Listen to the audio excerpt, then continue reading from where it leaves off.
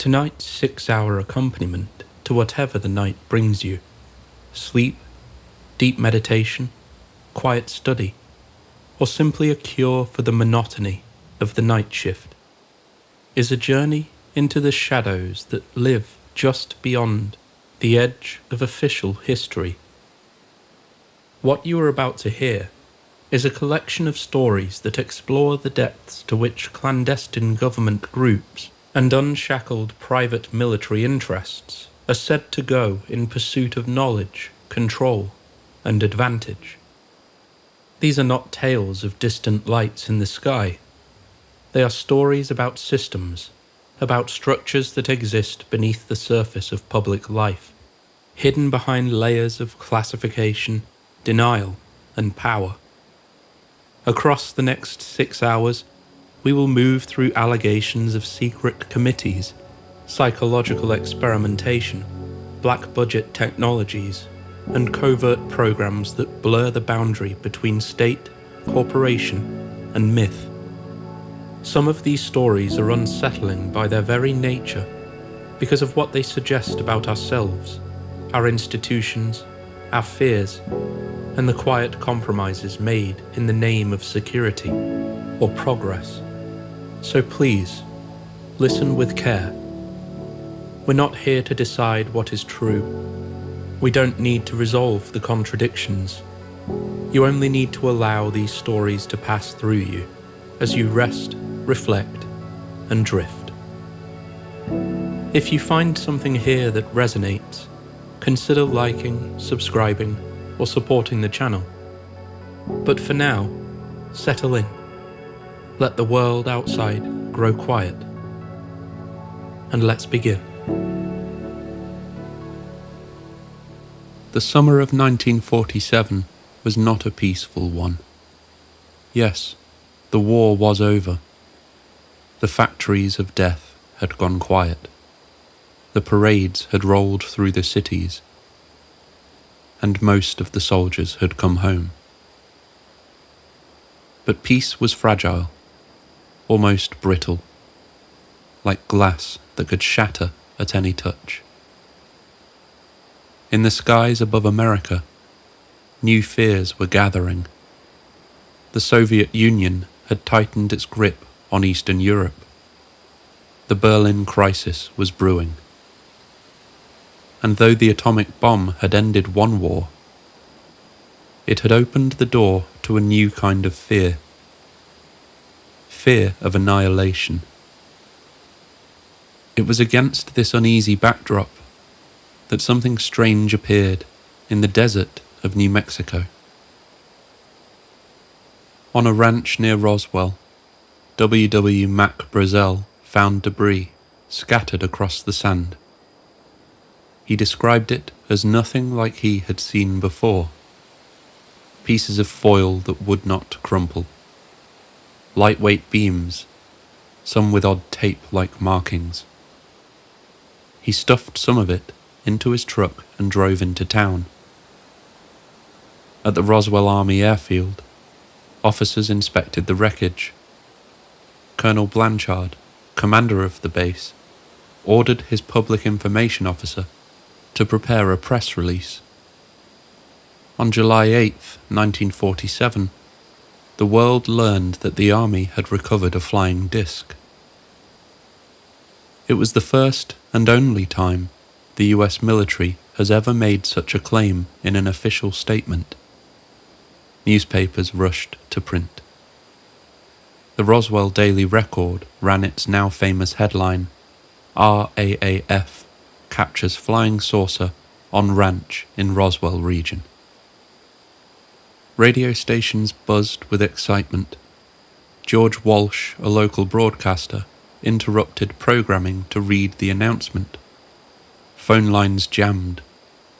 Across the country, people leaned closer to their sets, imagining silver discs and little green men.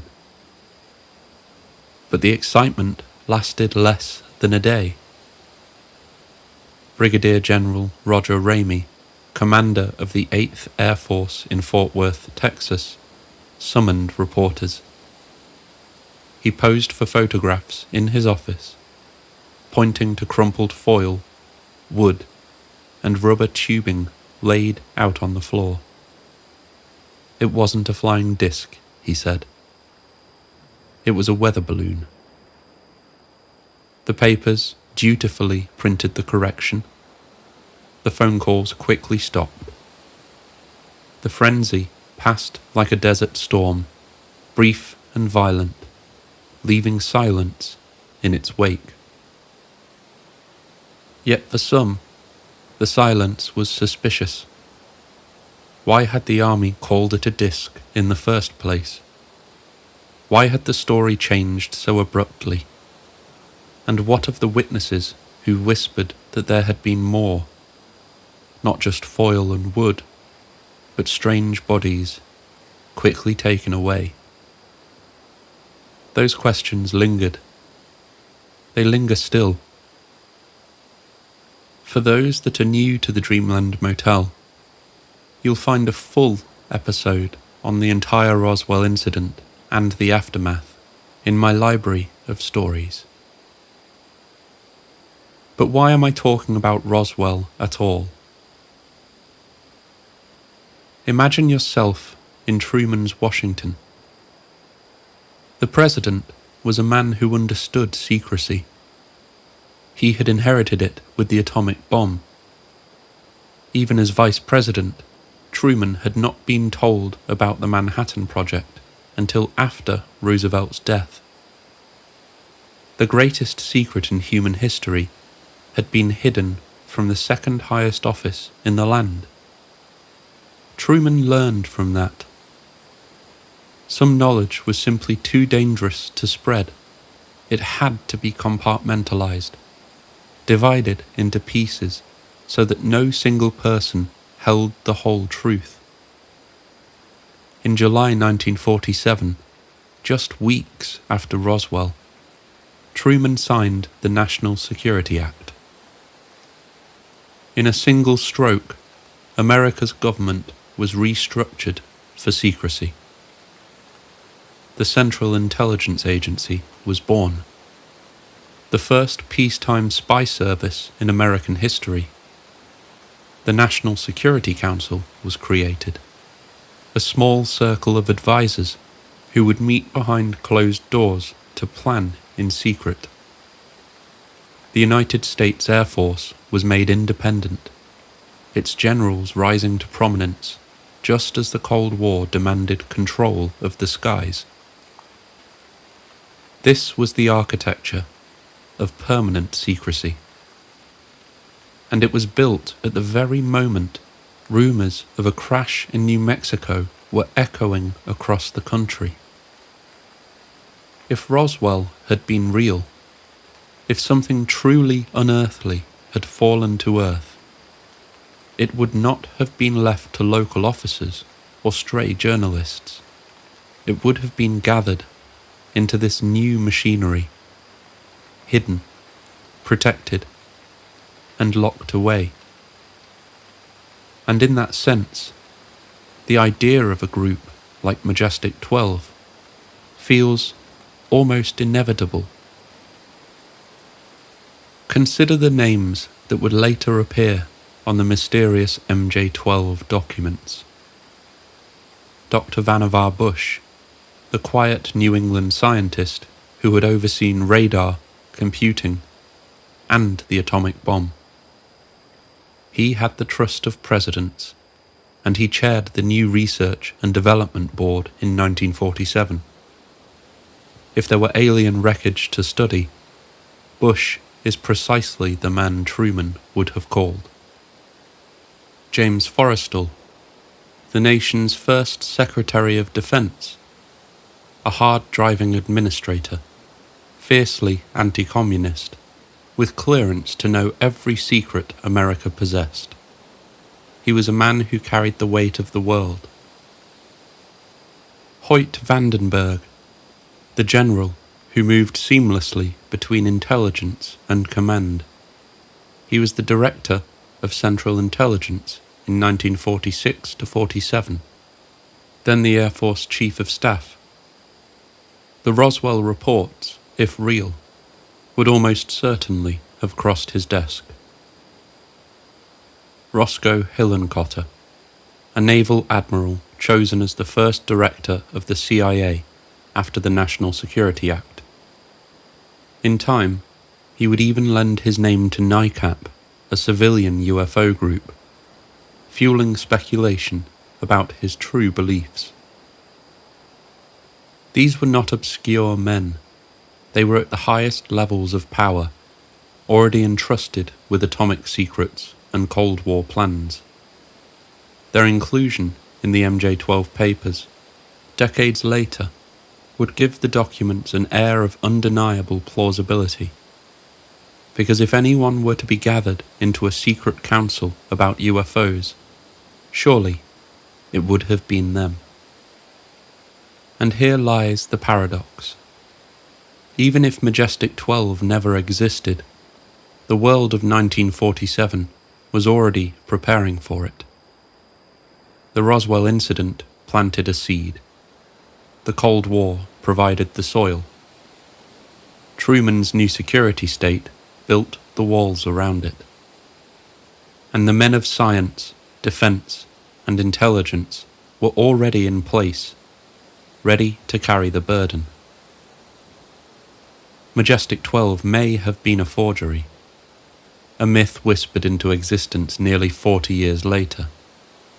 But in the summer of 1947, with the Cold War tightening and secrecy hardening into policy, the idea of such a group felt not just possible, but necessary. It is the winter of 1984 in Los Angeles. On a quiet December evening, Jamie Chandaray, a television producer with an interest in UFOs, returns home to find a small, unmarked envelope pushed through his mail slot. No name, no return address, just a postmark from New Mexico. Inside, a sealed roll of 35mm film. Imagine the strangeness of that moment. You hold a film canister in your hand, with no idea who sent it or why.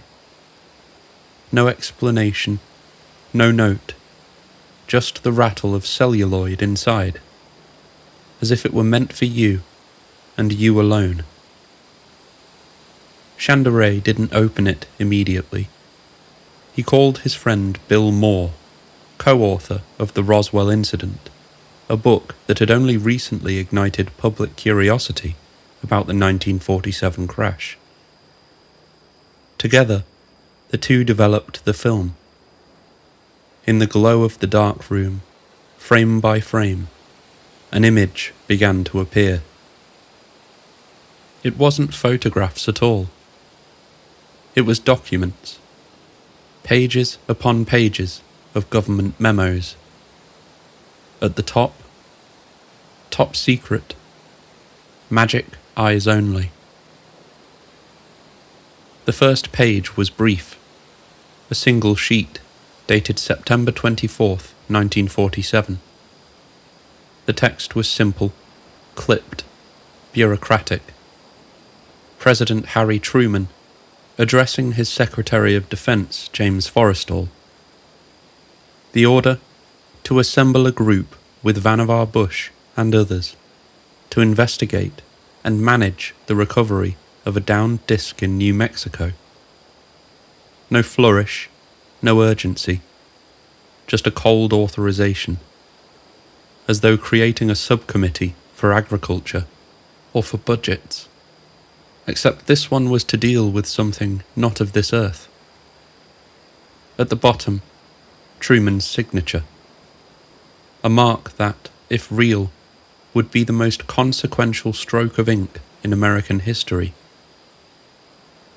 Then came the larger file. 7 pages, labelled Magic Eyes Only, dated November 18, 1952. Presented as a briefing for President-elect Dwight D. Eisenhower, authored by Admiral Roscoe Hillenkotter, Director of Central Intelligence, The first section recounted Roswell, July 1947. A flying disc recovered in New Mexico. The wreckage sent to Wright-Patterson Air Force Base. And then, the claim that chills the reader even now. 4 small bodies, not human, extraterrestrial biological entities. Dead upon arrival, autopsied in secrecy. The tone was flat, clinical, stripped of any wonder. But the words were staggering. The briefing went further. On December 6, 1950, another crash was listed. This time near the Texas-Mexico border. Again, the US military had recovered wreckage. Again, there were bodies. Unlike Roswell, this one was little known before the MJ-12 papers. But here it was, written as matter-of-fact history, not rumour, not speculation. 1 crash could be an anomaly, 2 suggested a pattern. To handle such matters, the briefing explained, Truman had authorized a permanent group in September 1947. 12 men, drawn from the highest levels of government, science, and the military. Their mission? To analyze recovered materials, advise the President, and ensure absolute secrecy. They were given a name, Majestic 12. And then followed the list of these men. Vannevar Bush, James Forrestal, Hoyt Vandenberg, Nathan Twining, Donald Menzel, Jerome Hunsaker, Sidney Sowers, Gordon Gray, Roscoe Hillencotter, Robert Montague, Detlev Bronk, and Lloyd V. Berkner. Every man real, every man historically verifiable. Scientists, generals, and intelligence chiefs. To see them aligned together was what gave the document its power. Not fictional names, not invented ranks, but the architects of Cold War America, gathered in a list that whispered of alien wreckage and dead bodies. The closing sections stressed security, that Majestic 12 was above top secret, that its existence itself was classified, that disclosure outside strict need to know was forbidden. The words were routine and bureaucratic, the same cadence as any Cold War memo about codes or weapons. And that, perhaps, was the most haunting part, because what they described was anything but routine. For months, Chandray and Moore told no one. They made copies, compared notes, whispered late into the night about what it might mean. Soon they brought in Stanton Friedman, a nuclear physicist turned UFO investigator. Friedman was meticulous. He scoured archives, cross-referencing every name, every title, and the names fit. The men listed in the documents were not nobodies. They were the exact men who, if such a group existed, would have been chosen. Friedman went further. He studied the formatting, the dates, the security markings. Some matched archival styles that weren't widely known at the time. For him, this was evidence. Either these were authentic, or they were the work of a forger with extraordinary knowledge.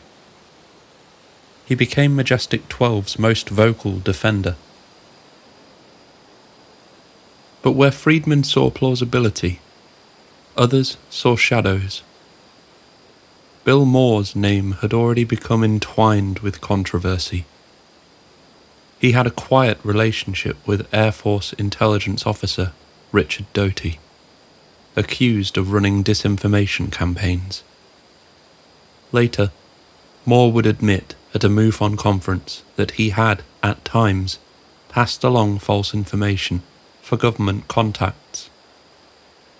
He insisted it wasn't about MJ-12, but suspicion had already taken root. Who had really sent that film? Was it a leak? A hoax? A carefully planted illusion designed to mislead as much as to reveal?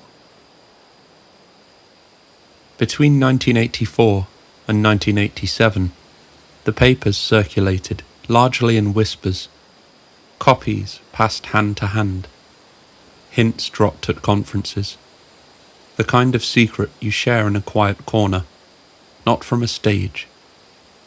And then, in 1987, they surfaced publicly. British researcher Timothy Good published excerpts in Above Top Secret. Stanton Friedman and Bill Moore began presenting them openly. And Jamie Chandoray, the man who had found the envelope in his mailbox, stood beside them. The UFO community erupted.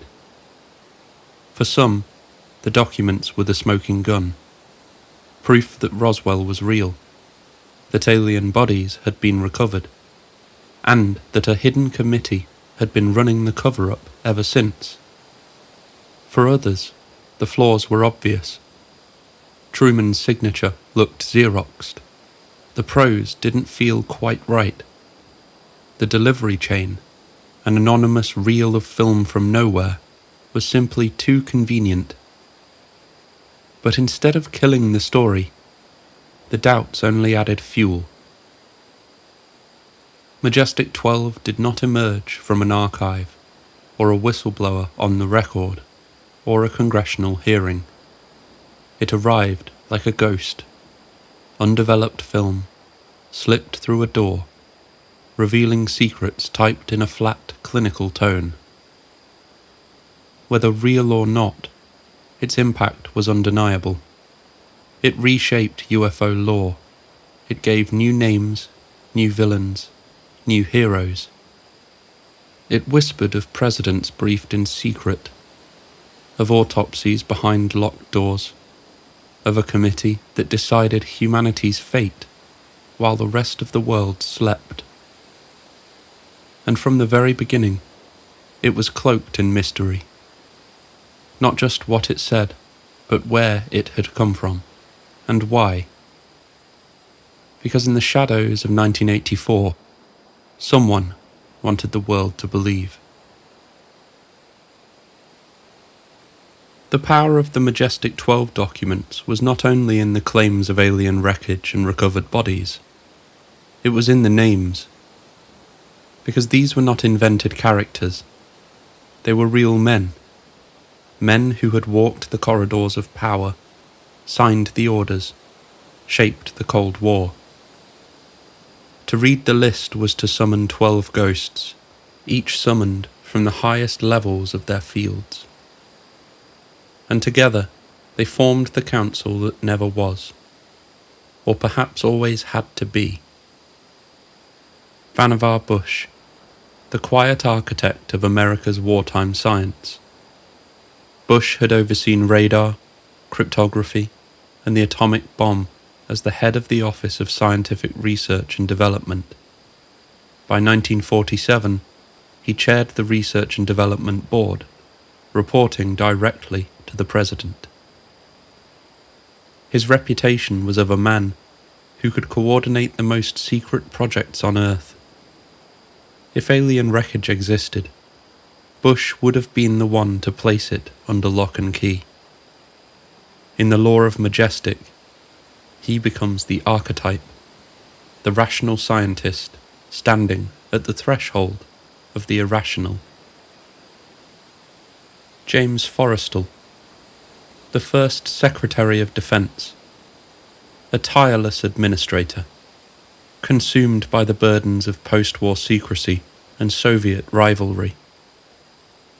In 1949, he fell, or was pushed, from the 16th floor of Bethesda Naval Hospital. Officially, suicide. For conspiracists, Forrestal's death became proof that he had known too much, that he had tried to speak, and that Majestic had silenced him. Allegedly, he was a man unravelled by paranoia and exhaustion. In the mythology of MJ-12, his ghost lingers at the window, forever falling. After his death, he was allegedly replaced in the MJ-12 by General Walter B. Smith, a soldier diplomat, Eisenhower's trusted chief of staff during the Second World War, later Director of Central Intelligence. Unlike Forrestal, Smith was not a tragic figure, but a consummate insider, a man who moved comfortably in the corridors of power. He negotiated with allies and adversaries alike, and under his hand the CIA hardened into a true Cold War instrument. If Majestic 12 needed a steady chair at the table, someone who could speak both the language of generals and of spy masters, Smith fit the role perfectly. Hoyt Vandenberg, Air Force General, Director of Central Intelligence in 1946-47, then Chief of Staff of the Air Force through the early Cold War. It was Vandenberg who dismissed the Air Force's estimate of the situation in 1948, a report that suggested UFOs might be interplanetary. On the MJ-12 list, his presence is chillingly logical. A man already known for guarding secrets, already intertwined with UFO history. Roscoe Hillenkotter, Admiral, first Director of the CIA after Truman signed the National Security Act. Later, in retirement, he sat on the board of NICAP, one of the largest civilian UFO organizations. He publicly criticized the Air Force for withholding UFO data from the American people. How to reconcile that? Was Hillenkotter a true believer, angered by secrets he once held, or a man haunted by his own reflection in the mirror of Majestic? Nathan Twining, Air Force General, later Chairman of the Joint Chiefs of Staff, author of the famous 1947 Twining Memo, which declared that flying discs were real and not visionary or fictitious. A practical man, he called for systematic study of UFOs. On the MJ-12 list, his inclusion adds weight. He had already written the closest thing to official acknowledgement. In legend, Twining becomes the military spine of the council, the general who gave the unknown its marching orders. Donald Menzel, a name not unknown to this channel. An astrophysicist at Harvard, one of the most vocal debunkers of UFOs. He wrote books dismissing the phenomenon, explaining sightings as weather, astronomy, or illusion. He's the man responsible for what's known as the Menzel Gap, a topic I've detailed in full in my episode making the connection between AI and NHI.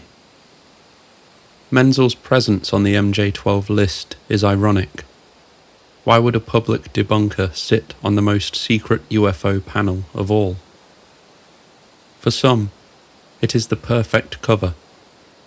Ridicule in public, revelation in private. For others, it proves the documents are fraud. Menzel is another paradox of Majestic. Jerome Hunsaker, aeronautical engineer, MIT professor, chairman of the National Advisory Committee for Aeronautics, a pioneer of aircraft design, a man who helped usher aviation from wood and fabric biplanes into the jet age. Hunsaker's presence represents science and engineering at its highest level. If there were alien craft to be studied, he would have been the mind to probe their designs.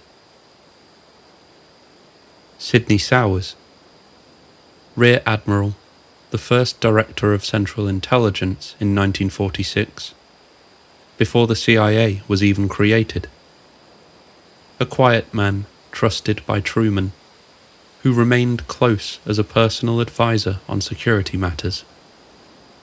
On the MJ-12 list, he is the thread that ties it all back to Truman himself, the president's confidant, the man who knew what others could not.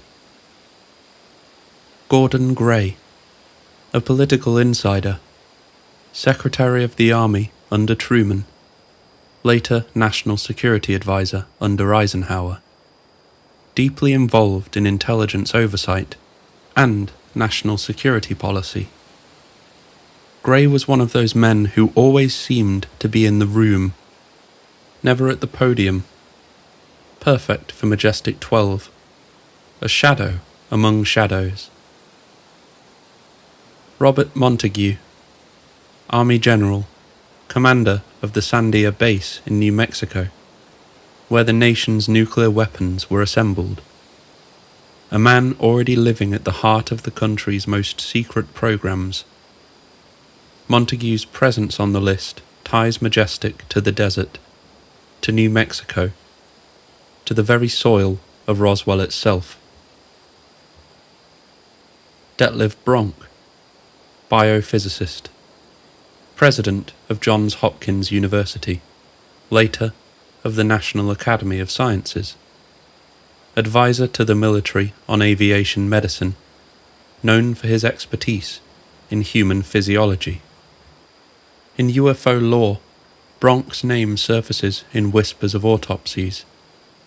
If bodies were recovered, his was the expertise to study them.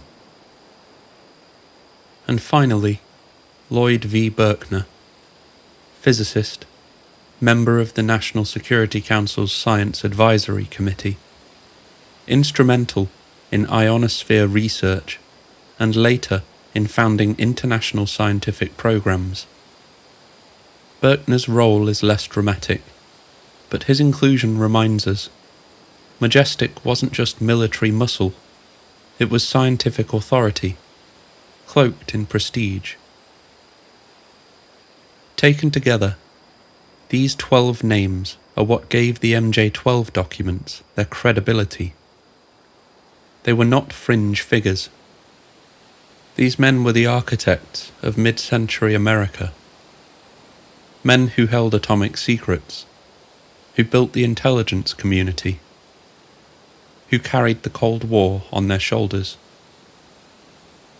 To put them in a list was to anchor the fantastic in the real. And in the Dreamland Motel, when we speak their names one by one, they echo like ghosts, now half in history, half in myth. Majestic 12 may never have existed, but the men on that list did. And for many believers, that has always been enough. In the first years after their emergence, the Majestic 12 documents shimmered with a kind of untouchable aura, invoked at conferences like relics. But even relics can crumble when exposed to light. For while believers clung to the power of the names, the skeptics went looking for flaws in the details. And truth be told, they found them. The first cracks were small.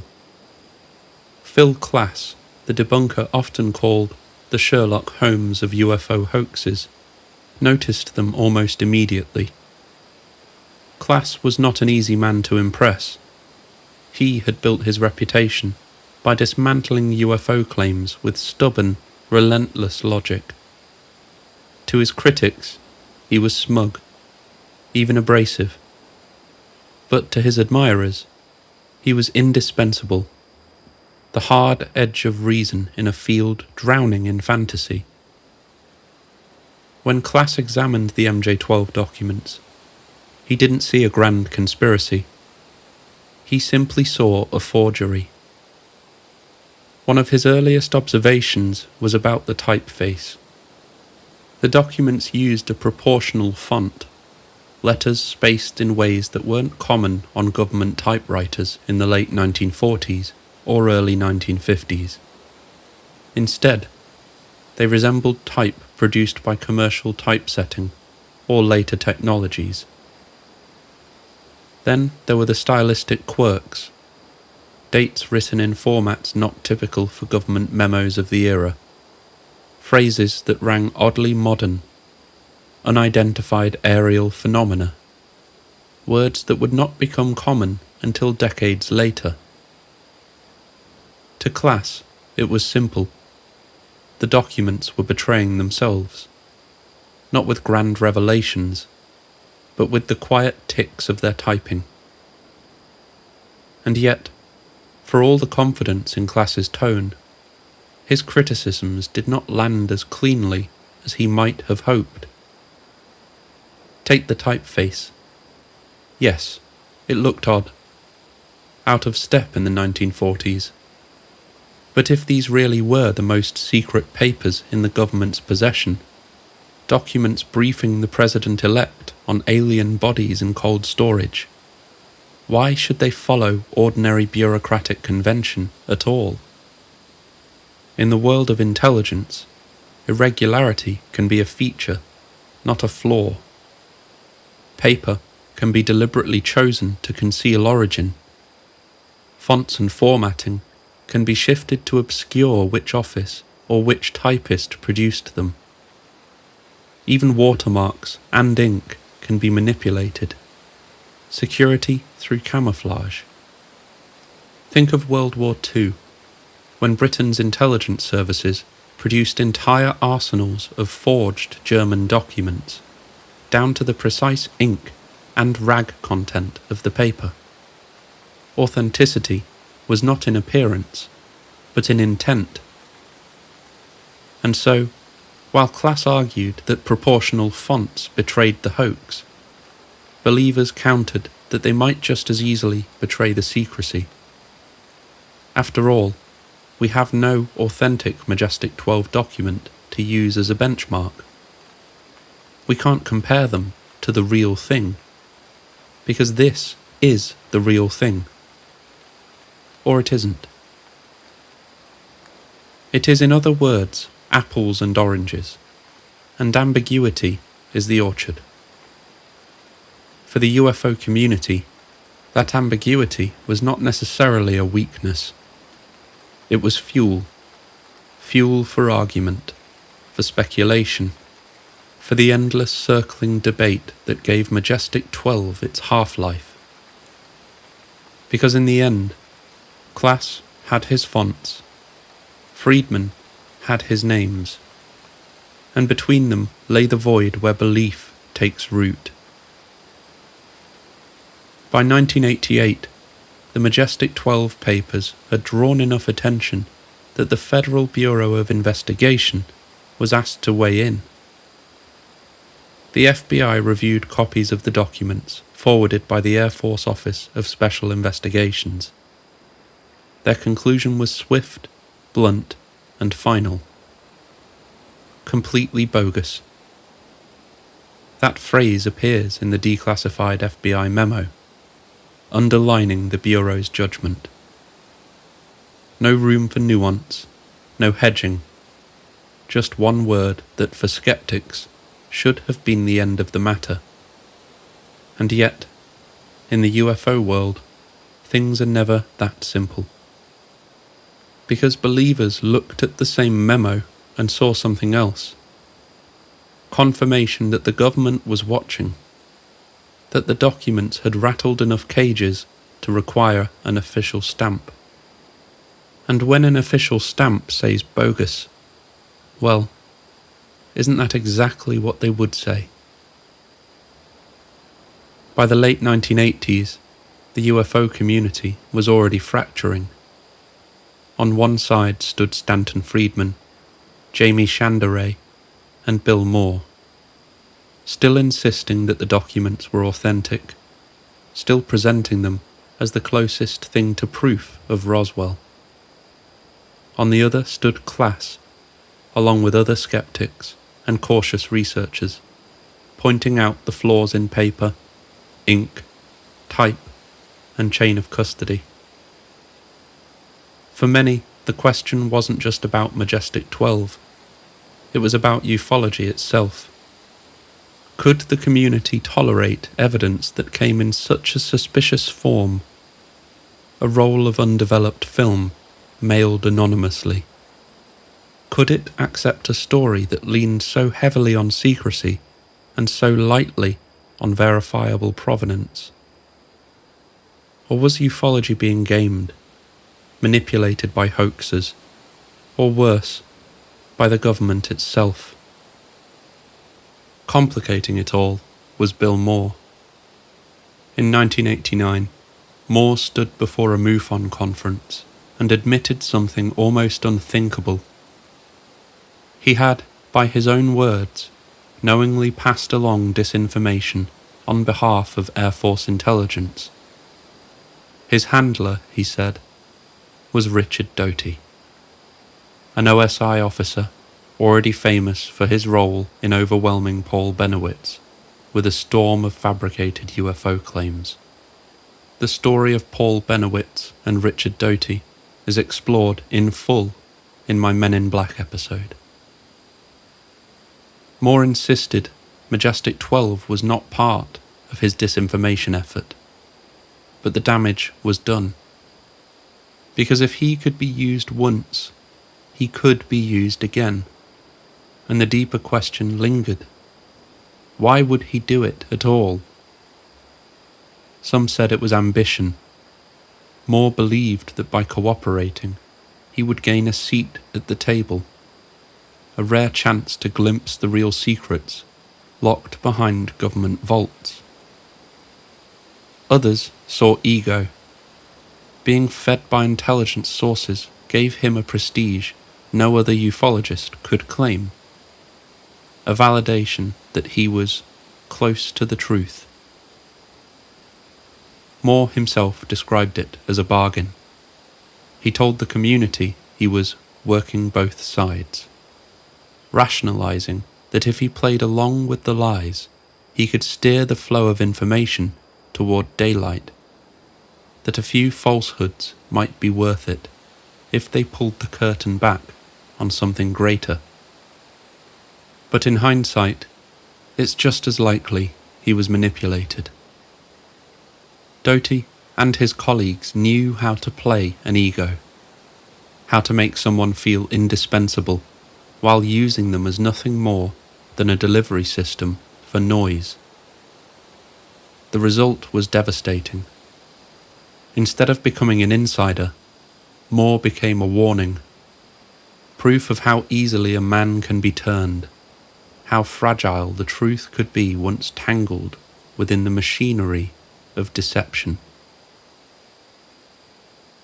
And that left the UFO community to wrestle with the hardest question of all. Was Majestic 12 itself a poisoned gift? Another thread in the same tapestry of disinformation? Or was Moore simply a pawn, chosen not to spread a hoax, but to carry something real into the light, only to have his credibility destroyed before it could be believed? The irony was almost unbearable. The very man who helped birth Majestic 12 was also the man who proved just how easily the UFO community could be broken apart. In the end, Majestic 12 lives much like the hotel, in a liminal state. The skeptics have their evidence, typographical slips, historical acronyms, the FBI's bogus label. The believers have theirs, the credibility of the names, the strange accuracy of certain details, the very fact that the documents have appeared at all. What was undeniable was the effect. The MJ-12 split ufology in two. It forced researchers to choose a side, to stand with Friedman's dogged defence, or Klass's ruthless scepticism. And perhaps that was the point all along. Because from the beginning, Majestic 12 thrived not on certainty, but on division. It drew strength from the argument, from the inability of either side to fully disprove the other. Here at the Dreamland Motel, you can still feel that fracture. On one side of the hallway, the believers gather, whispering about Truman's memo and Eisenhower's briefing.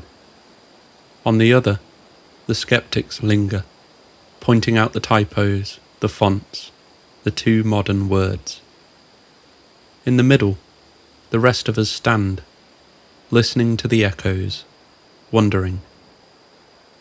Because in my opinion, the cracks that appeared in Majestic 12 were not just in the documents. They were in us, in our ability to believe, to doubt, and to argue over shadows. And once those cracks appeared, they never truly closed again. The arrival of the MJ-12 papers marks a turning point, a moment when the desire for something to be real may have reshaped the standards of evidence themselves. This document is mesmerizing. It makes sense in many ways. I want it to be real. But wanting is not knowing. At the end of the day, it remains unverified, a file that could be completely fictional. And for me, one red flag has always loomed: the proximity of these pages to a known disinformation agent. That doesn't mean it's false, but it doesn't make it true either. What it does is occupy that strange liminal space, where history and hoax blur, and where plausibility becomes its own form of power. And maybe this is why Majestic 12 lingers. Not because we can prove it, but because we can't let it go. The legend of Majestic 12 did not end with Jamie Chanderay's roll of film. It grew, multiplied, and, like any good story, it developed sequels. Because once a secret like MJ-12 was in the world, it didn't just sit there. It attracted new fragments, new claims, new papers drifting out of the shadows. Some were delivered like the originals, anonymous packages, undeveloped film, mysterious mail drops. Others arrived more brazenly, through photocopied documents passed at conferences, or whispered hints of classified projects whose names alone seem electrifying. By the early 1990s, Majestic 12 was no longer a single story. It was a canon, a whole mythology of shadow governance sprawling across decades, always just one leak away from revelation. The first major sequel appeared in 1985. Researcher Bill Moore, with Jamie Chandera and Stanton Friedman, claimed to have uncovered another MJ-12 document. This one not mailed, but physically discovered in the National Archives in Washington, D.C. It was short, just a one-page memo. Dated July 14th, 1954, supposedly written by Robert Cutler, then Special Assistant to President Eisenhower. It was addressed to General Nathan Twining, one of the 12 named in the original Eisenhower briefing. The memo referenced an MJ-12 Special Studies project, as if casually confirming that Majestic 12 was real, alive, and conducting business under Eisenhower's watch. Finding it in the archives gave it a veneer of authenticity. How could a forged document end up in the National Archives? Unless, of course, someone had planted it there. And that was exactly the suspicion. Philip Klass, ever the debunker, noted that Cutler had been out of the country on the date of the memo. Critics pointed out that the formatting of the document didn't match Eisenhower-era paperwork. The phrase MJ-12 itself appeared clumsily, almost like it had been inserted just to hook UFO hunters. To those that believe it's real, the memo was a crown jewel, physical evidence that could be held in one's hands, as if MJ-12 had finally stepped into the daylight. But documents were only the beginning. Soon came the code names. In the late 1980s, whispers emerged of Project Aquarius, supposedly a program dedicated to collecting and analysing all UFO-related intelligence. Aquarius appeared in leaked papers circulated by William Moore, Richard Doty, and others tied to the Bennewitz affair. The document spoke of decades of contact, of communication with extraterrestrials, of vast databases cataloguing sightings, crashes, and recovered technology. Alongside Aquarius came Project Sigma, allegedly a communications initiative, said to have established contact with extraterrestrial visitors as early as the 1950s. In some tellings, Sigma was linked to secret meetings between US officials and non-human beings, even negotiations. Whether Aquarius and Sigma were real projects, clever hoaxes, or carefully planted disinformation, they carried the same stylistic DNA as the Majestic 12 briefing. Dry, bureaucratic language. All caps code names. Hints of extraordinary secrets wrapped in ordinary formatting. And just like that, MJ-12 wasn't just a committee anymore. It was a whole ecosystem of classified programs, each with its own mythology, each feeding into the same vast cover-up. The more documents surfaced, the harder it became to separate wheat from chaff. Some were obvious fakes, photocopies with misspellings, formatting errors, anachronistic language. Others were harder to dismiss, matching genuine archival styles and leaving experts divided. But the very ambiguity fueled the fire. Each new leak, real or forged, was folded into the MJ-12 umbrella. By the 1990s, the canon had expanded to include not just Roswell and Wright-Patterson, but Dulce bases, alien treaties, underground laboratories, and hybridization programs. The story became less about a secret committee and more about a secret empire, a shadow government, unelected and untouchable, managing not just UFOs, but the fate of humanity. To skeptics, this was the surest sign of fraud. To believers, it was proof of scale. By the time the 1990s UFO revival was underway, Majestic 12 had grown into a kind of shorthand. Say MJ-12 at a UFO conference, and it no longer just meant a 12-man panel in 1947. It meant everything. Roswell, crashed discs, autopsied bodies, alien treaties signed in secret, black budgets and hidden bases, disinformation agents in the community. It became a synonym for the invisible framework of secrecy itself. Even mainstream media picked up the echo. Television shows, books, and films borrowed the aura of MJ12, sometimes explicitly, sometimes in thinly veiled allusions. The X-Files, for instance, transformed MJ12 into a household name, embedding it into the culture of the 1990s as the archetypal shadow government.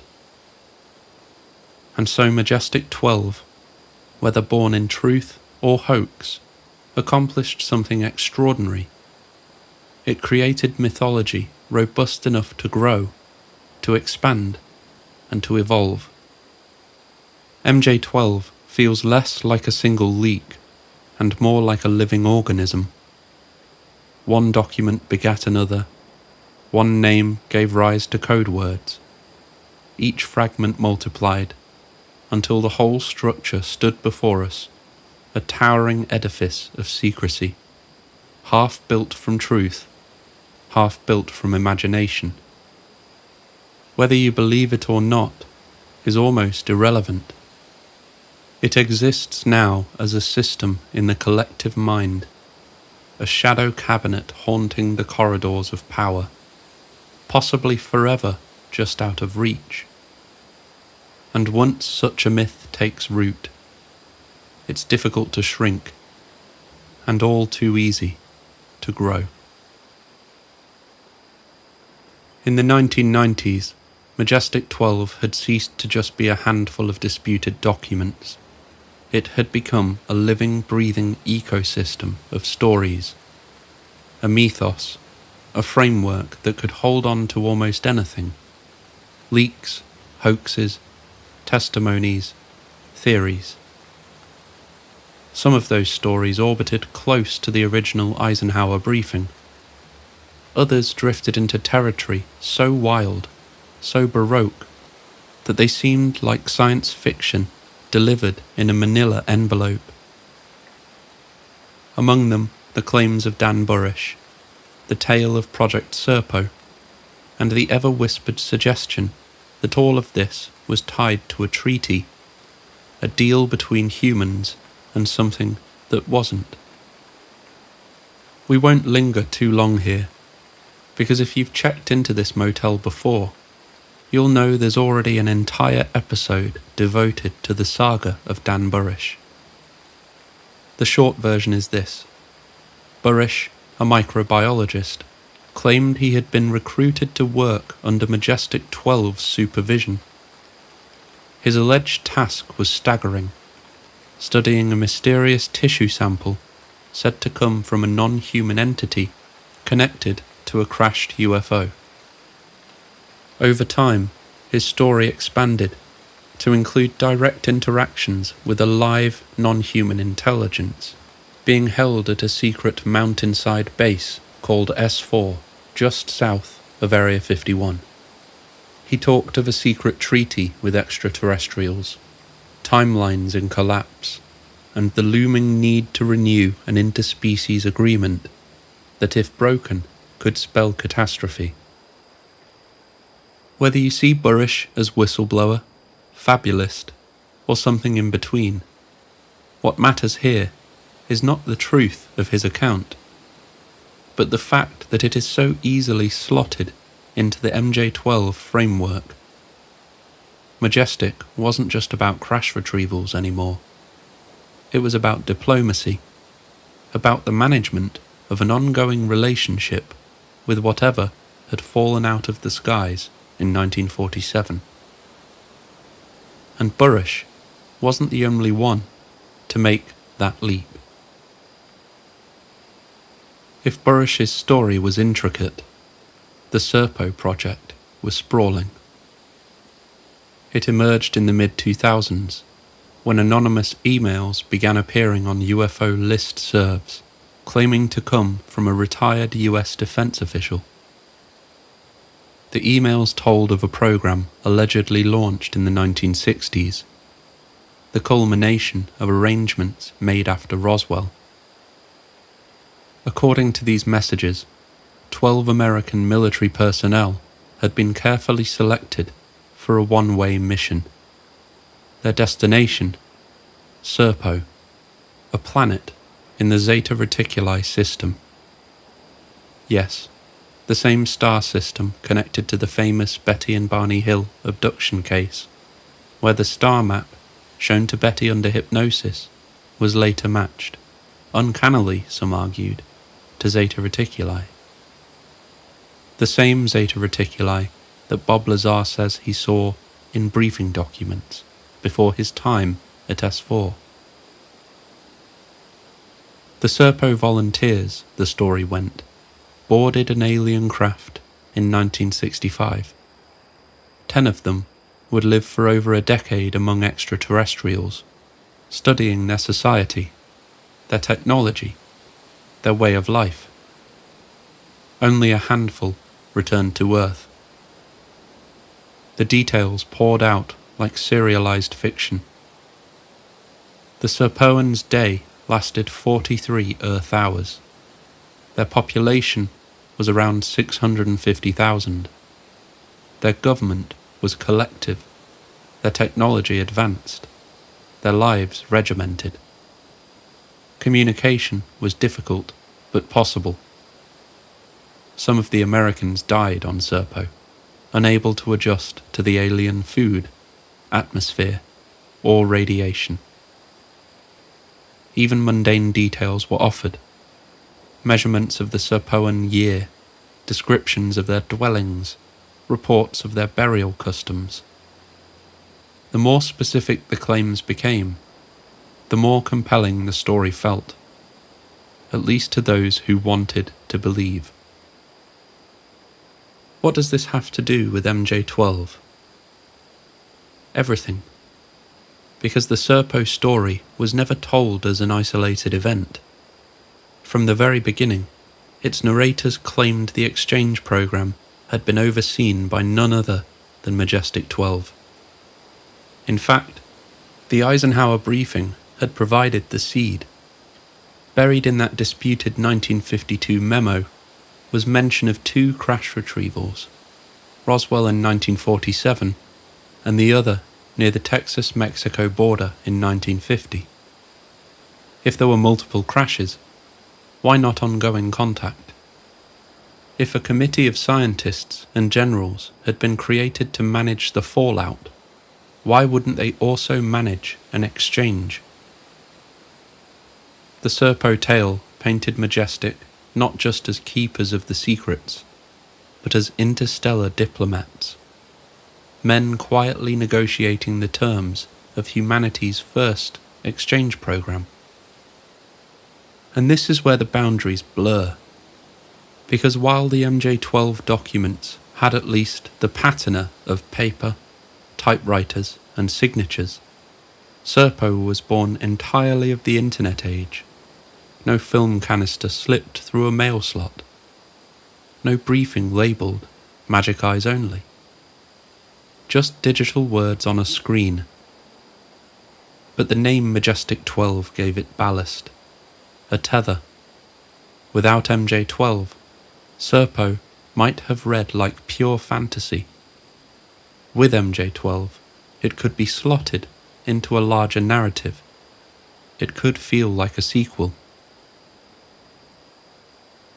Hovering behind Burisch and Serpo is the deeper motif, the idea of a treaty. Whistleblowers and theorists alike have suggested that after Roswell, the United States government did not simply study what it had recovered, it negotiated. The allegation is stark.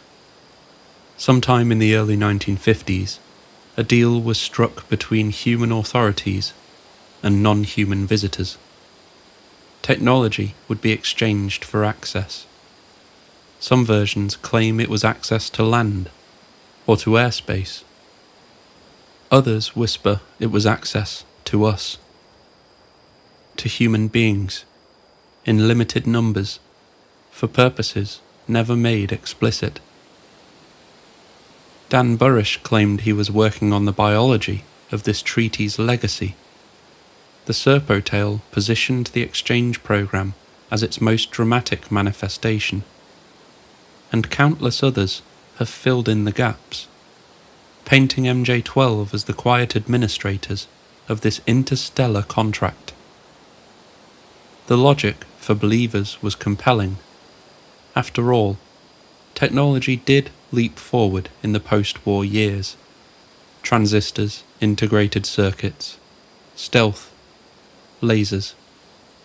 Crashes were reported again and again, and secrecy was clearly institutionalized, with compartmentalization and intelligence structures designed to keep the deepest truths far from public view.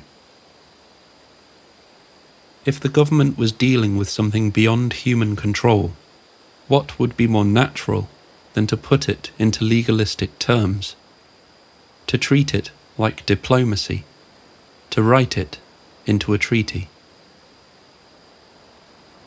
The beauty, or perhaps the danger, of the treaty theory is that it makes Majestic 12 feel inevitable.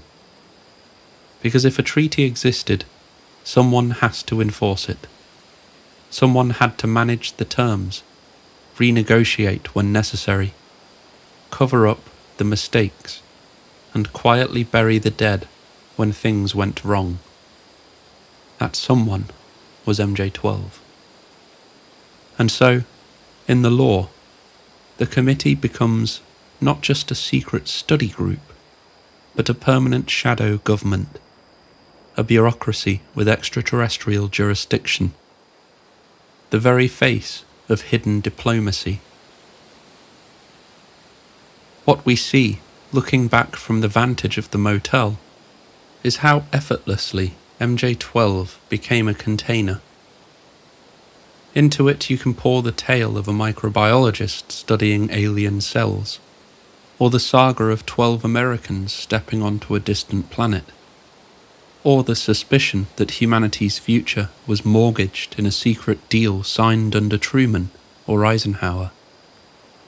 Whether you believe or doubt, the pattern is clear. Majestic 12 is a stage, and story after story has taken to it. By the turn of the new millennium, MJ-12 wasn't just a list of names on a disputed document. It was a legend, one that could flex to hold every fear, every hope, every rumour about what our government might be doing behind locked doors. And somewhere, in the quiet hum of those stories, you can hear the faint echo of the original question. Not just what is true, but who wanted us to believe it?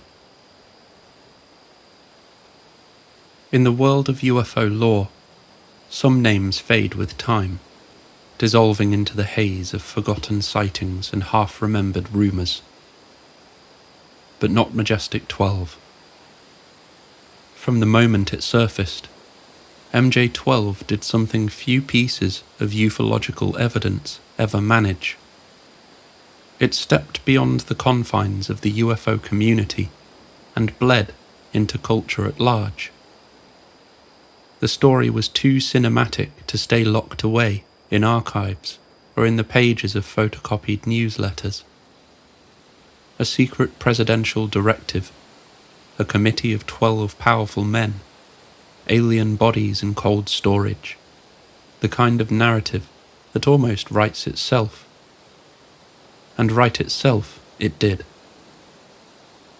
Within a few years of Jamie Chanderay unspooling that mysterious roll of film, the phrase Majestic 12 began cropping up not just in UFO books and conferences, but in novels, television, films, video games, and even the shorthand of political discourse. MJ-12 had escaped into the wild. As previously mentioned, the first real pop culture tidal wave came in the late 80s, when above Top Secret, Timothy Good's best-selling UFO survey reprinted the MJ-12 documents. Soon after, Stanton Friedman devoted his own book, Top Secret Magic, to defending them. These books landed on the shelves not of specialist UFO shops, but in ordinary bookstores, where curious browsers could stumble on them in the current affairs or science sections. Suddenly, the idea of a shadow government dealing with alien secrets was no longer confined to mimeographed newsletters passed around at MUFON meetings. It was on the racks next to biographies of presidents. Television soon followed. In '88, the live primetime special, UFO Cover-Up Live, broadcast to millions across America, featured clips and references to Majestic 12. That same year, ABC's Nightline ran a segment on the documents. For a moment, the possibility of a real hidden committee managing UFO secrets was not just the talk of conferences. It was headline news. And once an idea like that enters the mainstream, storytellers start to notice. As I said before, no show did more to cement MJ12 in the cultural imagination than The X-Files. From its debut in '93, the series became the pop culture backbone of conspiracy consciousness. Its central premise: two FBI agents uncovering evidence of a vast government cover-up of extraterrestrials. In one way, MJ12 was the star of the show. They weren't always named outright, but its fingerprints were all over it. Scully's backstory reveals her thesis was on the plausibility of the existence of extraterrestrials and the likelihood of government conspiracy, such as Majestic 12. In another early episode, the term EBE, extraterrestrial biological entity, lifted directly from the MJ12 documents, becomes the title of a story about a captured alien transported under armed guard. For millions of viewers, this was their first brush with Majestic 12. Even if the name itself was softened or obscured, the idea had become an archetype: the hidden committee, the cabal of powerful men, the secret archive buried beneath desert sand. MJ12 also found fertile ground in the screens of gamers. The cult classic Deus Ex introduced Majestic 12 as one of the hidden factions controlling world affairs, operating alongside the Illuminati and other clandestine groups. Players could sneak through MJ12 laboratories, uncover documents, and confront its operatives. For a younger generation, the name Majestic 12 was less a disputed UFO document and more a narrative trope, a storytelling shorthand for ultimate secrecy. Perhaps the most enduring legacy of Majestic 12 lies outside the UFO world altogether. By the 1990s, MJ12 had become a kind of prototype for the modern idea of the deep state. Its imagery, a secret committee of unelected officials operating outside democratic accountability, pulling strings from the shadows, resonated far beyond Roswell. Conspiracy literature about the New World Order, secret cabals, and hidden elites freely borrowed from MJ12's mythos. Even when the alien element was dropped, the structure remained: a secret council, a clandestine chain of command, the suggestion that power does not rest with presidents or parliaments, but with men whose names you'll never know. The irony is that for many, the very bogus label attached to the MJ12 documents gave the legend more fuel. If the FBI said it was fake, wasn't that exactly what they would say if they were real? If the documents were clumsy forgeries, then why had they so perfectly captured the public imagination? MJ12 became less a claim about history than a metaphor for secrecy itself. Sitting here in the Dreamland Motel, with the hum of the neon sign leaking through the curtains, it's easy to see why MJ12 took on such cultural gravity. It offered storytellers a ready-made villain, researchers a tantalizing clue, and conspiracy theorists a template for hidden power. It slipped from photocopied pages into network television, from obscure newsletters into primetime drama, from a potential classified hoax into cultural archetype. Majestic 12 began as a handful of pages, leaked from the highest corridors of government. But, over time, it became more than that. It was an idea, and ideas, once loose, are hard to kill. Why does Majestic 12 still haunt us?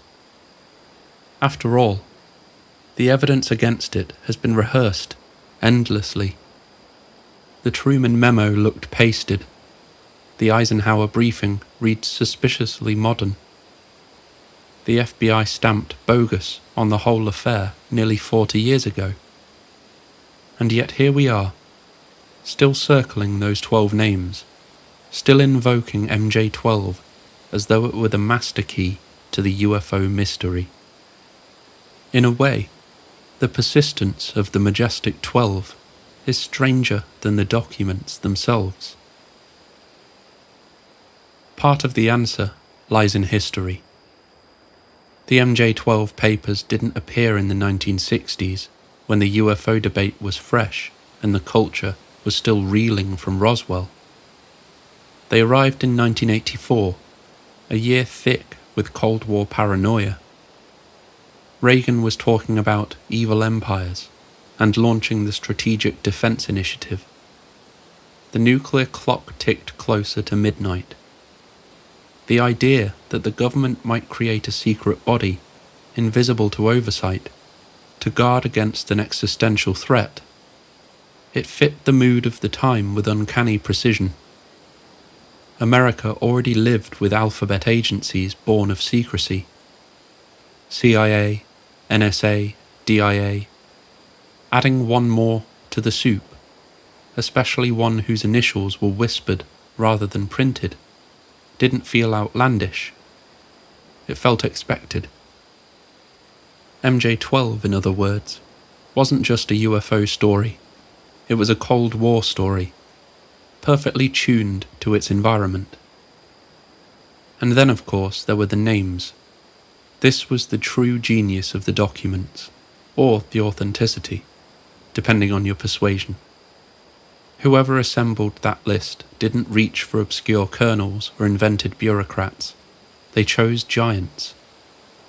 Bush, Forrestal, Vandenberg, Hillenkotter. Every name rang true. Every name was verifiable. For those who wanted to believe, it was devastating. For skeptics, it was damningly clever. Either way, the list of the 12 men tethered MJ12 to reality. It wasn't mythology, it was history, repurposed and repainted in shadow. The seductive power of MJ12 is that it resolves the question that nags at the edge of every UFO debate. Who knows? When pilots see something, when radar tracks an impossible object, when crash debris is rumoured, someone must be briefed. Someone must have the files. But who? Presidents come and go. Generals retire. Scientists die. Who carries the torch? MJ12 provided that answer. Here, in 12 names on a list, was the inner circle, the continuity, the mechanism by which secrecy could outlive administrations, budgets, even lifespans, a perpetual committee of hidden stewards, passing the secret from one to the next like a torch in the dark. It's very satisfying. If the Majestic 12 is fake, and to be clear, I'm not saying it is, it tells a real story regardless. Because secrecy itself is a kind of truth. The Cold War produced an architecture of classified programs so vast, so compartmentalized, that the public scarcely knew where government ended and mystery began. Black budgets, special access programs, unacknowledged special access programs, waived unacknowledged special access programs, projects buried under code names and then buried again. In that landscape, MJ12 didn't need to exist to feel real. It was a mirror of the system itself. A document, even if forged, can still capture an authentic anxiety. A false signature can still reveal the shape of hidden power. And that, perhaps, is why MJ12 refuses to die. Because it embodies the truth of secrecy, whether or not it embodies the truth of UFOs. Sit with that for a moment. In tonight's motel room, with the neon buzzing and the clock ticking into midnight. Imagine 12 men bent over a table in Washington, deciding what the public can never know. Imagine the folders passed hand to hand, the photographs never published, the artifacts hidden away. Whether it happened under the banner of Majestic 12 is in some sense beside the point. What matters is that the world we live in makes such a thing plausible.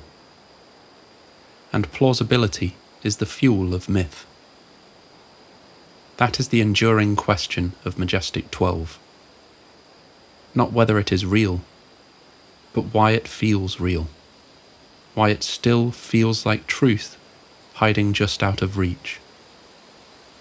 Because in the end, MJ12 is not simply about aliens. It's about trust. It's about power. And it's about the dark gravity of secrecy itself. A force as enduring and as mysterious as the phenomenon it was meant to conceal. So, let us play the thought experiment. If Majestic 12 was real in 1947, if it was real in 1952, then what about now? Committees do not stay frozen in amber. Forrestal is long dead. Vandenberg, Twining, Bush, all gone. If Majestic 12 survived, the chairs would have been filled by others. New names, new faces. Who would they be? Leave a comment below with who you think might make the cut today.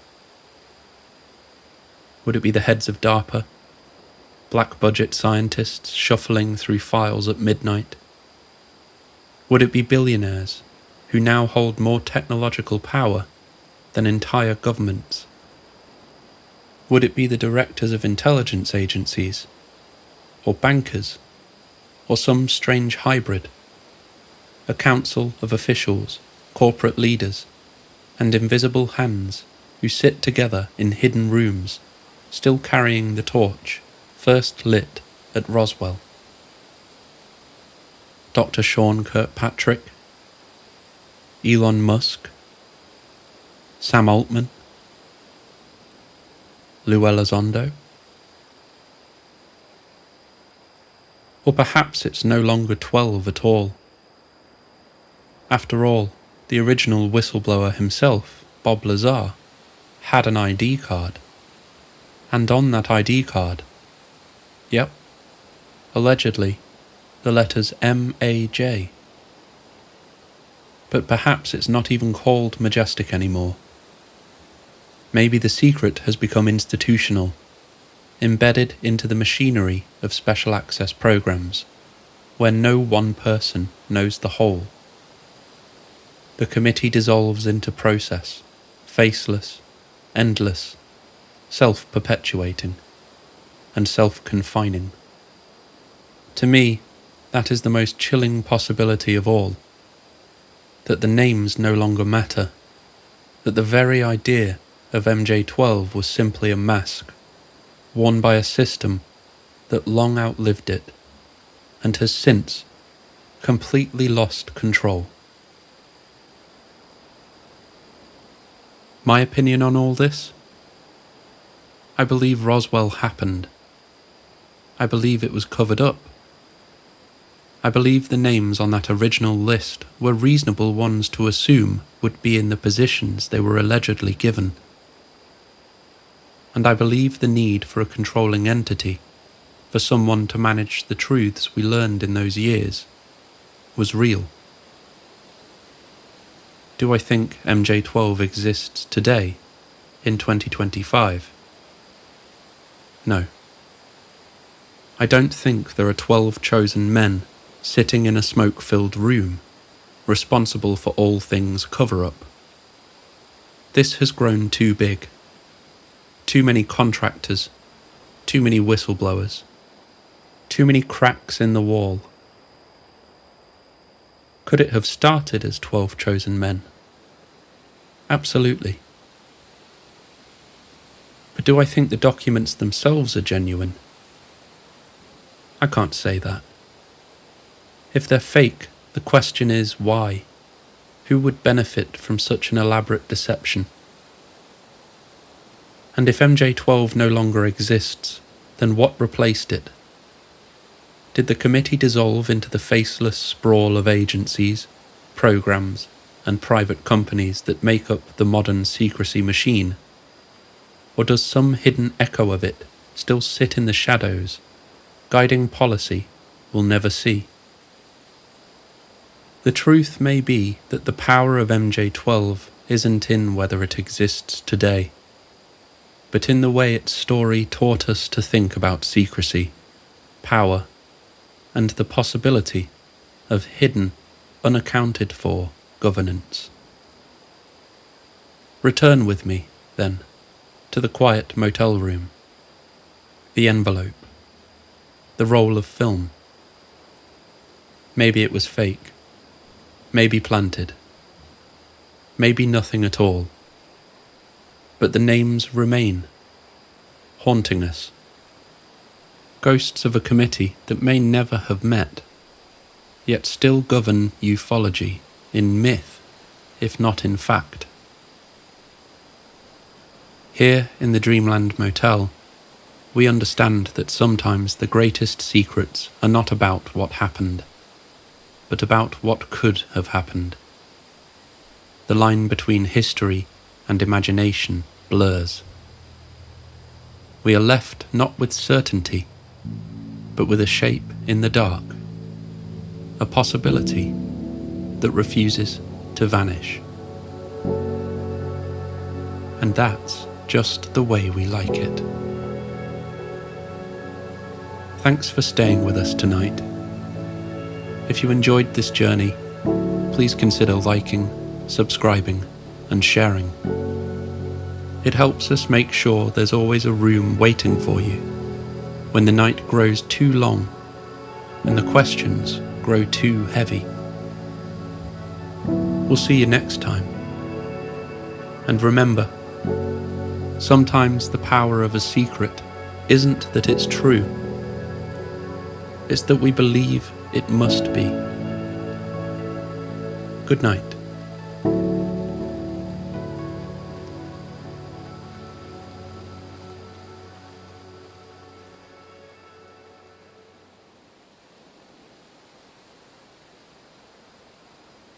The bell above the lobby door made its usual sad little ding, but I don't remember seeing the door open. They were just there, standing on the rug with the faded welcome text. Two men, overdressed for the desert. One carried a briefcase, the other held his hands a little too still. I didn't see them blink. They asked, without names or pleasantries, if a certain guest was staying with us at the Dreamland Motel. Their voices were flat but polite, like someone had studied how to speak English from airport instructional videos. I told them we don't share information about our guests. They didn't argue. They just looked at me. Not threatening, just present in a way that made me want to take a long shower afterwards. There was something persuasive in the air, like a pressure behind my eyes, a suggestion without words. Still, I held the line. No names, no room numbers.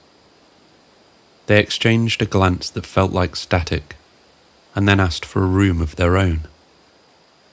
I handed them the key to room 504, top floor, end of the hall, away from the other guests. It's one of those rooms the housekeeping staff always avoid if they can help it. No one ever asks for 504. They didn't flinch, just nodded once in perfect unison. They didn't ask about the ice machine that always hums in a minor key outside the door. Didn't comment on the hall light that flickers Morse code nobody's been able to translate. They just took the key, an old brass one, real heavy, and vanished up the stairwell. No elevator ride, no footsteps. No phone call for towels, no midnight TV static, no checkout in the morning. Just the key, placed neatly on the counter, cold to the touch. The maid said the beds were still made, no drinks taken from the mini refrigerator. We don't talk about room 504 much, but every now and then, when the wind comes in from the canyon just right, you can hear them pacing in there. Welcome to the Dreamland Motel. If you're joining us for the first time, don't worry. Check-in's always open, and we've saved you a quiet room near the back, where the neon doesn't quite reach. Here, the stories are told softly, like confessions or dreams. Some are true, some are folklore. Some are the kind of stories you only hear once and never mention again. But all of them belong to the strange and shifting world of UFOs, unexplained phenomenon, and the thin veil that lies between this world and whatever's just behind it. Tonight, we're talking about the men in black, and not the ones with theme songs and sunglasses.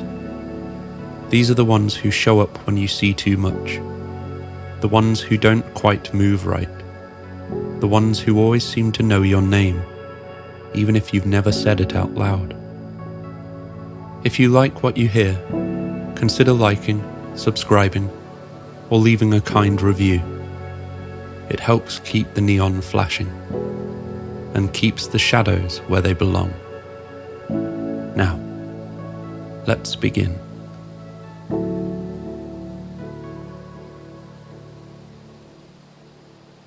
So, who are they, really? The men in black. You've heard the name before, maybe in a headline, likely in a movie. But the ones we're talking about tonight aren't cracking jokes or chasing CGI aliens.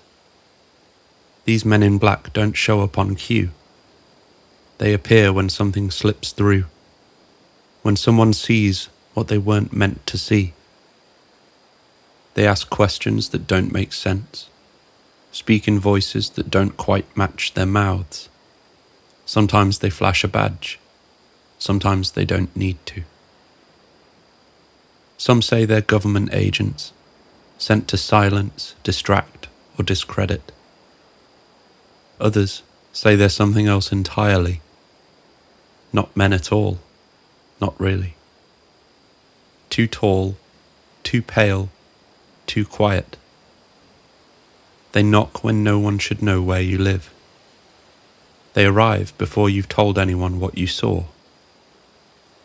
Some come with credentials, others come with static in their wake. Call them what you like, but for now, we'll call them what they've always been called: the men in black. Guardians of the hidden. That's who we're dealing with tonight. But as you'll hear, that title can mean a lot of things. Some stories sound like spy thrillers, Cold War agents and intelligence officers using silence as a weapon.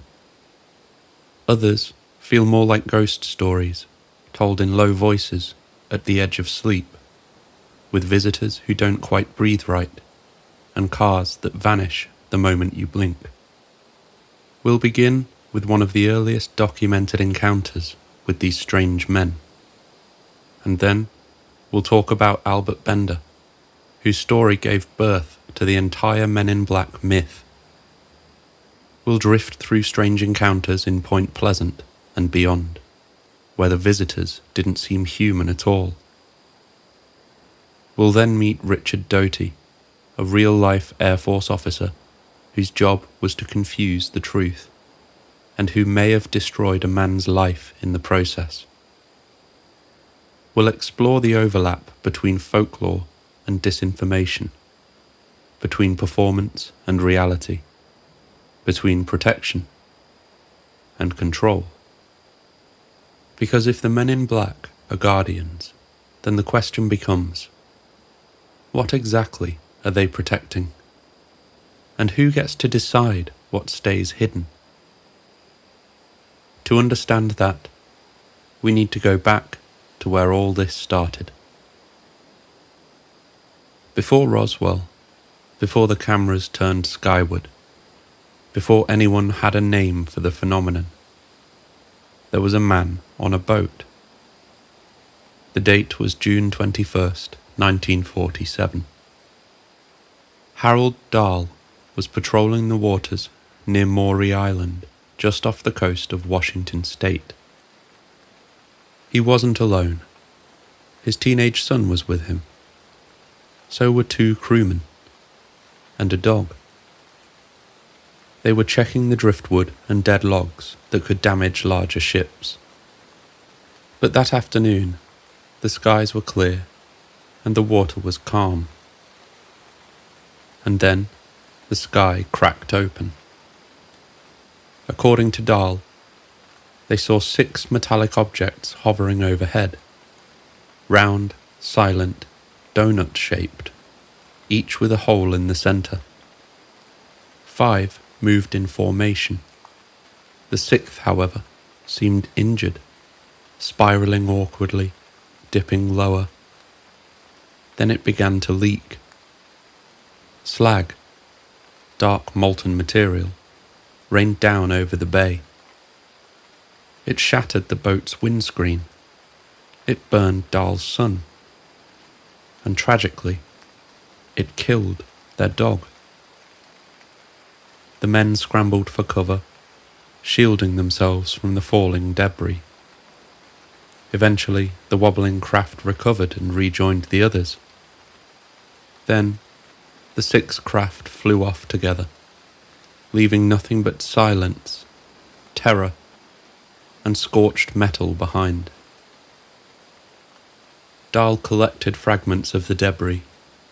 He claimed to have taken photographs, and when he got back to shore, he told his supervisor, a man named Fred Chrisman. The next morning, Harold received a visit. A man in a dark suit with a dark hat, driving a black 1947 Buick, polished like a showroom floor. He didn't force his way in. On the contrary, he invited Dahl to breakfast. At a local diner, they sat in a booth. The man ordered for both of them without asking. And then he spoke, calmly and clearly. He told Dahl exactly what had happened the day before. The 6 objects, the hot debris, the injuries, the dog. Dahl hadn't gone public. He hadn't told the press. Only Chrisman knew. And yet, here this man was, reciting it all, word for word. Then came the warning.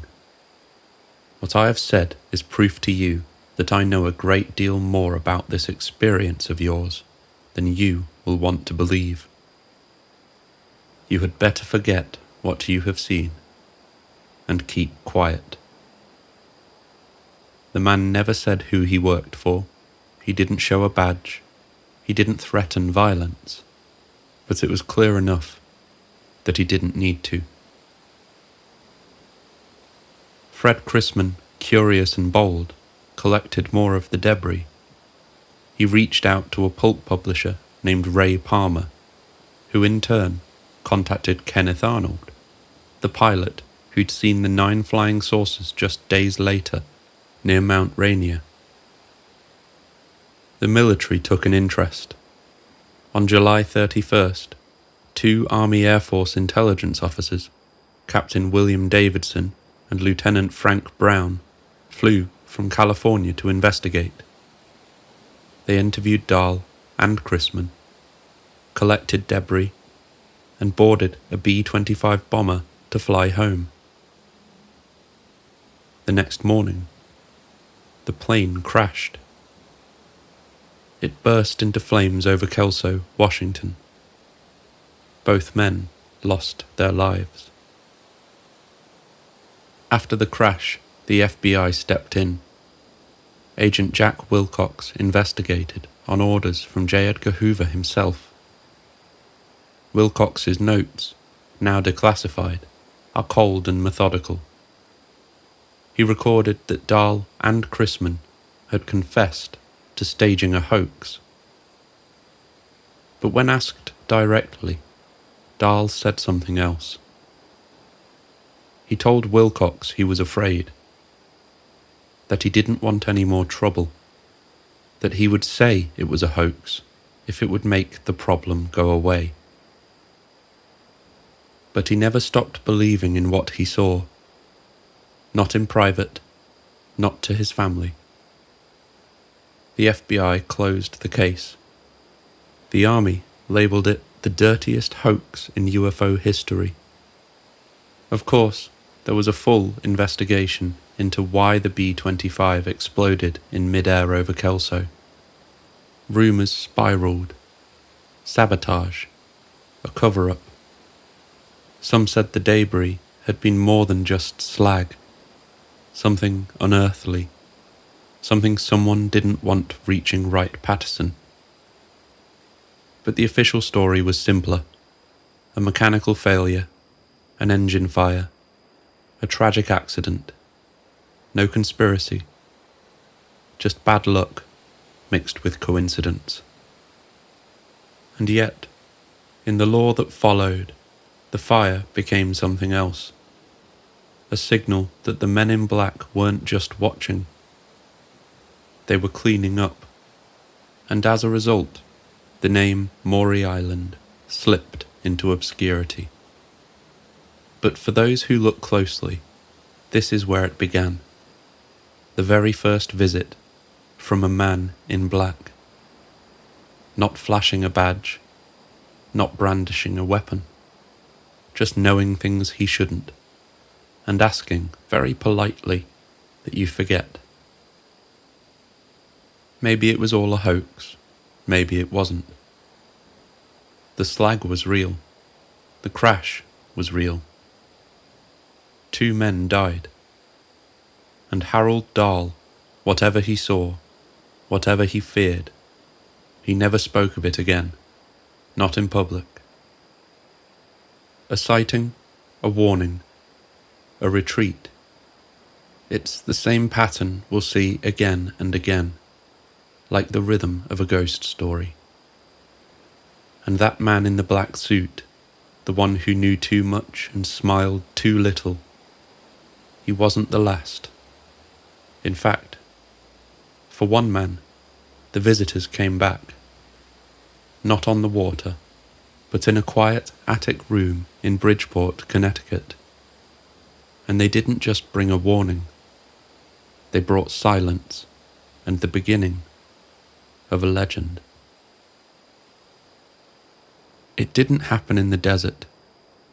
It didn't happen under a craft in the sky. It happened in Albert Bender's attic. A room filled with ticking clocks, skulls, horror memorabilia, and one man, alone, trying to understand what was visiting our skies. Albert Bender was no ordinary UFO researcher. He didn't have clearance. He didn't claim military ties. He worked a day job as a timekeeper and spent his nights surrounded by glowing skulls and ritual symbols in what he called his chamber of horrors. A lifelong lover of the strange. He wasn't trying to expose the government. He just wanted to know what was out there. In 1952, Albert formed the International Flying Saucer Bureau, the first civilian UFO group of its kind. Think MUFON before MUFON. Its newsletter, Space Review, was small but spirited. Enthusiasts from around the world wrote in. Some sent drawings, others shared sightings, and Albert quietly tried to make sense of the growing storm. He even invited Albert Einstein to join the group. A handwritten letter sent with hope and curiosity. Einstein declined. And yet, something else accepted. Something that started watching him back. First, it was the phone calls. No voice on the other end, just static or clicks. Then it was the smell, like sulphur, wafting through the attic when no one else was home. Strange sensations, lost time, a growing pressure behind the eyes. And then, in July 1953, they came. He described them as looking like clergymen, but without warmth. 3 men in perfect black suits, with matching black hats, like Homburgs. Their skin was pale, their mouths moved, but their voices came from somewhere else. Albert said they spoke inside his mind, that they floated an inch above the floor, that when they entered the room, the air changed, dense, heavy, filled with something unseen. The clocks stopped. The air tasted metallic. A yellow mist curled around their feet, though there was no source. The eyes of all 3 figures, he wrote later, suddenly lit up like flashlight bulbs. They told him, without emotion, that he must stop his research, that the mystery of the flying saucers was no longer his to pursue. They took the latest draft of Space Review from his desk and left him there, dizzy, nauseous, terrified. The room reeked of sulphur, and when they were gone, something in him had changed. That October, Albert mailed out the final issue of Space Review. No revelations, no confessions, just a chilling note. The mystery of the flying saucers is no longer a mystery. The source is known, but any information is being withheld by orders from a higher source. He advised other UFO groups to be cautious, and then he went silent. For almost a decade, Bender refused to talk. Rumours swirled. Some said he had cracked the code and had been silenced. Others thought he'd had a breakdown. Even local newspapers in Bridgeport ran headlines. Mystery visitors halt UFO researcher.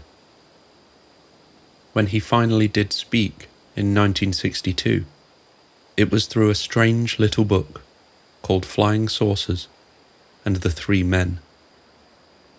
In it, Bender laid out the full experience in his own voice: the sulfur, the telepathy, the glowing eyes, and the pressure to stop. There were beings from a distant world, from a planet called Kasich. They wore human shapes like masks, but they were something else underneath. They travelled between dimensions. They had helpers, beautiful women in white uniforms who accompanied them, observed him, visited his dreams. Some readers found it captivating, others found it deeply unsettling. Some simply called it utter nonsense. But it was Gray Barker, a fellow UFO researcher and early member of Bender's IFSB, who had told part of the story first. In his 1956 book, They Knew Too Much About Flying Saucers, Barker coined the phrase that would define the archetype forever: the men in black. A simple label, but one that captured something elemental: the suits, the silence, the pressure to forget. And once it had a name, it couldn't be unnamed. In Bender's version, the visitors were not human at all. And Barker, well, he never said they were. Gray Barker was something of a character in his own right, a former English teacher turned paranormal writer. He loved the strange, the fringe, the almost true. He had a talent for storytelling and a weakness for embellishment. Friends described him as charming, theatrical, sometimes unreliable.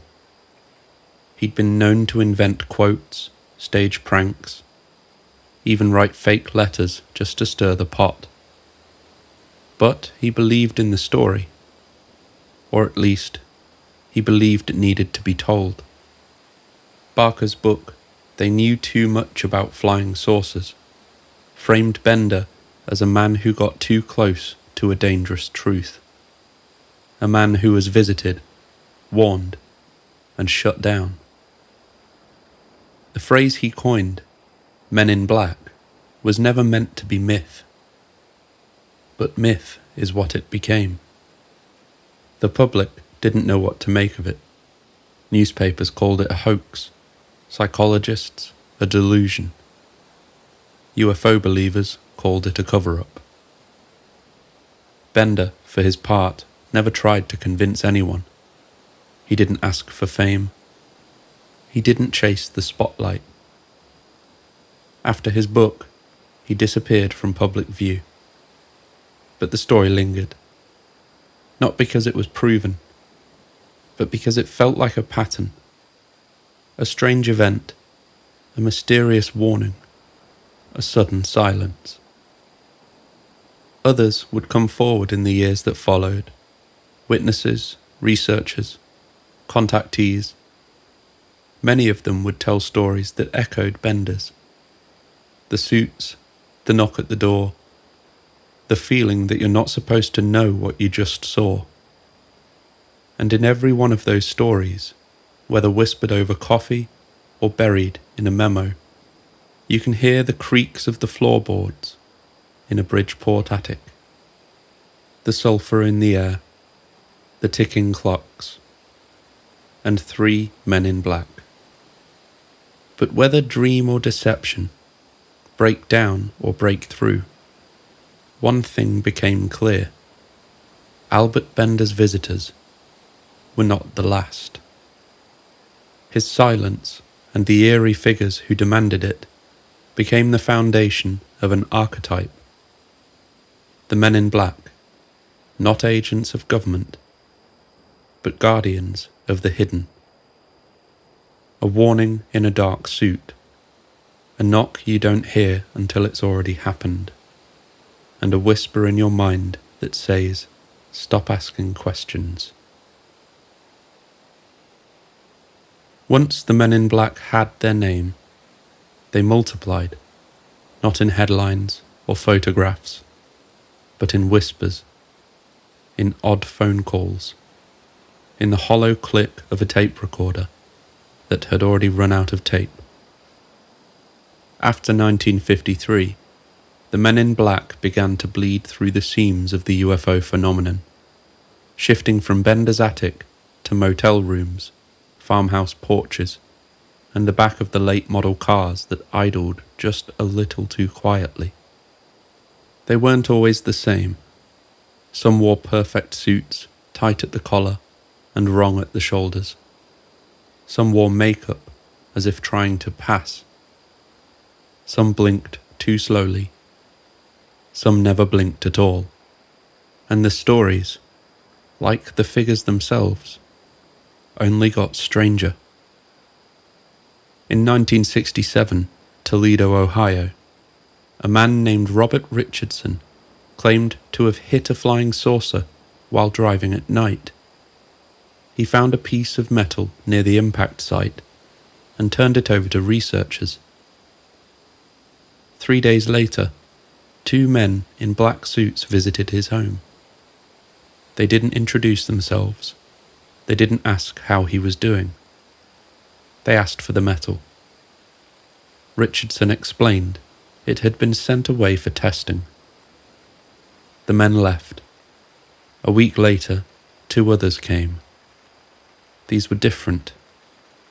Darker complexions, colder, and this time, less polite.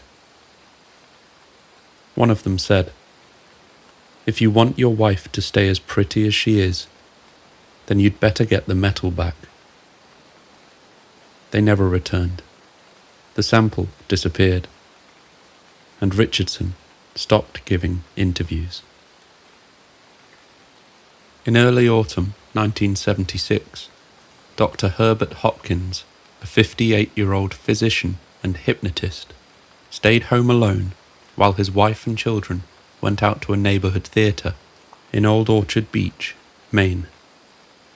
He'd been investigating a local UFO encounter, the Stevens case, in which a young man named David Stevens claimed he and a friend had encountered a strange craft on a rural road, experienced missing time, and later recalled, under hypnosis, being taken aboard by telepathic beings with smooth, mushroom-like heads and slanted white eyes.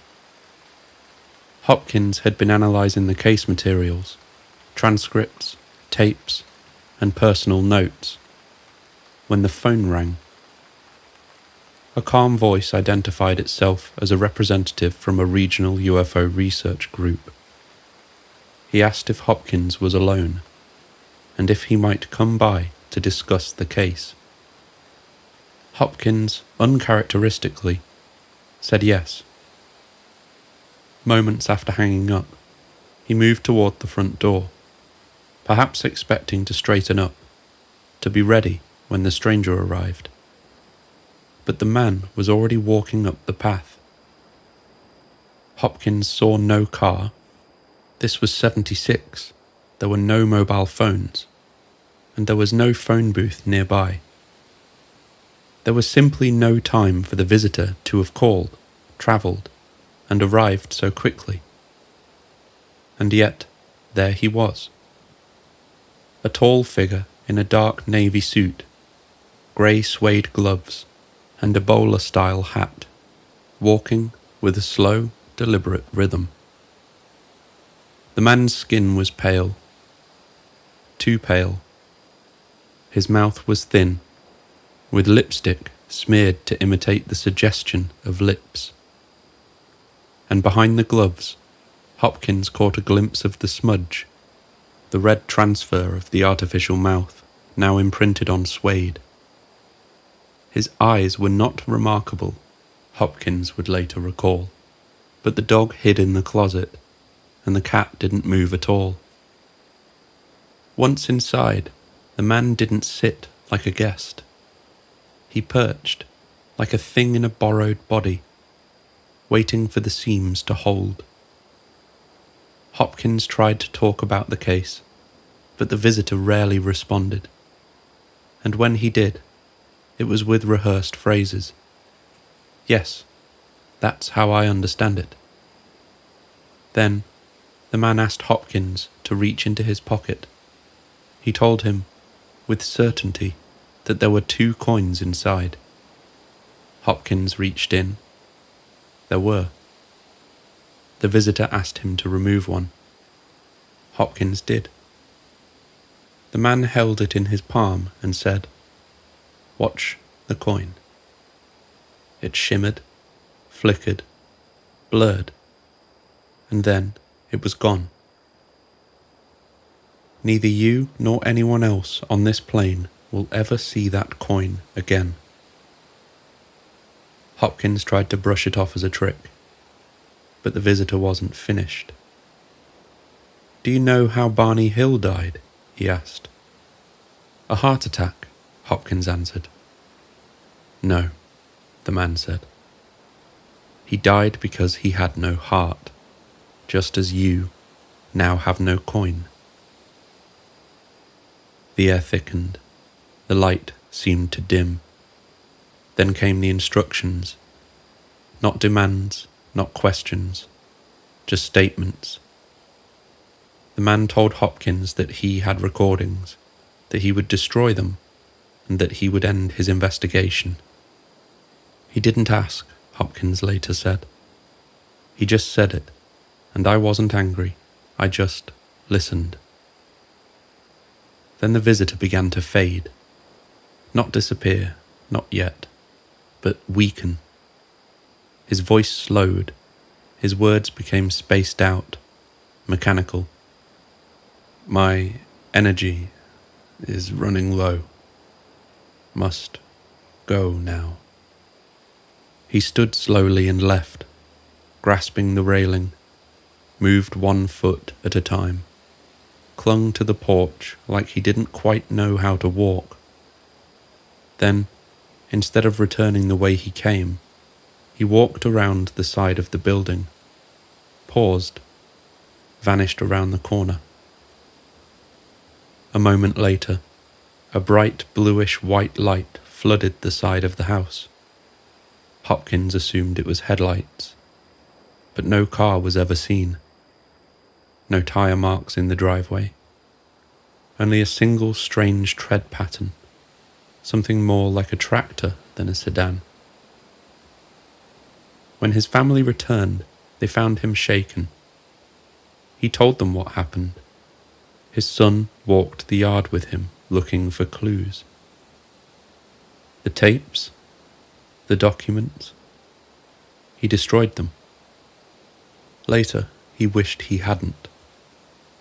But something about that encounter had pushed past his rational mind, not through fear, but through compliance, a kind of inhuman persuasion. He would later say, "I believe he came from another plane, another dimension. That's what I think. And I think I'm not the only one." This next part isn't strictly about aliens.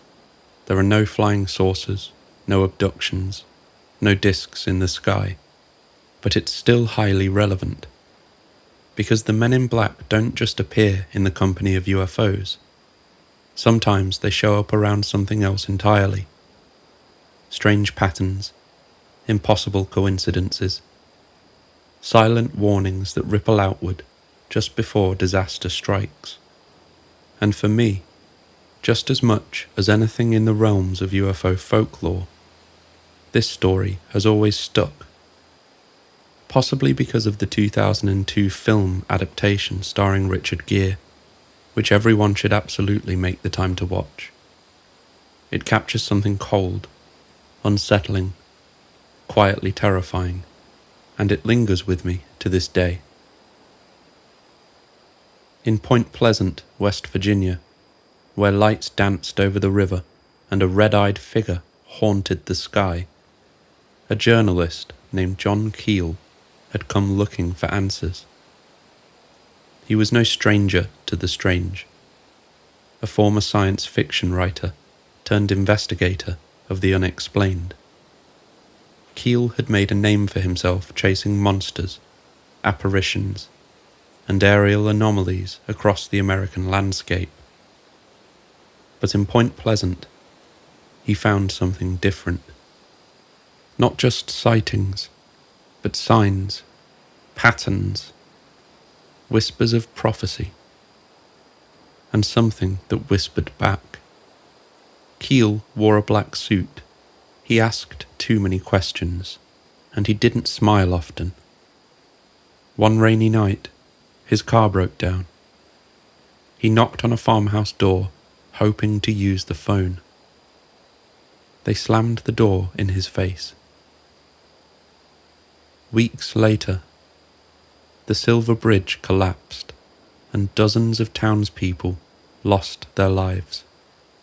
That same family that slammed the door in his face told neighbours that the devil himself had come to visit. He had a beard. He was dressed in black. He came knocking just before the end. Keel had only wanted to call a tow truck.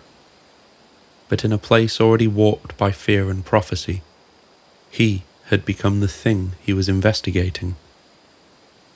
But despite this, despite the whispers and mistaken identities, Keel's role in shaping our understanding of the Men in Black cannot be overstated.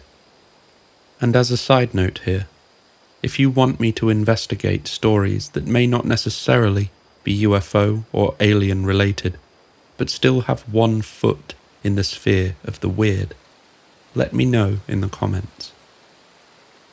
Keel didn't see them as government agents. Not really. Not in the traditional sense. In his writings, especially the Mothman prophecies, Keel described the Men in Black as something more elusive, more surreal, beings that glitched at the edges of reality, like echoes wearing human skin. They arrived in outdated cars. They asked questions that made no sense. Sometimes they didn't understand how to use utensils. Sometimes they didn't blink. He came to believe that the phenomenon, all of it, was part of a larger, interconnected system of manifestations. UFOs, apparitions, cryptids, prophetic dreams, strange visitors.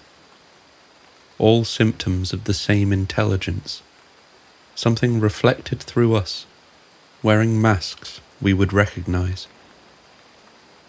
And the Men in Black? They were the messengers, the tricksters, the ones who showed up not to answer questions, but to unmake the ones you thought you had. By the end of his time in Point Pleasant, Keel wasn't chasing flying saucers. He was chasing patterns, and the Men in Black were always there, not to confirm the mystery, but to destabilize it, to remind you that the universe is stranger than you'll ever be comfortable with. Across the years, stories trickled in, sometimes from seasoned researchers, sometimes from frightened housewives, or shaken servicemen, or confused children. Each story a little different, but strangely familiar. The suits, the awkwardness, the way they didn't seem to understand forks or doorknobs or how to hold a smile. They drove spotless cars that vanished around corners. They left no footprints. They spoke in phrases that sounded memorized, like they were reading from a script translated by someone who had never heard a real human voice. Sometimes they smelled like sulphur. Sometimes they stank of cheap aftershave. And sometimes they didn't leave at all. They just faded. Not government, not human. For a time, many believed they were government agents. But government agents don't ask what televisions are. They don't make coins disappear. They don't show up before you've had a chance to tell anyone what you saw. Keel had another name for them. Ultra-terrestrials. Not aliens from another planet, but entities from somewhere else entirely, from somewhere sideways, overlapping our reality in ways we didn't understand. They could appear, disappear, change form. They mimicked belief systems, exploited expectations, and thrived in moments of chaos and confusion. Oddly enough, the term didn't end with Keel. Hal Puthoff, an electrical engineer and program director at the Stanford Research Institute, and celebrity from within ufology, would later use the term in a paper titled Ultra-Terrestrial Models. There, Puthoff explored rational frameworks for explaining the phenomenon, not dismissing it as fantasy, but trying to work within science to make sense of the unscientific. He pointed out that the phenomenon behaves more like smoke than substance, impossible to pin down, always shifting just as we think we've grasped it. And so, in trying to classify the unclassifiable, Puthoff didn't rule out interdimensional visitors, advanced non-human intelligences, or even time travelers. In many ways, it echoed Keel's ideas, but where Keel leaned into myth and narrative, Puthoff tried to build a model, however theoretical, that could bridge the gap between mystery and mathematics. Keel's research led him to believe that whatever these things are, they wear masks to move through our world. He came to believe they weren't here to investigate us. They were here to influence us. People that experienced the Men in Black usually fell silent. Some gave up the study entirely. Some moved. Some never spoke again. One researcher, Jack Robinson, said his phone would ring and no one would speak. His mail arrived opened. A man in black would stand across from his apartment, just standing, for hours at a time. Dan Aykroyd, actor, comedian, and all-around badass, is also a lifelong experiencer, a walking encyclopedia of the unexplained. And in the early 2000s, he was working on a TV series called Out There, a show that was meant to bring serious discussions about UFOs and the paranormal into the mainstream. It was shaping up to be something special. Interviews with witnesses, scientists, and rumour has it, insiders. But then something strange happened. One day, Aykroyd stepped outside the studio in New York City for a smoke. He answered a call from Britney Spears, strange enough in its own right, when he looked up and noticed two men in black suits standing across the street beside a black sedan. They were still, silent, watching. He glanced away for just a moment, and when he looked back, they were gone. 2 hours later, the show was cancelled. No broadcast, no explanation, just gone. Officially, it was chalked up to creative differences. The studio wanted something lighter, more comedy, more chaos. Aykroyd wanted some serious conversations with real people. But the timing was uncanny. The cancellation came the very day he was supposed to film an interview with Dr. Stephen Greer and UFO conspiracy theorist Stephen Bassett. For Aykroyd, it was not hard to see the pattern. The stories aren't always credible. Some were hoaxes. Some were later retracted. Others were simply too bizarre to believe. But the pattern remained. Not a shape, but a shadow. A feeling that someone was watching the watchers. To return to John Keel once more. In time, Keel himself began to slip. He stopped trusting the mail. He stopped trusting time. He wrote that reality itself had begun to flicker, like an old film reel. Keel often noted that the phenomenon didn't just disrupt people's schedules, it worked its way under their skin, into their thoughts. It shook something deeper, not just the mind, but the emotional core. Witnesses often report feelings of dread, confusion, obsession, and a lingering sense that something had reached inside them and rearranged the furniture. Keel came to Point Pleasant to investigate the Mothman, but somewhere along the way, the story folded in on itself, and the man in black was him. The further you follow the men in black, the less human they begin to seem. The faces blur, the movements glitch. They aren't just agents in dark suits. They're mirrors, masks, symbols that know you're looking at them. They don't always show up after a UFO sighting.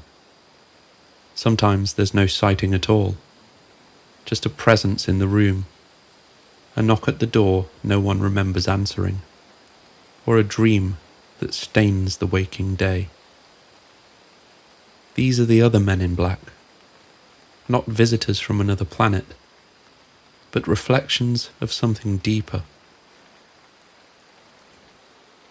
In Native American traditions, there are stories of beings who mimic the living.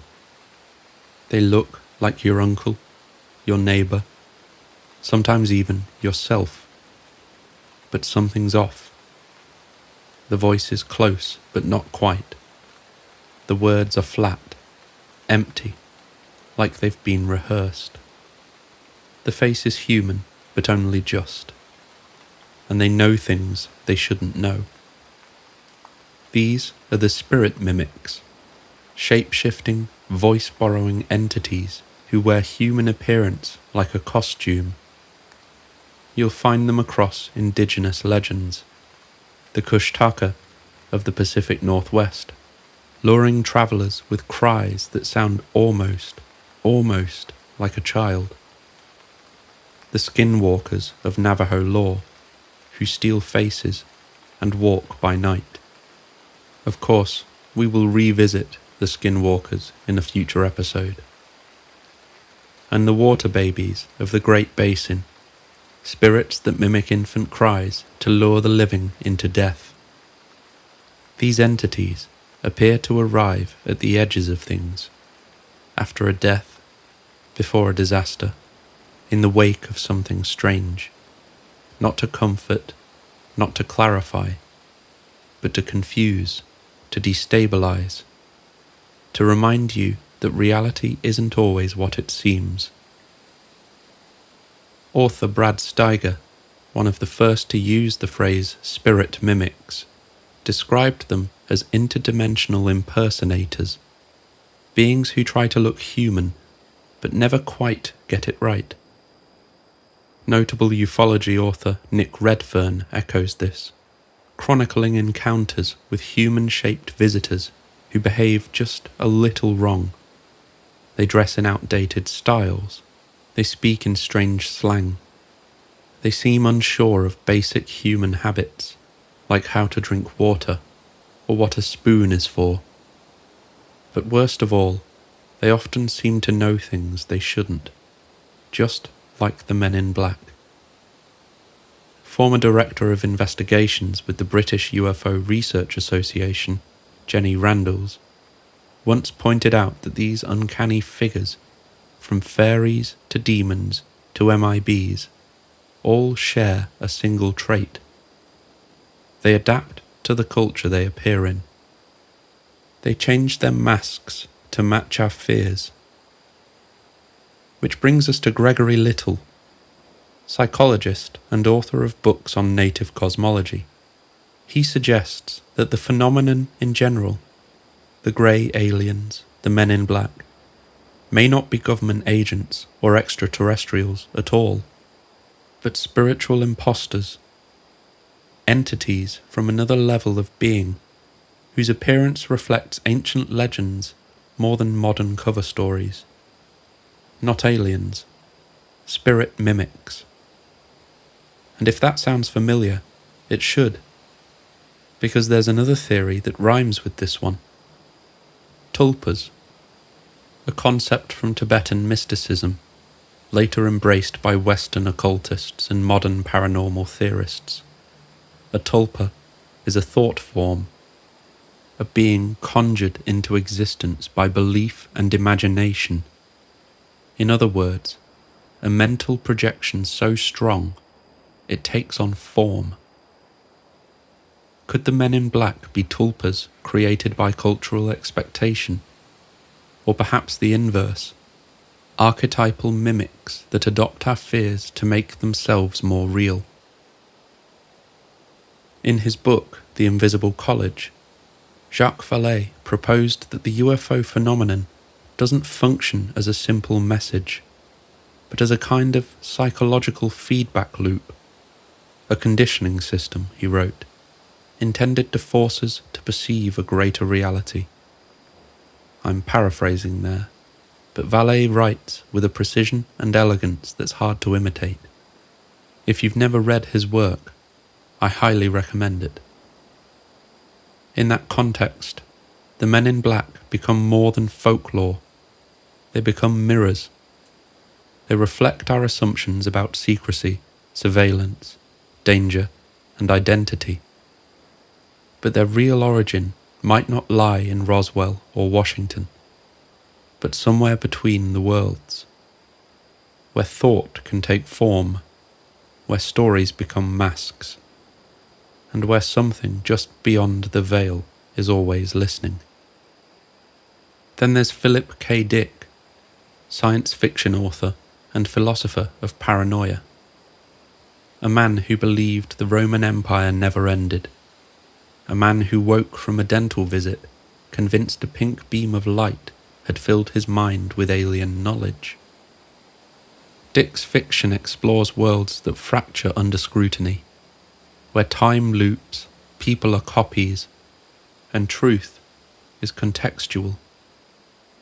In his 1977 speech in Metz, France, he said, "If you find this world bad, you should see some of the others." He spoke of overlapping realities and simulated timelines edited by unseen forces. In that worldview, Men in Black wouldn't just be agents in the system. They'd be its architects, system maintenance, code keepers stepping in when someone nears the core.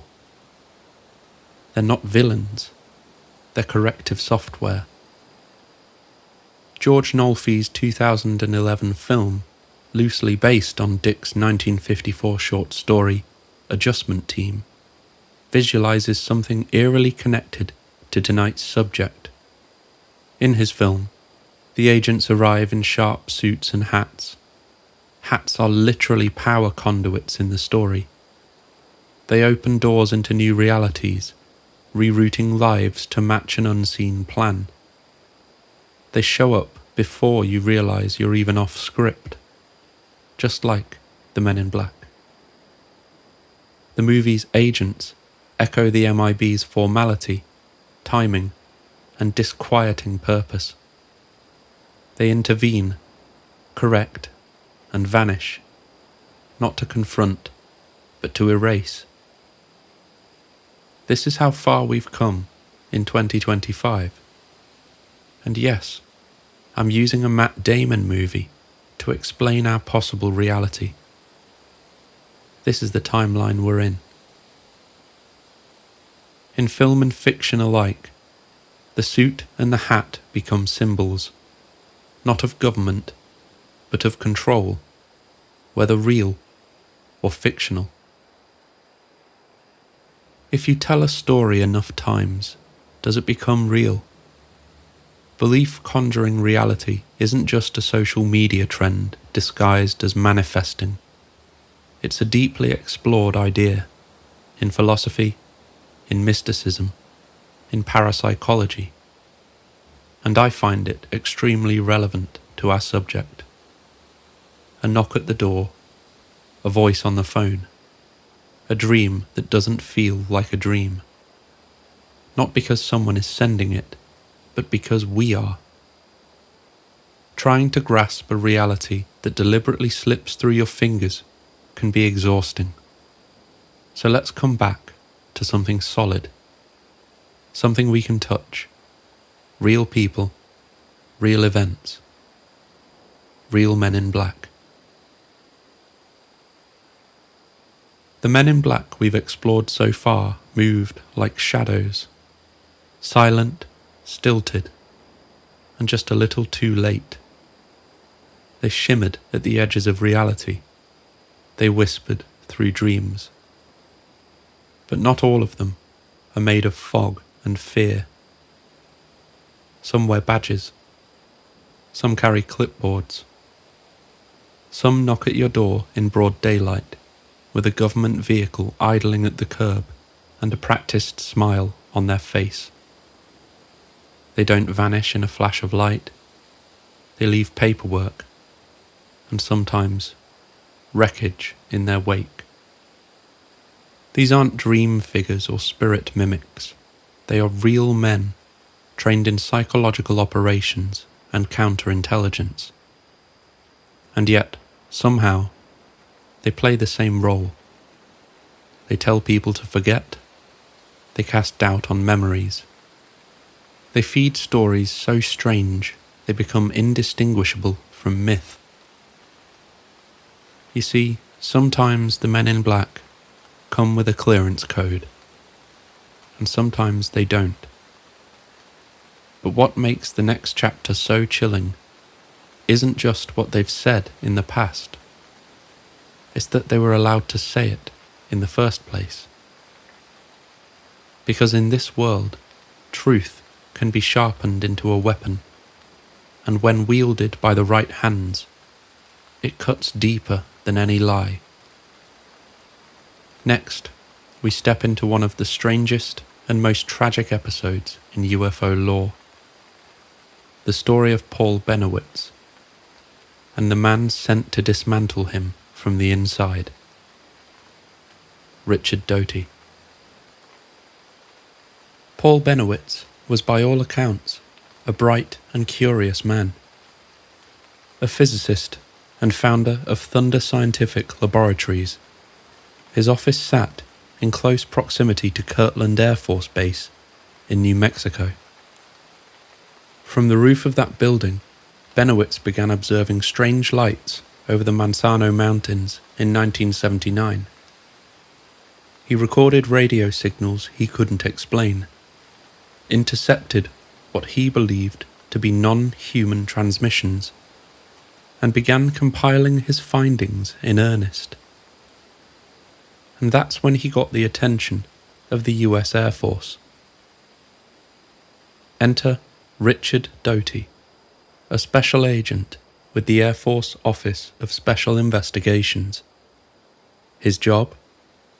Counterintelligence, surveillance, security, and in this case, obfuscation. In October 1980, Doty and his colleagues began meeting with Bennewitz.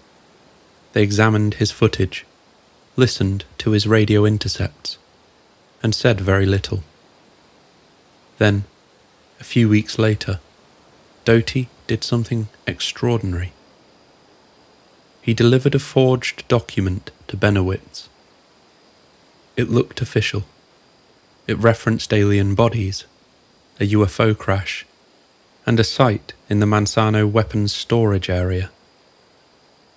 This was not a leak. It was a plant. That document marked the beginning of an elaborate campaign of disinformation. According to declassified records, congressional testimony, and Doty's own admission, the goal was simple: confuse Bennewitz, distract him, send him down the wrong rabbit hole. And I guess you could say it worked. Over the next year, the web grew more complex. Bennewitz received more documents, including a fabricated Project Aquarius memo describing joint US alien operations and references to Majestic 12. He was even given software to decode alien transmissions. Doty wasn't working alone. Civilian UFO researcher Bill Moore was also recruited to feed Bennewitz these fictions. Though Moore later claimed he did so reluctantly, the result was the same. Bennewitz, already primed to believe, dove headlong into the narrative being handed to him. He began to believe there was a secret underground base at Dulce, that aliens were abducting humans, that they had infiltrated the government. He even came to believe his wife had been implanted with a tracking device. In 1988, the inevitable happened. Bennewitz suffered a complete mental breakdown and was hospitalized. And that's where the story could have ended. But instead, it leaked. In 1989, Bill Moore took to the stage at the MUFON Symposium and admitted the truth. He had helped the government disseminate false information to Bennewitz. That disclosure, paired with journalistic investigations and FOIA releases in the 1990s, revealed the full scale of the operation. A 1992 CIA memo flatly stated that Bennewitz was the target of a program of psychological destabilization by the Air Force Office of Special Investigations, and that the documents were signed by Doty. A 2024 congressional hearing confirmed that Doty delivered a forged memo to Bennewitz on November 17, 1980, and admitted under oath that he was instructed to do so to confuse him. Why? Because Bennewitz had accidentally picked up on a classified NSA program at Kirtland. His equipment, as rudimentary as it was, had pierced a veil he wasn't meant to see, and rather than simply ask him to stop, the Air Force decided to steer him into fantasy, into madness. Guardians of the hidden. The ramifications are still being felt today. According to researchers like Greg Bishop and Mark Pilkington, many of the core elements of modern UFO lore, Majestic 12, Dulce Base, secret alien treaties, can be traced directly back to Bennewitz's disinformation. In other words, what started as a psychological smokescreen became the foundation for an entire belief system. And yet, it may not be quite that simple.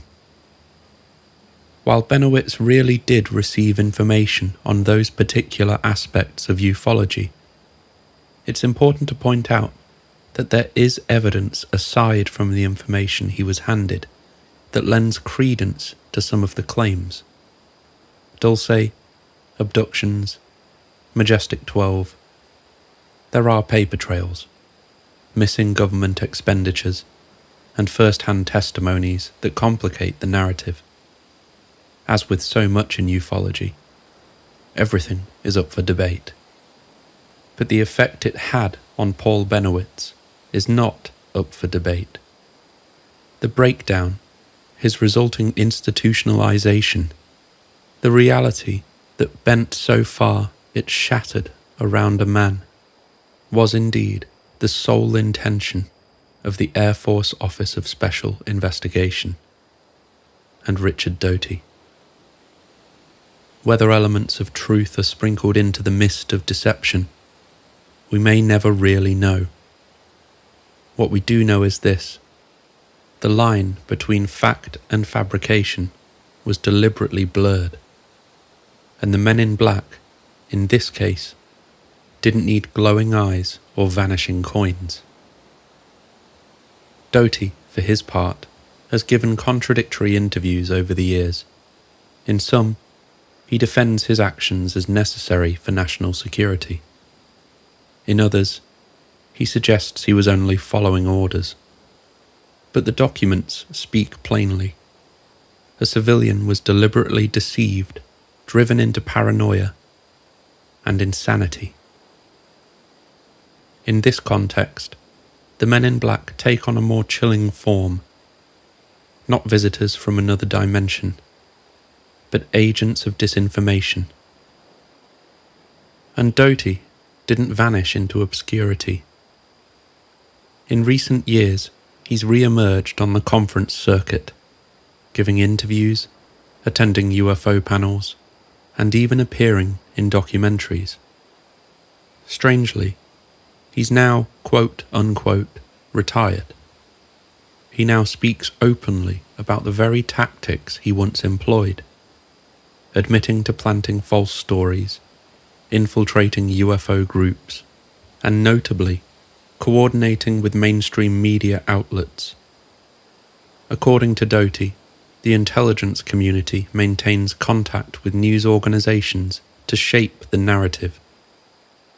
Mirage Men. A revelation that dovetails uncomfortably with another part of America's history. Project Mockingbird.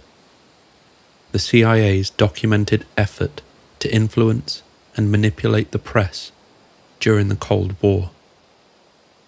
In this section, we'll explore how this program, real and confirmed, serves as a backdrop to the idea that the truth itself can be weaponized, and how the men in black may not be here to silence the truth, but perhaps like Doty, bury it in noise. Sometimes the mystery isn't born in what is hidden, it's born in what is manufactured. And in that fog, no one can see clearly. Witnesses become unreliable, researchers chase shadows, and the truth, whatever it was, slips away. It's tempting to imagine all cover-ups as coordinated, top-down operations. Classified files in locked drawers, phone calls in the dead of night.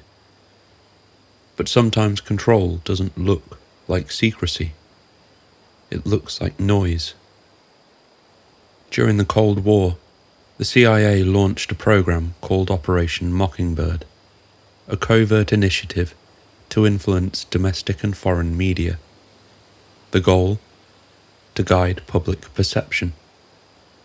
Not necessarily by what was said, but by who said it, how it was framed, and what was left out. Journalists were recruited, editors were briefed, and both were paid handsomely.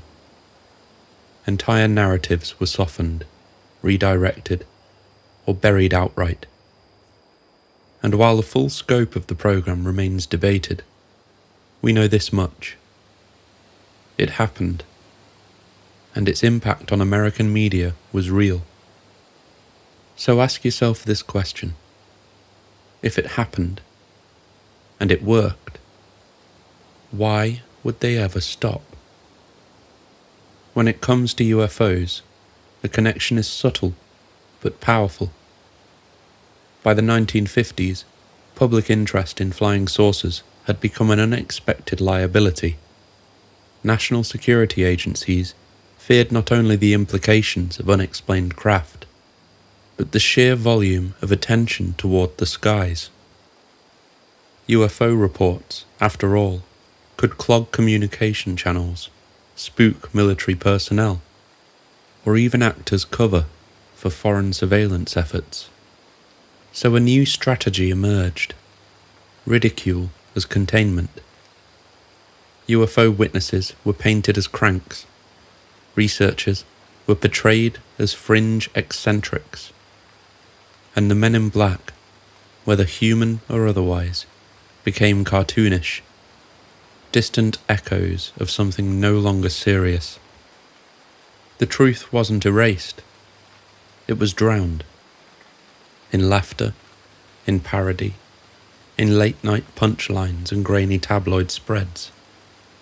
And when something was worth hiding, it was hidden in plain sight, and the surrounding noise made it easy to slip away. Perhaps the most famous movie of all related to this. Well, I don't even need to say its name. You know the one. Suits, shades, A-list stars. A quirky government agency cleaning up extraterrestrial messes, one joke at a time, behind the scenes. It's fun. It's clever. And tucked into all that charm is a detail most people forget by the time the credits roll. The tabloids. They call them the hot sheets. Outlandish headlines about aliens and psychic pets and Elvis being alive.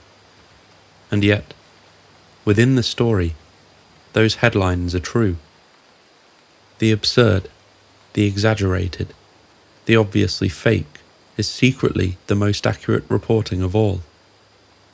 It's played for laughs, but it's also a mirror.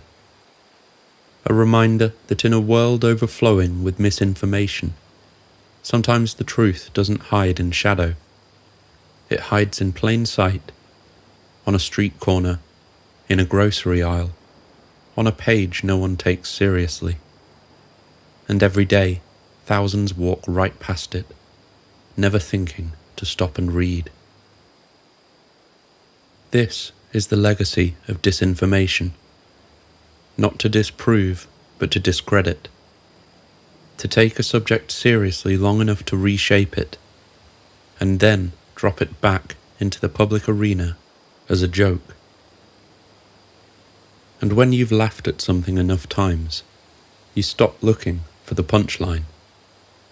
They show up again and again, not just in UFO stories, but across our culture. In the X-Files, they're the smoking man and the syndicate, faceless men in trench coats whose job isn't to discover the truth, but to bury it, to decide what the public can handle, to erase the parts of the story that don't fit. In The Matrix, they're literal agents of the system, men in sharp suits and dark ties, sent not to investigate, but to suppress, not to uncover reality, but to keep you asleep inside it. We don't just imagine the men in black. We need them as symbols, as fears, as projections of a deep, persistent suspicion that somewhere behind the curtain, someone else is calling the shots. Not aliens, not demons, not interdimensional travelers. Just men, nameless, invisible. And here's the twist, the part that no one likes to say out loud. They made it worse. It's the cruel joke at the heart of the Bennewitz affair. By trying to kill the story, they made it immortal. Every piece of disinformation slipped under his door. Every whisper about secret bases and hybrid programs. Every friendly visit from an unnamed official. It all coalesced into a mythology that couldn't be walked back. Because once the men in black had a place in the narrative, even real men with credentials, with titles, with briefcases, began to look like them. The archetype had taken hold. A black car pulling up on a quiet street, a knock at the door after midnight, a man in a suit who won't quite meet your eyes. Was it just an agent, or something else? It doesn't matter, because the idea of the men in black had become self-sustaining. Now, they don't need a program, they don't need a mission. They live in a feedback loop, where fiction becomes belief, and belief shapes perception. One lie told to one man became 1,000 stories, 1,000 sightings, 1,000 whispers passed along in UFO conventions, chat rooms, Reddit threads, and midnight radio shows. So I guess in the end, it worked. Because what's harder to untangle than a cover-up? A cover-up so tangled that no one knows what was real to begin with. Not even the people doing the covering. As for the men in black, are they still out there? The files are dusty, the names are old. Bennewitz is long gone. Doty has apparently retired. I suspect the suits now wear digital camouflage, not fedoras. So is it over? Or have the men in black simply evolved? Because people are still reporting them. Strange visitors who knock without warning. Flat-toned voices, faces that seem slightly wrong. Encounters that leave no trace, but don't feel like dreams. And the strange part, these modern encounters rarely follow UFO sightings. Sometimes they happen without any apparent cause. A strange phone call, a dark car parked outside. No saucers, no lights, just the feeling that someone or something is watching. So we ask again, are the men in black still government agents? Are they psychic projections? Are they the result of belief itself looping back into reality? In a world dominated by surveillance, capitalism, misinformation and deep fakes, the concept of them has only become more slippery. The modern men in black may not knock on your door. They might just alter the algorithm, make the wrong file disappear, shadow ban the right question. The control system, if that's what this is, may no longer need physical agents. But the archetype remains. Because fear adapts, myths persist, and the shadows we try to outrun, maybe they evolve, independent of the reality we think we understand. Room 504 was silent this morning. No one checked out, no footsteps on the gravel.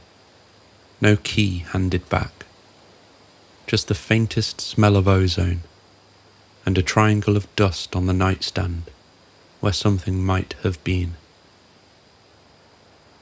Housekeeping says the bed was as cold as the moment before they walked through the door. The bathroom mirror was fogged, but the tap hadn't run. They left no name, no luggage, just the memory of their presence. Some say the men in black are agents of the government. Some say they're projections of our own subconscious, tulpa-like echoes in tailored suits. Others say they're guardians of something sacred, a secret so profound it hides itself by pretending to be absurd. Are they here to protect us from what we're not ready to see? Or to make sure we never ask the right question? Are they the veil? Or the hand that pulls it shut? They knock at the edges of reason. They follow you without footsteps. They speak without moving their lips. And when they leave something behind. A distortion in memory, a coin that isn't there, a thought that wasn't yours. If they're real, then truth is stranger than belief. If they're not, then the men in black are proof that belief itself can shape the world we live in. Thank you for spending the night with us. If you enjoyed your stay at the Dreamland Motel, make sure to like, subscribe, and leave a review at the front desk. Just remember, not every guest signs the register, and not every shadow is just a trick of the light. Good night.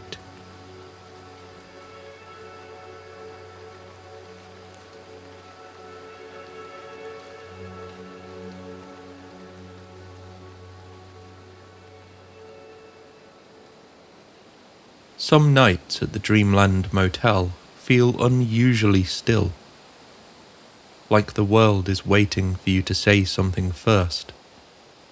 And tonight, what lingers in your thought isn't the room or the desert air, but a name you hadn't heard until just a few days ago. Solar Warden. You murmur it again, quietly, as if testing its weight in the dark. Solar Warden. You heard of it? A week ago, like me, you may have shook your head. Another strange term on the long list of things whispered in UFO circles, hovering somewhere between rumour and metaphor. Space Force, though. That one everyone knows. A bold emblem. A new military branch, the kind of thing politicians announce with cameras at the ready and speechwriters waiting just off stage. Sounds cool, doesn't it? You allow yourself a soft, tired smile. Space Force, the beginning of something big. Only, according to multiple whistleblowers, a British hacker chasing UFO secrets, and even a curious FOIA exchange, the story didn't begin in 2019. Not even close. You lean back slightly, feeling the quiet settle around you. Because if the testimonies are to be believed, not accepted or rejected, but simply listened to, there was a fleet spoken of long before congressional logos and new uniforms. A fleet whose alleged name drifted into public awareness, not by press release, but by accident, through the glow of a fragile computer screen and the curiosity of a man tapping at a keyboard after midnight. Solar Warden. A title that shouldn't mean anything, yet somehow feels like a doorway. And tonight, you're not here to decide whether the story is true.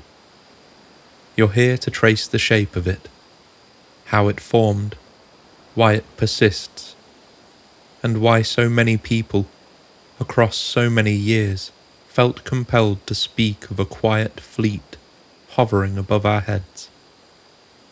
Tonight, we embark on a new chapter together.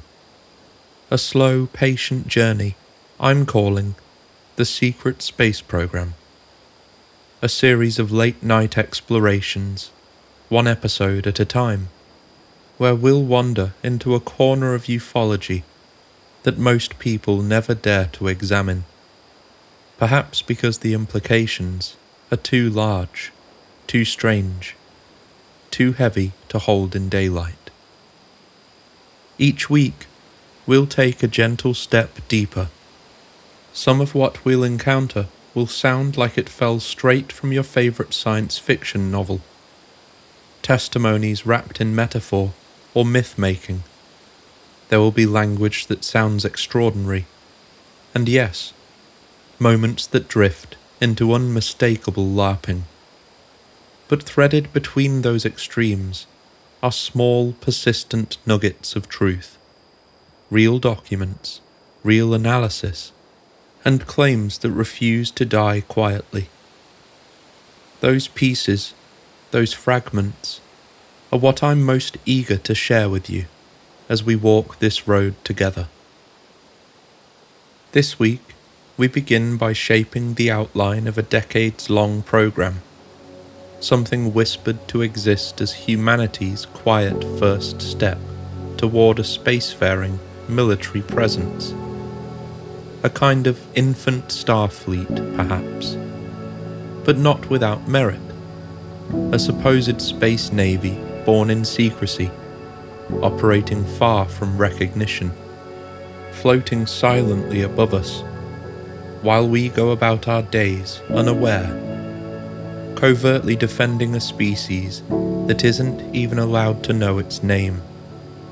And before we drift further, a gentle reminder: if you want to hear more from the Dreamland Motel, don't forget to like, comment, and subscribe. Your engagement as a guest means more than you can imagine. But for now, welcome, and I sincerely hope you enjoy what awaits us in the quiet beyond this moment.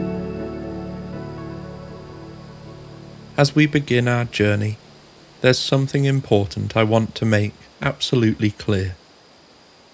Gary McKinnon is the name most associated with the phrase Solar Warden, but the man himself has never claimed it. Not once.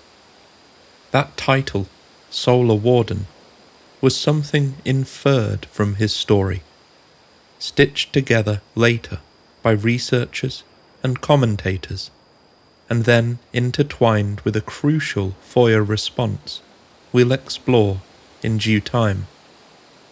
So while his testimony is vital to the origins of this mythos, to its early formation, and to its deep entanglement with a certain American space agency, Gary McKinnon would not stand behind the name Solar Warden specifically, nor would he validate any of the larger narrative frameworks that have been built atop his experience. I want to honour that distinction, because I deeply respect Gary, and though he's currently unable to give interviews, except under rare, exceptional circumstances, due to agreements surrounding an upcoming filmed project about his story, I've spoken with him personally. I enjoy his take on today's ufology landscape, and I admire the way he carries himself. Quiet, steady, and unembellished. His attitude has always struck me as, this is what I saw, this is what it is, nothing more. And so, with that respect guiding us, let's step gently into the story that became the spark. Gary McKinnon never thought of himself as a hacker.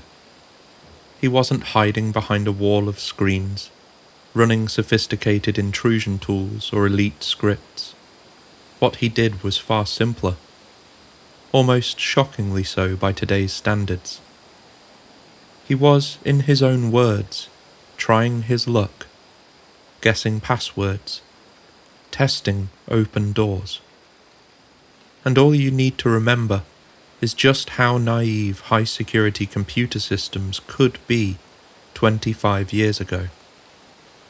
These were machines belonging to NASA, US military networks, places you'd imagine guarded like fortresses. Yet some still had password as the password.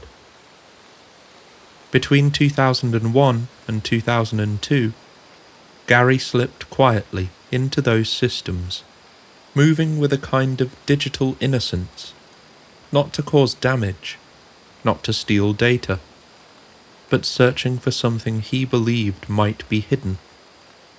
Evidence of UFO-related programs, or at least signs that someone, somewhere, knew more than they were willing to say publicly. And what he found would echo far beyond his original intention. He reported seeing a spreadsheet titled Non-Terrestrial Officers, a list of names and ranks that didn't correspond to any Earth-based units. Next, he describes logs of fleet-to-fleet transfers, movements between vessels that did not appear in any known naval registry. Then came the ship names themselves, prefixed with USSS,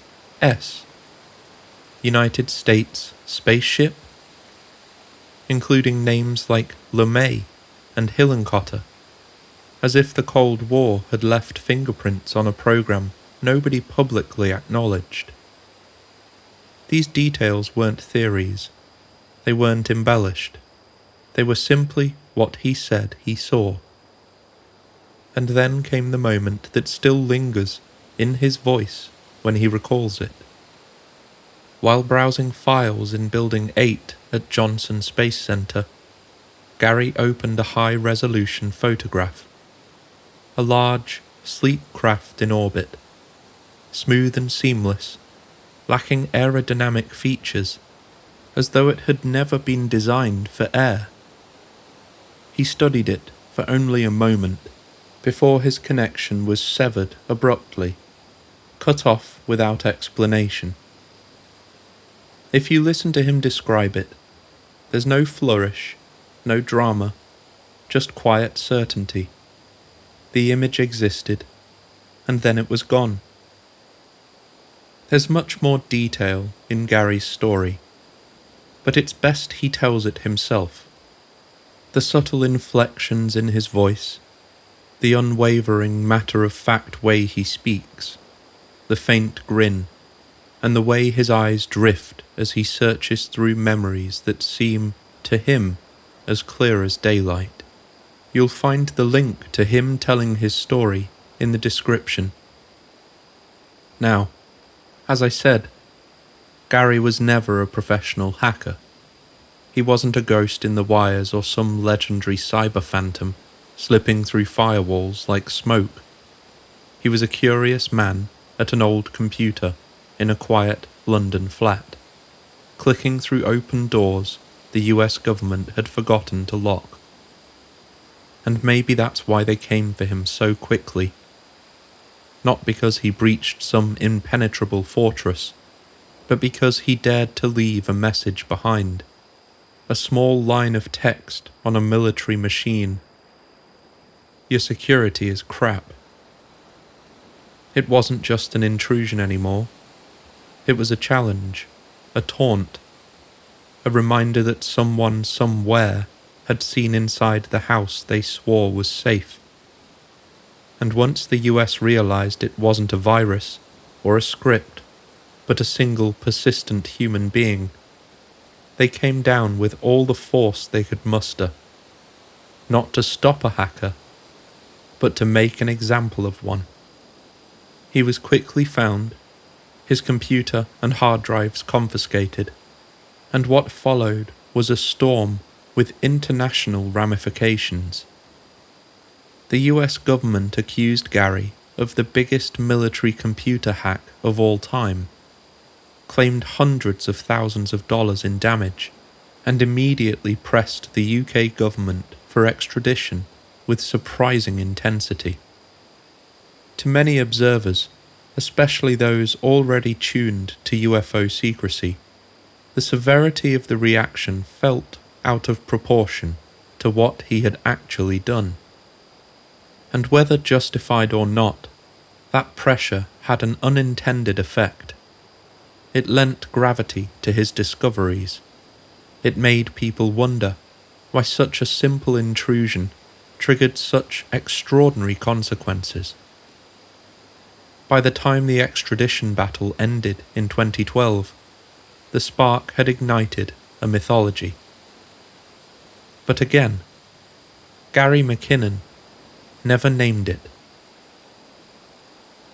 Before the name Solar Warden appeared in headlines, documentaries, or whispered conversations, it surfaced quietly, almost humbly, on a small UFO forum known as the Open Minds Forum. Around 2006, an anonymous poster wrote a line that would echo far beyond its original audience. We have a space fleet which is codenamed Solar Warden. It was the first known public use of the term. A simple sentence, easy to overlook, but within the community, it landed like a seed in fertile soil. The same post went even further, describing 8 large ships in the fleet, 43 smaller protectors said to be space planes or patrol craft, and even the loss of one vessel in Mars orbit during an alleged resupply mission. It was sensational, of course, a blend of clandestine numbers, technological implication, and just a hint of tragedy that made the whole claim feel oddly lived in. The Post also referenced a 1964 US Soviet Mars base, a claim uncannily aligned with themes introduced in the fictional Alternative 3 broadcast from the 1970s. Old conspiracies and new digital rumours merging into a single narrative stream. And even though none of this had come from Gary McKinnon, not the fleet numbers, not the Mars story, not the name itself, his discoveries had loosened something in the collective imagination. In short, people were ready to fill in the blanks.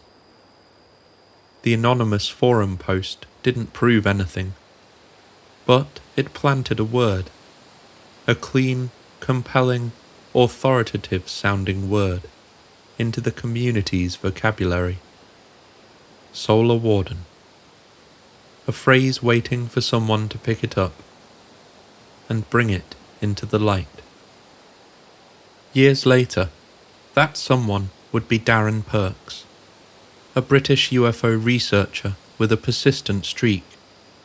Perks dug through online chatter, old testimonies, mention after mention of McKinnon's digital discoveries, and that elusive 2006 forum claim about a fleet called Solar Warden. But unlike the anonymous poster, Perks sought official confirmation, or at least something resembling it. So, he filed a Freedom of Information Act request, asking directly about the rumoured programme. FOIA work is rarely glamorous. Most requests take months. Many return nothing. The replies when they come tend to be dry, procedural, worded with the caution of an agency that has learned the danger of saying too much. But Perks received something different. According to the correspondence he later shared, a Department of Defense contact responded by saying they had spoken with a NASA representative.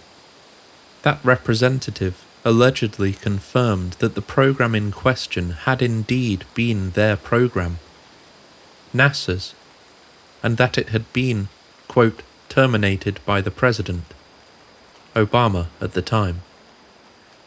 The message further noted that it was not a joint DoD program, and Perks should direct additional inquiries to NASA's Johnson Space Center FOIA office.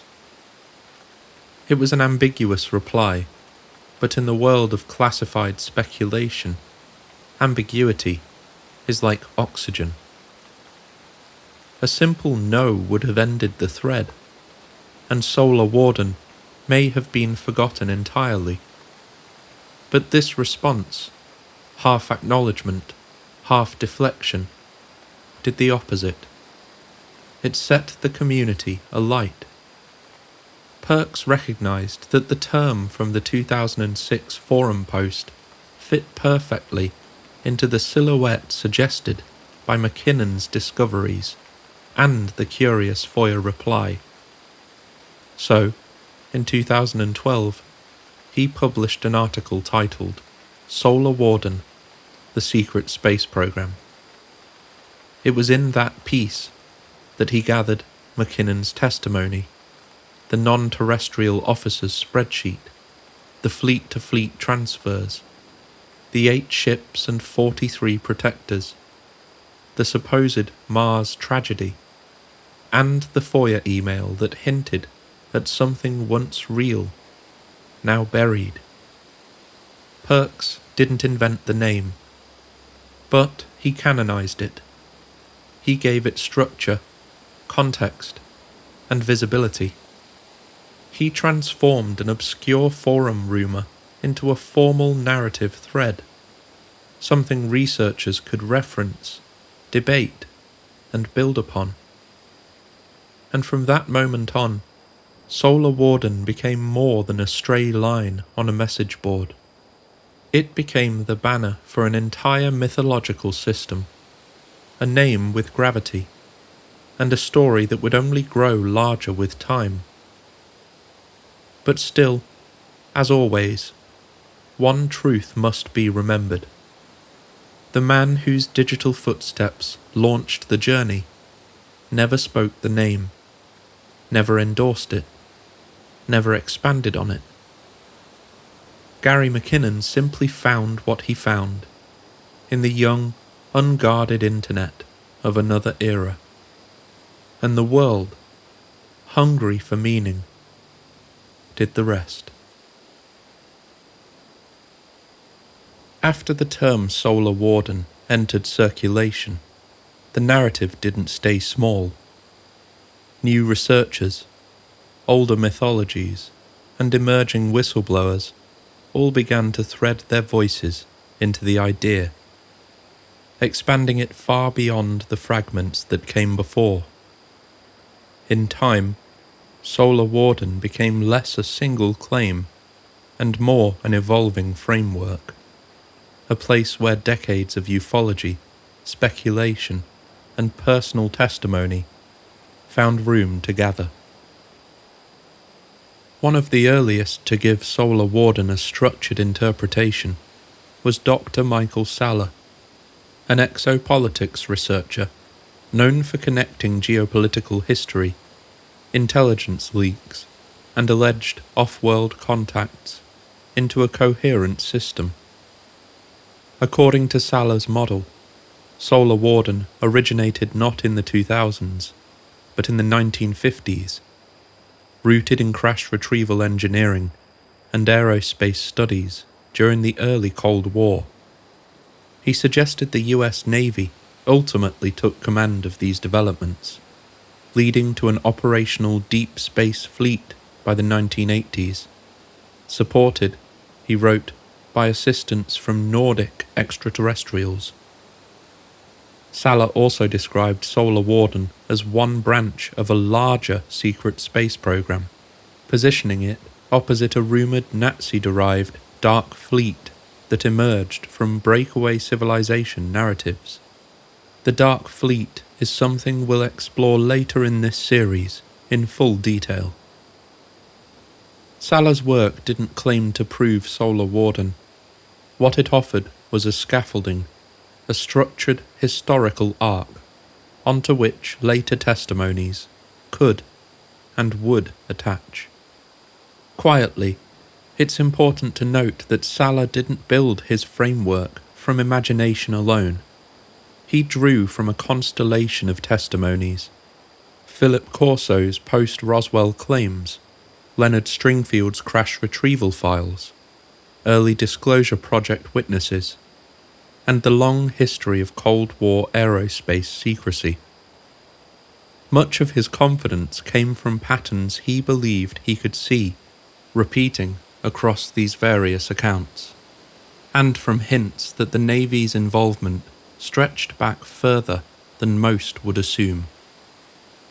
One of his key sources, a man we'll meet properly later, was William Tompkins, whose recollections became one of the pillars supporting Saller's model.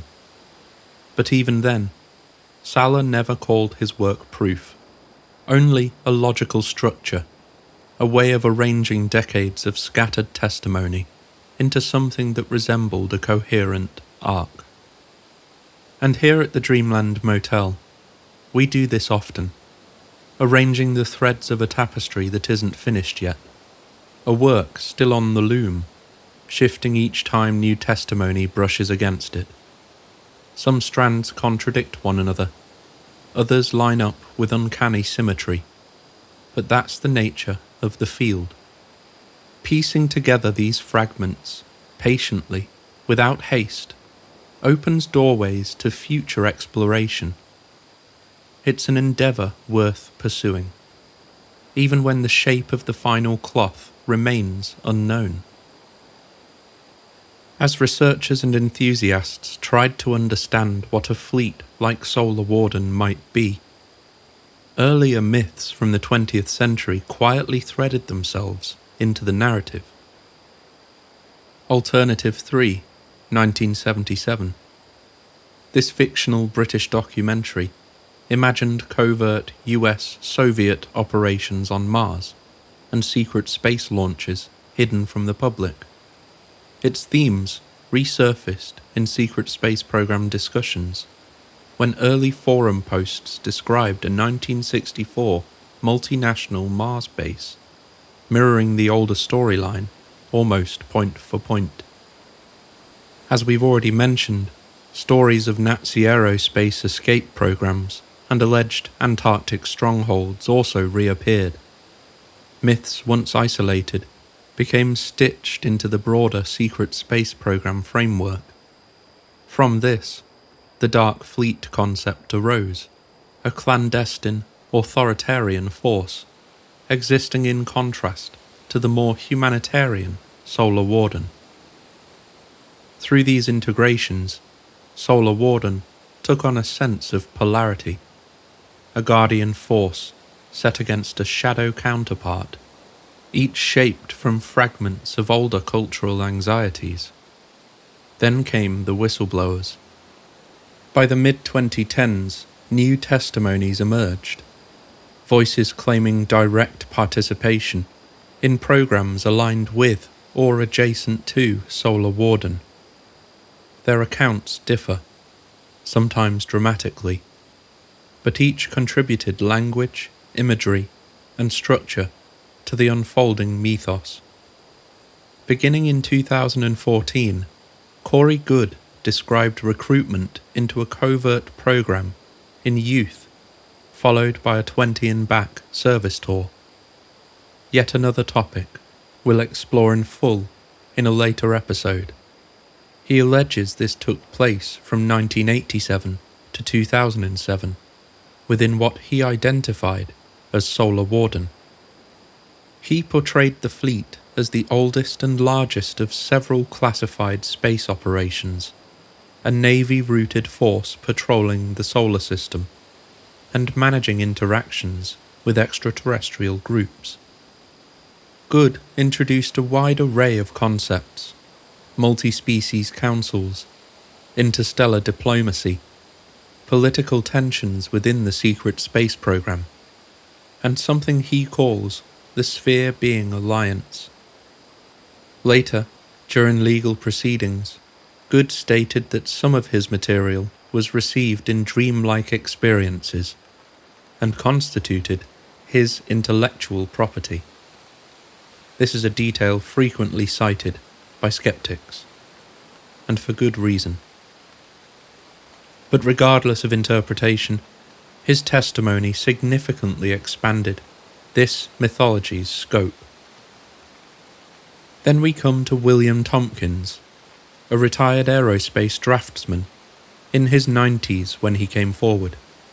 He contributed a different layer of historical grounding.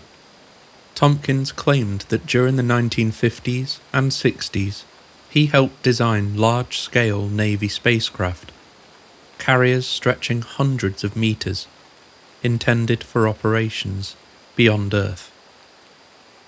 He further stated that US Navy intelligence operatives had discovered Nazi collaboration with extraterrestrials, leading to American cooperation with tall, human-like Nordic beings to develop counter-capabilities.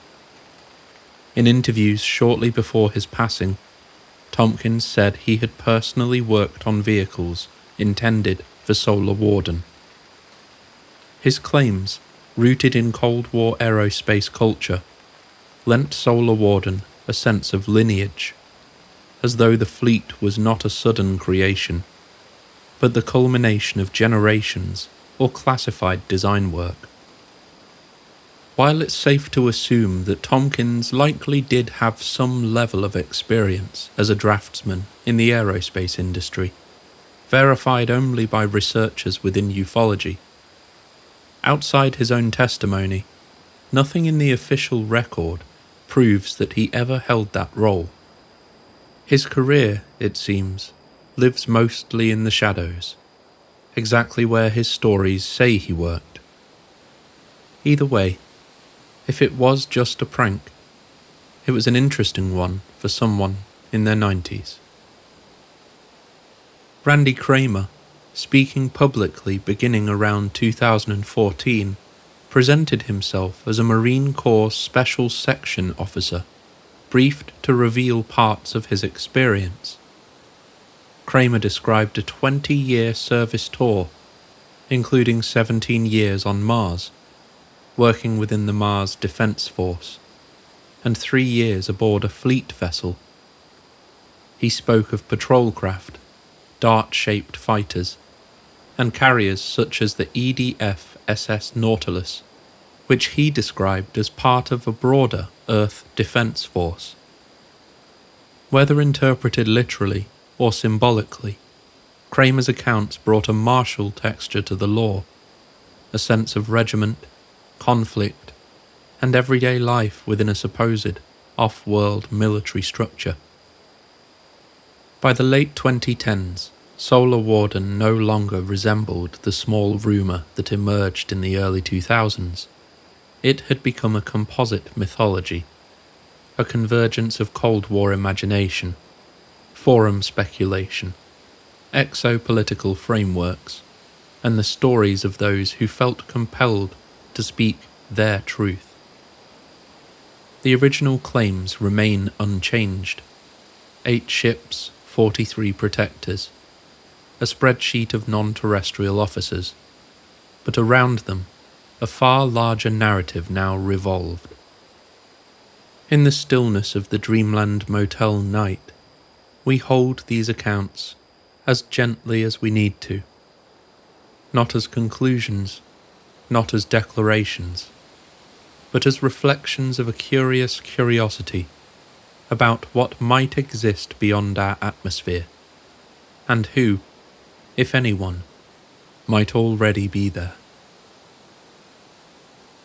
So now we've heard some of the big names in the story, the people that helped evolve the mythology into what it is today. But if Solar Warden existed at all, what was the point? The story of Solar Warden's purpose has always lived somewhere between a whisper and a promise, an outline of a fleet that watches silently, patiently, as if keeping vigil over the long dark between the planets. In the lore, Solar Warden is not a conquering armada, nor a shimmering science fiction spectacle. It is described instead as a border watch, a sentry fleet that monitors every corridor of our solar system, every inbound glint of metal or anomaly crossing the heliopause. Its task, according to these accounts, is to protect Earth from hostile incursions, to intervene in unapproved human activity in orbit, and to keep space peaceful and free from misuse.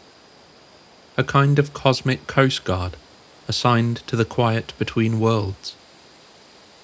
Some tellings describe beacons placed at the edge of the solar system, broadcasting a protocol to any visiting craft, a gentle request to slow, identify, and announce their intent before approaching the inner planets. From there, the fleet watches, unseen, unacknowledged, but, within the mythology, ever present.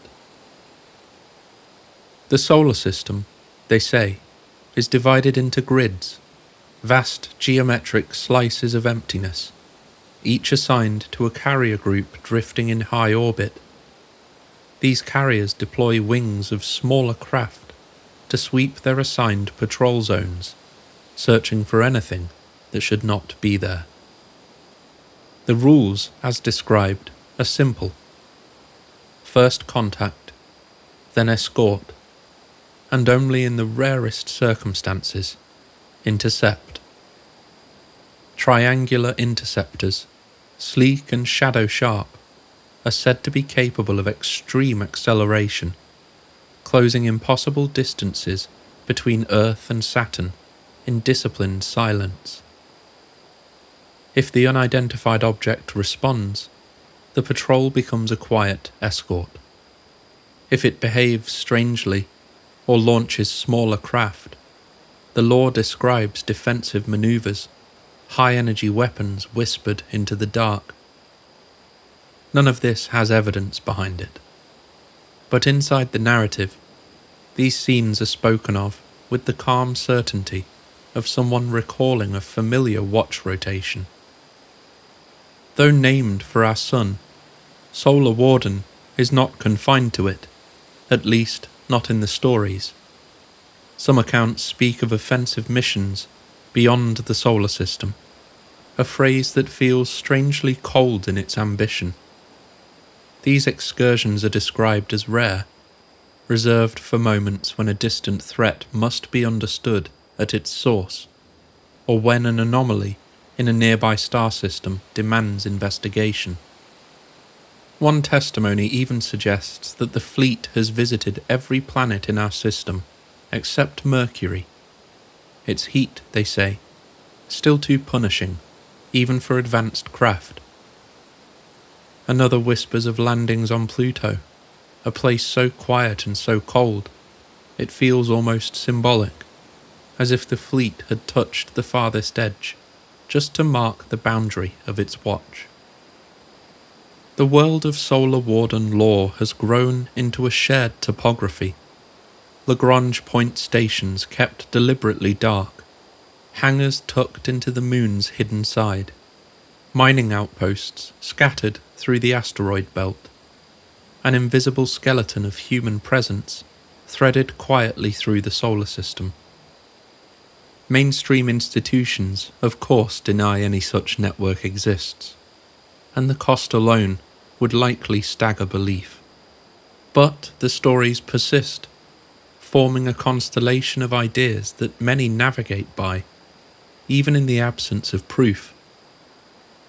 For now, we're here to enjoy the story, to soak in as much detail as possible.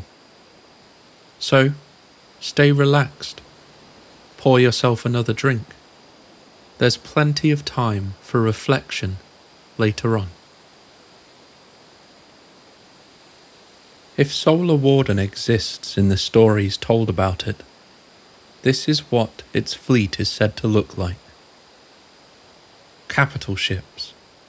The backbone of the fleet is almost always described as a set of large cigar-shaped carriers. 8 of them, according to early lore, stretching anywhere from 600 meters to over 2 kilometers in length. Their hulls are said to be smooth, seamless, with almost no visible architecture from the outside. This, in fact, echoes the description Gary McKinnon originally gave of the craft he believed he briefly saw in the NASA image before the connection was severed. A large, smooth, non-aerodynamic shape drifting above Earth. In the storytelling of Solar Warden, these carriers are less like star destroyers and more like slow-moving monasteries in space. Quiet, self-contained, home to the crews who patrol the vast grids of the solar system. Around those capital ships, like smaller fish circling a whale, move the craft known as protectors, usually listed as 43 in number. They vary in role: triangular interceptors, shuttlecraft for boarding or transfer, reconnaissance vehicles for deep patrol sweeps.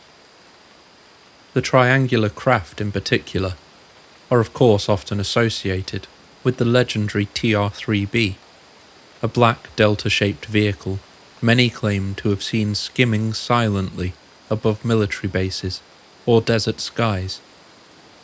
Lore places these triangles as Solar Warden's fast response units, capable of sudden acceleration, sharp angle maneuvers, and near-instant changes in vector that defy conventional flight dynamics. What makes these descriptions notable is not their drama, but their consistency across independent witnesses.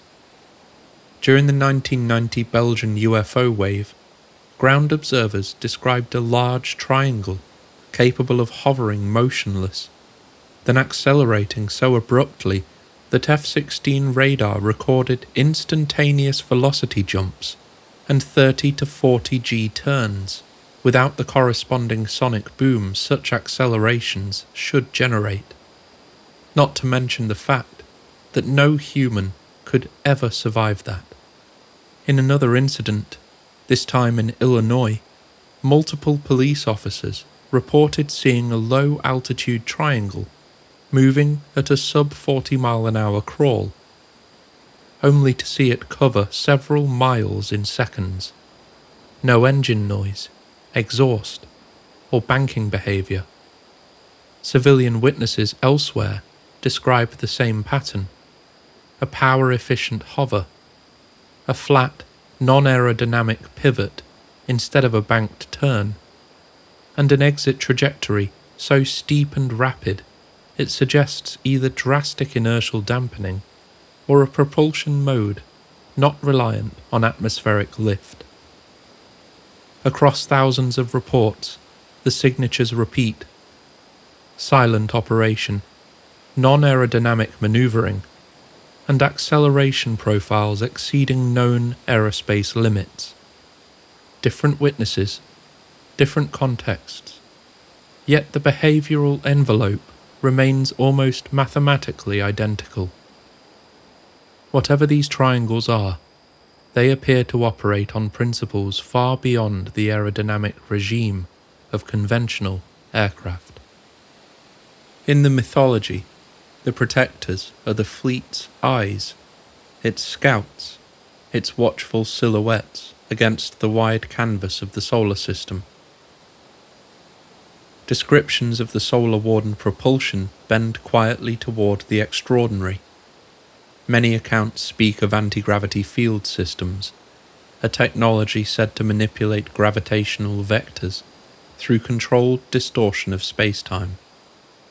Others push further, into the realm of temporal torsion drives, devices said to twist asymmetric fields around a craft, allowing it to fall forward through engineered pockets of space-time. This is not unlike the effect described by the Alcubierre drive, Hal Puthoff, and even Bob Lazar and his sport model. It is technology described the way one might describe a dream, with confidence, yet without the physics ever quite settling into daylight. These drives, in theory, allow for instantaneous turns, near silent motion, and the ability to traverse the outer solar system in hours rather than months.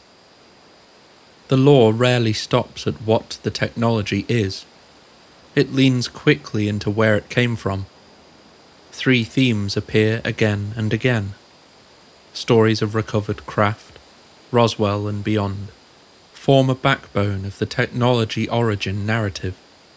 The idea being that human engineers slowly decoded components they didn't build. Many testimonies, especially those from William Tompkins, describe tall human-like beings offering subtle guidance in Navy research programs. In his telling, the Nordics nudged early prototypes forward, with designs no earthly engineer could explain.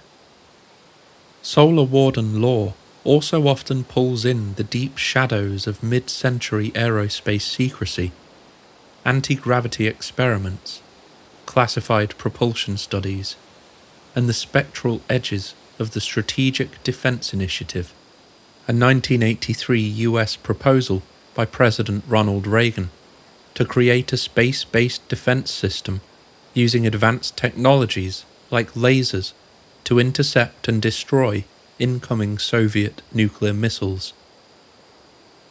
Together, these sources form a kind of mythic genealogy: extraterrestrial remnants, Cold War innovation, covert fleet.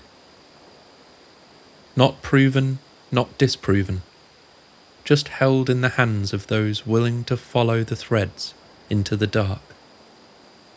And here in the Dreamland Motel quiet, the idea of a fleet like this becomes almost meditative. Great vessels drifting between planets, triangular scouts sweeping the silence, the strange engines humming softly as they fold the night around themselves. Do you ever have those nights where the sky feels less like a ceiling and more like a map? One with hidden ports, quiet stations, and forgotten outposts marked only by silence. Solar Warden lore extends into those imagined spaces too, describing where the fleet lands, repairs, refuels, and keeps watch. What follows is the landscape as the myth paints it. In nearly every retelling, the far side of the moon holds a quiet secret, a base known as Lunar Operations Command, or simply Lock. It is said to be carved deep into the rock, far from human eyes and radio waves, a cold, sheltered haven where smaller Solar Warden craft slip into underground hangars after long patrols through the dark. Lock appears again and again in testimony: a staging area, a transfer station, a place where missions begin and others quietly end. Some describe its architecture as stark and utilitarian. Others imagine wide caverns lit in pale light, where triangular craft rest like folded wings, waiting for the next sweep across the solar system. Mars holds an even older place in the lore. Many stories trace back to the claim that in 1964 the United States and the Soviet Union established a small joint colony, a fragile foothold on the Red Planet, decades before any public rover touched the dust. In these narratives, Solar Warden is responsible for supplying the settlement, delivering personnel, resources, and security. And then there is the darker thread, the whisper that sometime around 2005, one of Solar Warden's carriers was lost during a resupply mission, destroyed in Mars orbit under circumstances that no testimony can seem to agree on. Some say it was an ambush, others speak of mechanical failure, others still describe an encounter with something ancient and territorial. None of it can be proven, but, like all persistent stories, it lingers. And perhaps it lingers because of a deeper contradiction: the idea that two nations locked in a nuclear stare-down, each clawing for ideological dominance, might have quietly joined hands on something far more consequential than missiles, borders, or propaganda. A joint secret colony on Mars sounds impossible, unthinkable. Yet the Cold War was full of impossible things that happened anyway. Even at the height of the suspicion, space, it seems, was the one arena where cooperation didn't just survive, it flourished. In 1972, the United States and the Soviet Union signed a formal agreement for the peaceful exploration of space, laying down joint docking standards and shared scientific objectives. And in 1975, American astronauts and Soviet cosmonauts performed the unlikeliest of maneuvers. They docked two rival spacecraft, opened the hatches, and shook hands in orbit. A moment beamed around the world as proof that even adversaries could meet in the quiet above the earth and work as one. So the rumour persists, but if they could cooperate in orbit at a time when they could barely trust each other on the ground, who's to say how far that cooperation truly reached, and whether just once they aimed their ambitions not at each other, but toward another world? Further to this, what if Solar Warden itself set the example and the precedent that the US and Russia could openly cooperate? The fleet's presence, according to law, is not confined to the Moon and Mars. It stretches far beyond, touching places that human beings have only observed through telescopes. Some accounts describe quiet outposts near Titan, Saturn's largest moon, its dense orange atmosphere hiding stations built for long-range observation. Rumours also speak of facilities suspended in the cooler layers of Venus's upper atmosphere, floating far above the crushing heat below. And at the distant edge, where sunlight is a faint memory, patrols are said to extend into the Kuiper Belt, monitoring objects and signals before they cross into the inner system. These far-flung locations feel less like military posts and more like lighthouses, quiet beacons stationed at the thresholds of the solar system. Even the Earth itself, ordinary and familiar, is said to hide pieces of the puzzle. One recurring claim describes deep facilities beneath the Wasatch Mountains, Utah, where the largest Solar Warden craft are assembled or serviced in secret. The law, of course, also gestures toward Area 51 and Edwards Air Force Base, not as launch sites, but as testing grounds, places where early prototypes whispered across the runway before disappearing into classified hangars. Some testimonies link the fleet to defense contractors, like Boeing Phantom Works, suggesting that portions of the technology were refined through Cold War aerospace channels before being folded into deeper secrecy. The narrative here is not one of a single hidden base, but of a network, a constellation of facilities, each holding one thread, of a story too large for any one place. Whether these locations are real, imagined, or somewhere in between, the law treats them as stepping stones, anchors for a fleet that drifts in the dark and the unseen, moving through a solar system that may be far less empty than it looks from here. Solar Warden didn't stay confined to the late-night forums or whispered conversations for very long. Once McKinnon's claims, Perk's FOIA reply, and the early fleet descriptions began circulating, the idea slipped into the broader cultural bloodstream, sometimes taken seriously, sometimes with a wink, and sometimes as a mirror for our own longings as a species. And when a myth wanders far enough, it starts walking on its own. Major outlets tended to treat Solar Warden as either an odd curiosity or an internet tall tale. Coverage of Gary McKinnon's extradition battle kept the term floating in headlines. Tabloids especially loved framing him as the man who hacked a secret US space fleet. But even there, the tone stayed skeptical, focusing more on the legal drama than the law itself. One of the clearest demonstrations of mainstream dismissal came in 2020, when Reuters had to issue a fact check because an image circulating online was falsely claimed to show a Solar Warden craft. Reuters pointed out it was actually Star Wars concept art, a tiny but telling reminder of how eagerly people were willing to believe in the fleet's existence.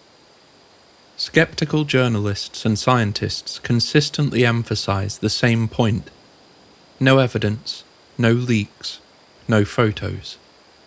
The enormity of the engineering alone, they argue, makes secrecy implausible. And yet, the myth persists.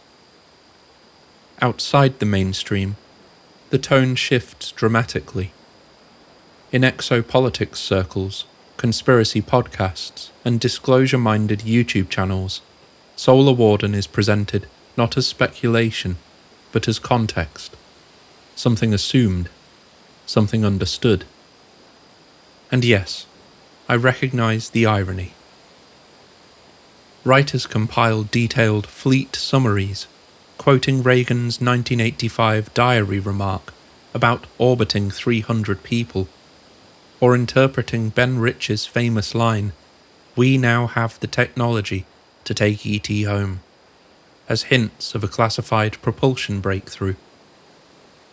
On disclosure-focused wikis, Solar Warden is outlined with the same matter-of-fact tone used for real military programs: 8 carriers, 43 auxiliaries, patrol grids, mission cycles.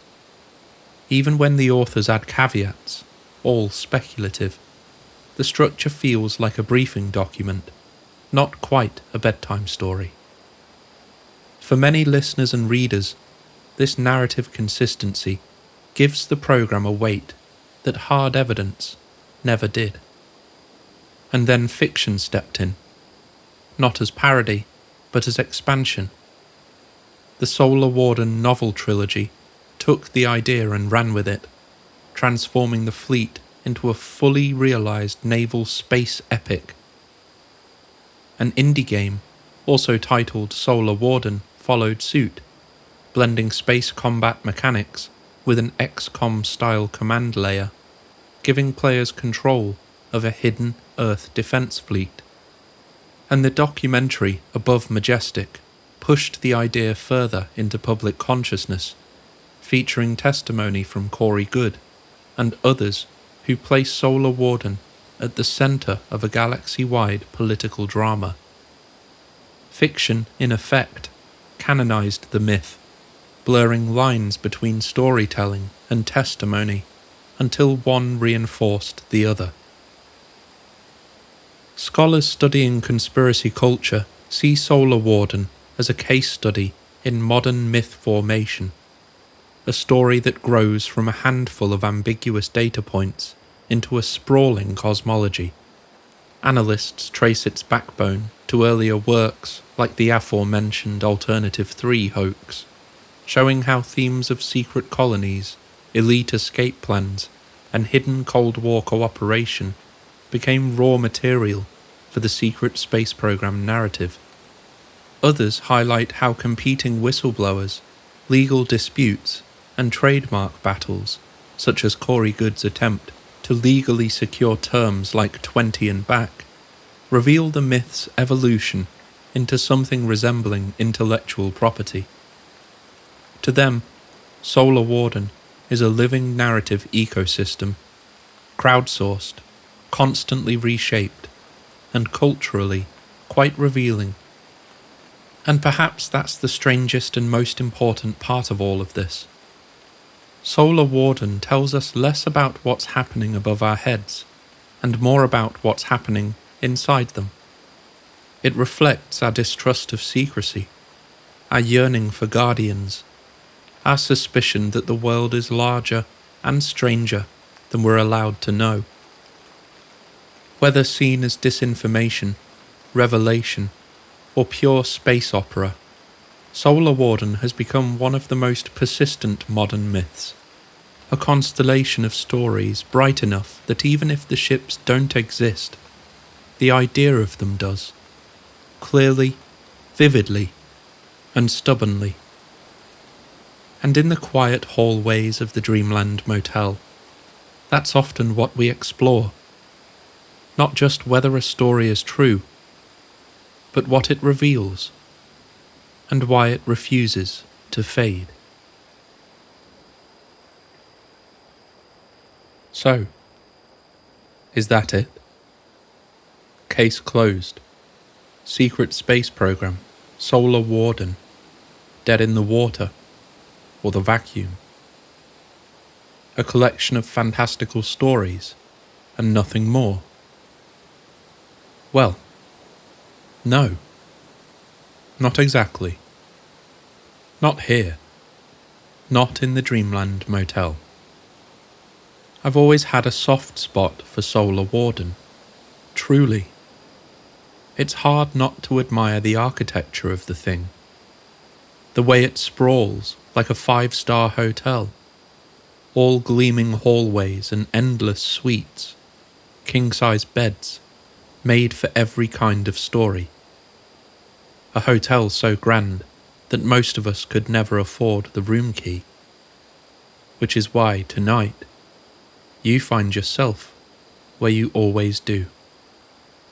Back in this motel, with the warm drinks, the lumpy mattress, and that bathroom light that flickers no matter how many times you tap the bulb.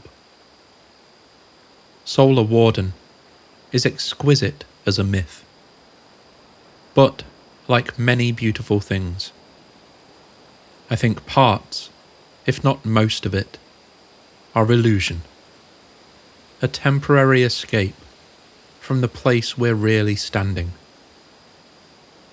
And yet, beneath the costume, beneath the grandeur, I believe the foundations are good, solid even. Because at the very end of every corridor, no matter how strange the wallpaper becomes, the road leads back to Gary McKinnon. And fundamentally, I believe him. I believe he saw a document listing the names of off-world officers. I believe he found something that the world was not meant to see. And I believe the severity of the US response was not the reaction of a government amused by a boy guessing passwords in the night. It felt like a warning, a cautionary tale for anyone else tempted to go looking for the truth. Call it what you like. Solar Warden, a secret space program, a misfiled Navy spreadsheet. The name doesn't matter to me. What matters is the foundation. That our public understanding of space may only be the surface layer of something far deeper. And then there's the FOIA reply. That subtle sideways clue that has anchored so many conversations. A single line that opened the door to everything we explored tonight. Solar Warden is a myth, yes, but it is also a crossroads, a meeting point for dozens of stories we'll wander through together in the weeks ahead. A fantastical ecosystem, sprawling and strange, and if even 1% of it is true, it's world-shifting. So that is our goal here, to sift through every one of those stories, patiently and without fear or judgment, to search for that 1%, that lighthouse flickering somewhere on the outer fringe of the solar system. And we'll do it all of it, from the nostalgic, honest comfort of the Dreamland Motel. A place where the neon hums, the sky leans close, and you're welcome to stay as long as you like. If you enjoyed tonight's episode, please consider liking, subscribing, and sharing the content. Tell me where you listened from, and what time it is for you. I genuinely love knowing how this little constellation of guests gathers across the world each week. So sleep well, travel gently, and we'll see you again soon. Good night.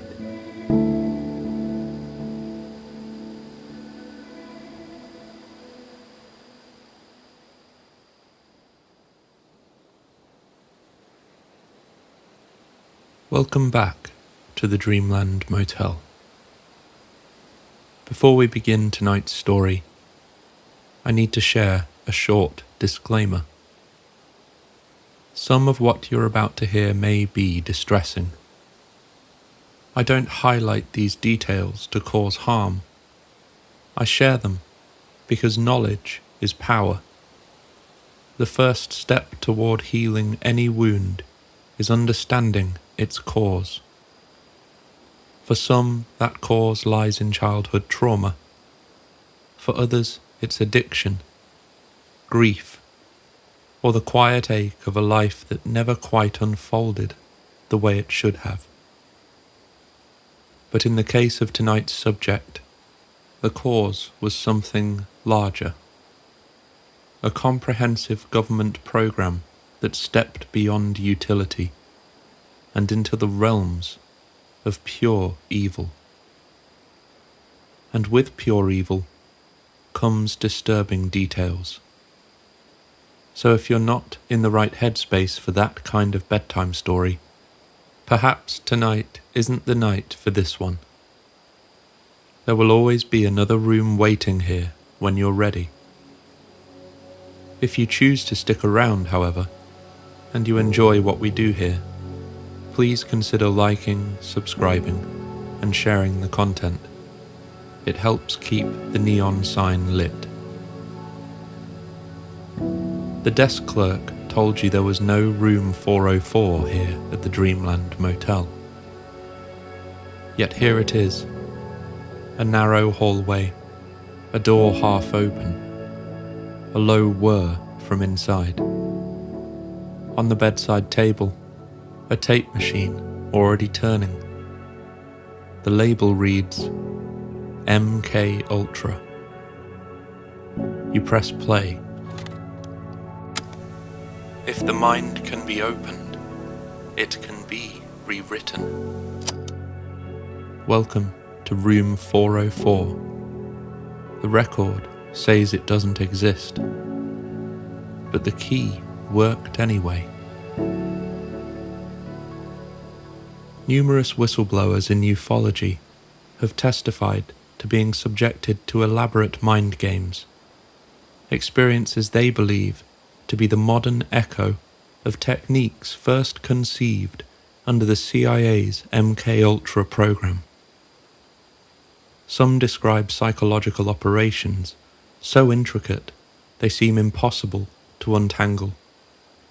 Others speak of social pressure, engineered paranoia, even synthetic telepathy, claims that strain belief, yet repeat with uncanny similarity across decades. Whether every account is true almost doesn't matter, because each one reminds us of something far more important, that governments, especially in times of fear, will go to extraordinary lengths to protect their perceived interests. At some point, we the people quietly became them, the subjects. But is this ufology? It's related, a worthy corridor in the motel to explore as we journey to find the truth. There are no flying saucers here, no visitors from distant stars, only men in lab coats, mirrors, and locked doors. But in its own way, this story is still about contact. Contact between human ambition and the unknown territories of the mind. A government looking inward, not upward, and finding something every bit as alien. The official record says MKUltra was a CIA behavioral modification program that ran from 1953 to 1973. That's the language of bureaucracy. It sounds almost clean, but the reality was anything but. MKUltra was one point on a long, blood-stained timeline of human experimentation, one that stretches back long before the Cold War. To understand its origins, we have to step further into the dark, not into the 1950s, but all the way into the 1940s, into the laboratories of war. The Second World War was, among many things, a war of science, and science lost its soul in the process. In the frozen barracks of Dachau, Nazi doctors stripped prisoners naked and plunged them into ice water to test the limits of human survival. They watched men shiver, seize, and finally fall silent, all in the name of hypothermia research.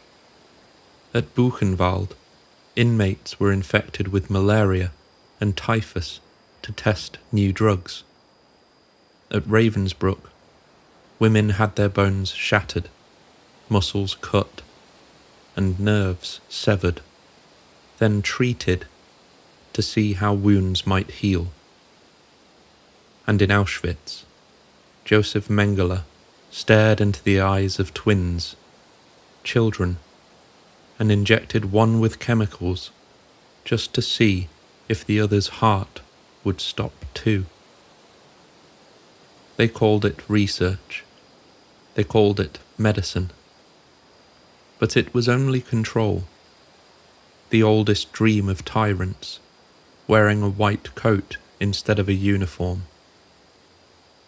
Thousands perished in the name of progress.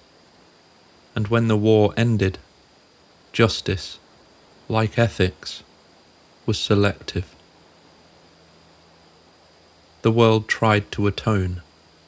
The Nuremberg doctors' trial condemned 23 Nazi physicians, and from those horrors came the Nuremberg Code, a promise that never again would a human be experimented on without voluntary consent. But promises fade, because even as those trials took place, the United States was quietly importing Nazi scientists under Operation Paperclip. Men like Hubertus Strughold, who'd once overseen high-altitude experiments on prisoners, were brought to America to build the space program. Others, like Kurt Blom, who'd tested plague vaccines on the dying, were spared execution in exchange for their knowledge of biological weapons. And somewhere in Washington, someone decided that the data gathered in Dachau and Auschwitz, even data born of agony, might still be useful. A US military report recommended adopting Sigmund Rascher's freezing research for pilot survival training. A captured dossier on mescaline, used by Nazi doctors as a truth serum, inspired the US Navy's first post-war interrogation drug program, Project Chatter. The line between condemnation and imitation was already dissolved. Across the Pacific, another empire had written its own chapter in the anatomy of cruelty. In the fields of Manchuria, behind high walls and frozen air, stood Unit 731, a Japanese biological warfare division commanded by General Shiro Ishii. Here, the scientists called their victims Maruta. Logs. Men, women and children infected with plague, cholera, and anthrax. Limbs frozen solid in winter wind, then struck with sticks to study the fracture of flesh. Prisoners strapped to stakes while germ bombs exploded around them. Infants vivisected, without anesthesia, their organs studied as they died. Over 3,000 perished inside the compound. Outside, in surrounding Chinese villages, an estimated 200,000 more died as Unit 731 unleashed plague fleas and pathogens on civilians. When the war ended, the Americans found the ruins and a decision to make: prosecute or profit. General Douglas MacArthur chose profit. In 1947, he struck a deal: immunity for data. Unit 731 scientists were spared trial in exchange for their reports on biological warfare, frostbite resistance, germ dispersal, tissue decay. The files were shipped to Fort Detrick, Maryland, the heart of America's bioweapons program. The data was stamped top secret and buried in archives, while General Ishii retired peacefully in Japan. The US gained knowledge, the world lost its moral footing, and the message was clear: if atrocities could yield results, atrocities could be forgiven. In the years that followed, the United States would conduct thousands of experiments of its own. The targets weren't enemy soldiers, they were ordinary Americans. In hospitals, scientists injected unwitting patients with plutonium to track its movement through the body. In prisons, men were exposed to radiation and nerve agents to see what levels could be survived. At the Fernald School, children with developmental disabilities were fed oatmeal laced with radioactive iron, told it would help their teeth. At Willowbrook, disabled children were deliberately infected with hepatitis to study immunity. At Holmesburg Prison, inmates were coated in dioxin and psychoactive drugs, while corporations and military researchers took notes. Some were paid a few dollars, most were told nothing. None were truly given a chance.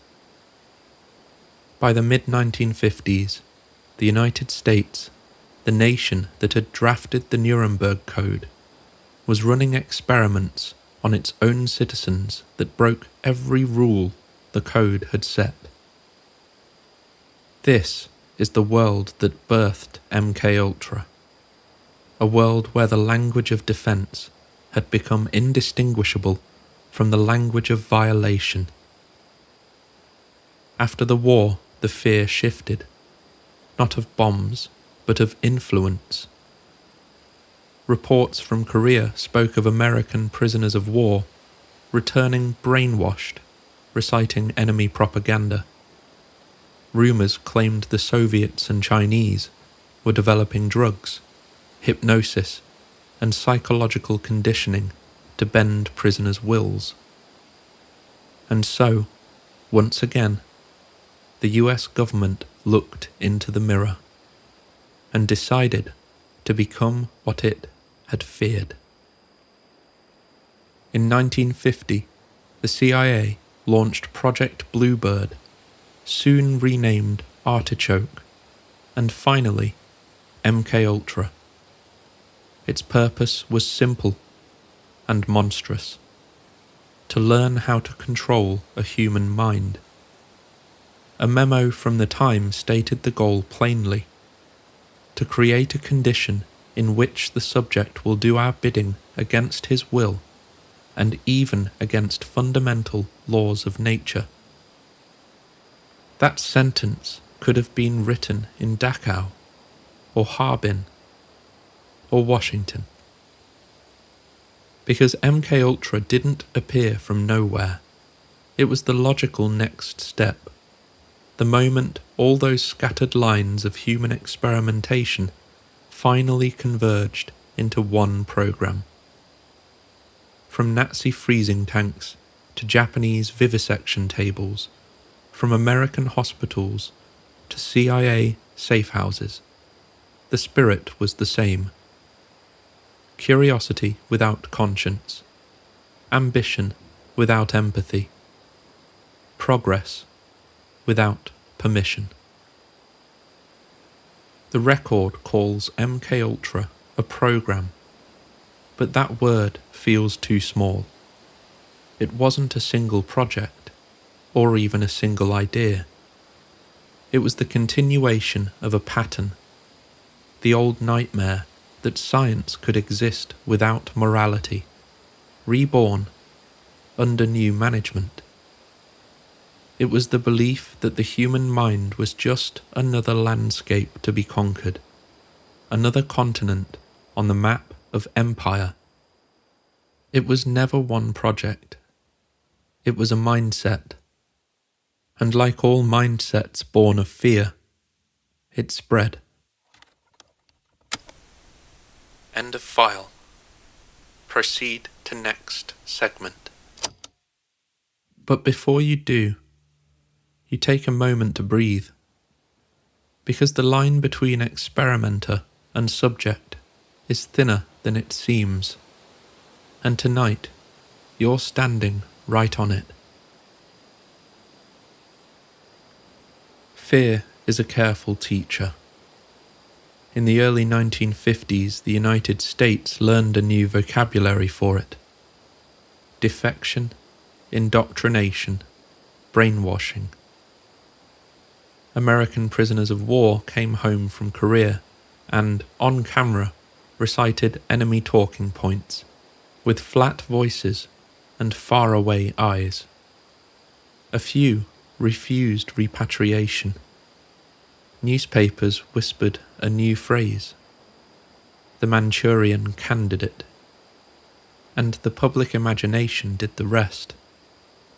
If a soldier could be bent, perhaps anyone could. And if the enemy knew how to do it, then not knowing was a liability the size of a superpower.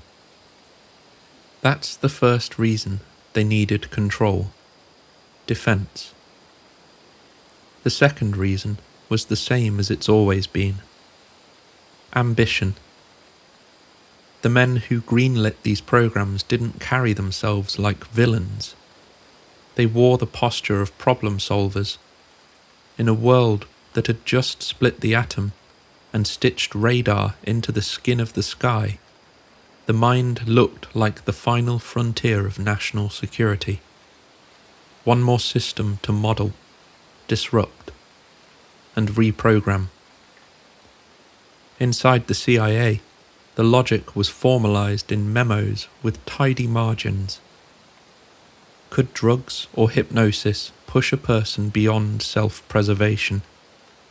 Could fear, isolation, or sensory flood erase a personality and install another? Could a prisoner be made to talk? Could an agent be made to forget? The words were clinical. The target was intimate. To expand on what we previously mentioned, they called the first pass Bluebird in 1950. Learn what the Soviets are doing. Test our own inoculations against coercion. Within a year, Bluebird malted into Artichoke, a colder name for a colder mandate. Can we get control of an individual to the point where he will do our bidding against his will, even against fundamental laws of nature and all instincts for self-preservation? The sentence reads like a dare to the species. By 1953, with Alan Dulles at the helm, the questions became a budget line: MKUltra. Dulles had given a speech not long before about a battle for men's minds. It sounded like a metaphor. Inside the building, it wasn't. The CIA's Office of Scientific Intelligence, watching the Soviets and the technical services staff building tools, aligned around a simple premise. If there was even a 10% chance our adversaries could puppet a mind, we had to close that gap first, and if possible, reverse it. And behind the desks sat a chemist who believed chemistry could open the lock. Sidney Gottlieb. He didn't think of LSD as a party drug. He thought of it as a key. If reality was a door, perhaps a drop on the tongue could loosen the hinges. Defense on paper, offense in practice. The defensive story they told Congress and themselves went like this. We must inoculate our officers against interrogation techniques. We must teach agents to resist drugs, hypnosis, sleep deprivation. We must develop truth serums only so we know how to defeat them. But underneath, the defense was the ancient itch of power. If we can inoculate, we can induce. If we can protect our minds, we can enter theirs. If we can keep a secret safe, we can steal one. If we can stop a confession, we can script one. The requirement document reflects both faces at once. Counter-brainwashing manuals drafted alongside interrogation protocols. Research on amnesia adjacent to ideas about programming couriers who wouldn't remember their packages. This is how bureaucracies moralize the extraordinary. Write 2 use cases, fund the bolder one. There was another current moving under the floorboards. Paperclip. Not the men themselves. The Chapter 1 roll call is behind us, but the inheritance of possibility. When you bring in people who treated biology like clay, you import a worldview. That constraints are negotiable if the objective is grand enough. You don't have to mention Germany or Manchuria in a memo. You just write, time is of the essence. And everyone understands that ethics are elastic when the enemy is existential. Psychology was changing too. Behaviorists were mapping conditioning with the confidence of cartographers. Stimulus response, reinforcement schedules, de-patterning and re-patterning, whispered in clinical journals. In that climate, the soul looked like an old superstition. Consciousness, a stack of levers and lights waiting for the right hands. When you believe that, the leap from theory to human trials is smaller than a sigh. And then there was the zeitgeist, the air that everyone breathed without noticing. Radio beamed across continents. Television set the cadence of living rooms. Advertising agencies boasted they could engineer desire with colour palettes and placement. The science of persuasion left the lecture hall and learned to buy billboards. If you can sell a cigarette to a nation, perhaps you can sell a memory to a single mind, or erase one. It wasn't just spies who pursued control. It was modernity itself. MKUltra was where those currents met. Fear of enemy sorcery, faith in human engineering, and the dawning recognition that attention is a resource that can be mined. Inside the building, the questions got more specific. What is the dose-response curve of LSD in unsuspecting subjects? Can hypnosis partition identity into compartments with separate passwords? Does sensory deprivation soften the mind's surface, make new impressions stick? Can electroshock erase a pattern of thought so thoroughly that a new one can be written? Is there a sweet spot where fear and isolation produce maximal compliance without collapse? Outside the building, the justification stayed simple. They're doing it. We must too. When you repeat that long enough, it becomes a lullaby for the conscience. The money moved through foundations with warm names. The studies ran in universities with proud seals.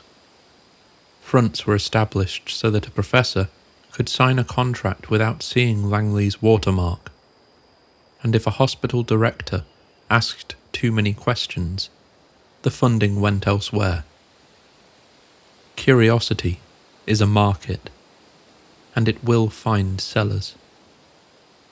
But the deepest reason, the one no Memo will say aloud, is this. To outthink the enemy, they first had to outthink humanity. Not the species' brilliance, its boundaries. If the self is a perimeter, where does it give? How much sleep can you take away before the gate opens? How much noise before the guard stops listening? How much loneliness before the prisoner builds a friend out of the interrogator's voice? These are not tactical questions. They are metaphysical ones, disguised as fieldcraft.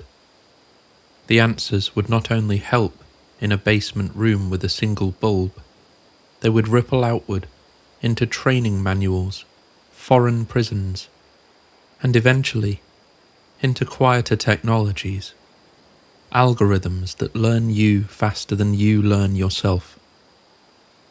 MKUltra did not invent those questions, but it formalized them. It gave them an office number and a burn bag. There's another why worth gently saying. Institutions don't chase the enemy, they chase momentum. A program justified to stop a hypothetical Soviet serum becomes a line item, then a department, then a mandate to innovate, lest the budget be cut. Curiosity becomes a performance metric. Good people tell themselves they're just mapping the edges so others won't fall off. So why do they need to control minds? Because fear made it reasonable. Because science made it plausible. Because bureaucracy made it durable. Because ambition made it irresistible. And because, in a century that learned how to split the atom and compute the weather, it began to seem inefficient that a human being could still say no. We told ourselves it was to protect the free world. We did not notice what we were doing to the free. This isn't a story about what the enemy did. It's a story about what fear taught us we were allowed to try ourselves. And that is why, when you open the next tape and hear the list of methods, drugs, hypnosis, isolation, electricity, you will understand that the tools were never the point. The premise was. Tested under various conditions, including prolonged exposure, isolation, and hypnotic suggestion. Further data to follow. Click, silence, then another voice. Calm and professional. We were trying to dissolve the self and see what was left. The previous chapter was about the why. This one is about the how far they went, how they tested their theories, how the pursuit of control slipped its leash and became something else entirely. They began with the simplest of catalysts, chemistry. In the early 1950s, the CIA had its hands on a new compound, a Swiss pharmaceutical curiosity that could rearrange perception itself, LSD-25.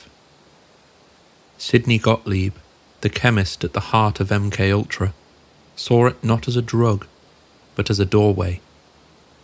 If you could open the mind that easily, he wondered, maybe you could walk inside.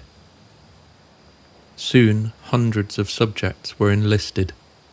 Some volunteered. Most didn't know they had. In hospitals, prisoners, mental patients, and servicemen were dosed without warning. At the Lexington Narcotics Farm in Kentucky, Dr. Harris Isbell used addicts as his subjects, men desperate enough to trade their bodies for morphine. They were told it was research into addiction. In reality, they were given LSD every day for 77 consecutive days, watched like specimens as their grip on reality melted away. Elsewhere, the CIA brought its experiments out of the lab and into the streets. It was called Operation Midnight Climax, a phrase that sounded like a bad pulp novel. But the truth was stranger. In San Francisco and New York, CIA frontmen rented apartments and outfitted them with microphones, cameras, and one-way mirrors. They hired sex workers to lure clients to these safe houses. Drinks were spiked, curtains drawn. The men never knew they'd been drugged. On the other side of the glass, CIA officers sat with notepads and whiskey, watching what LSD did to a human being when pleasure turned to panic. The reports are clinical, but you can read the voyeurism between the lines. They weren't just studying the drug, they were studying power, how it feels to hold it, unseen. When Gottlieb learned that an army scientist named Frank Olson had grown disturbed by what he'd seen inside the program, he decided to test the loyalty of his own men. One night at a retreat, he slipped LSD into their drinks without warning. Olson spiraled into paranoia and despair, convinced he had seen too much. 9 days later, he fell from a hotel window in New York. Officially, he'd done it to himself. Unofficially, it was the moment MKUltra's reflection blinked back and smiled. If LSD could dissolve the self chemically, isolation could do it mechanically. In Montreal, a mild-mannered psychologist named Donald Hebb sealed volunteers into padded cubicles, goggles on, hands gloved, sound reduced to a hum. At first, they rested. Then, they hallucinated. After 2 days, many begged to be released. They described dreamlike visions, coloured lights, phantom figures, whispered voices. When they emerged, Hebb found something extraordinary. They were suggestible. Tell them a ghost story in that state, and they would believe it. Ask them to question their memories, and they would. Hebb stopped his work, calling it torture, but by then, the CIA had noticed. His findings flowed straight into MKUltra's next experiments, where isolation became a tool, not a warning. Prisoners and psychiatric patients were confined in soundproof rooms for days, with only a light bulb for company. The air conditioning hissed white noise until thoughts started to fray. When the mind runs out of input, out of food for thought, it begins to eat itself. In one recorded session, a subject sobbed as he said he could hear his own heartbeat, like a drum inside the walls. Another began speaking to the mirror as if it were answering. When interrogators entered, the subjects clung to them like saviours. They'd become dependent, and therefore open. This was the scientific rebranding of psychological torture. Not broken bones, broken boundaries. By 1963, the method had been codified in an official CIA document called the Q-Bark Manual, which calmly outlined how to soften resistance through sleep deprivation, isolation, and sensory control.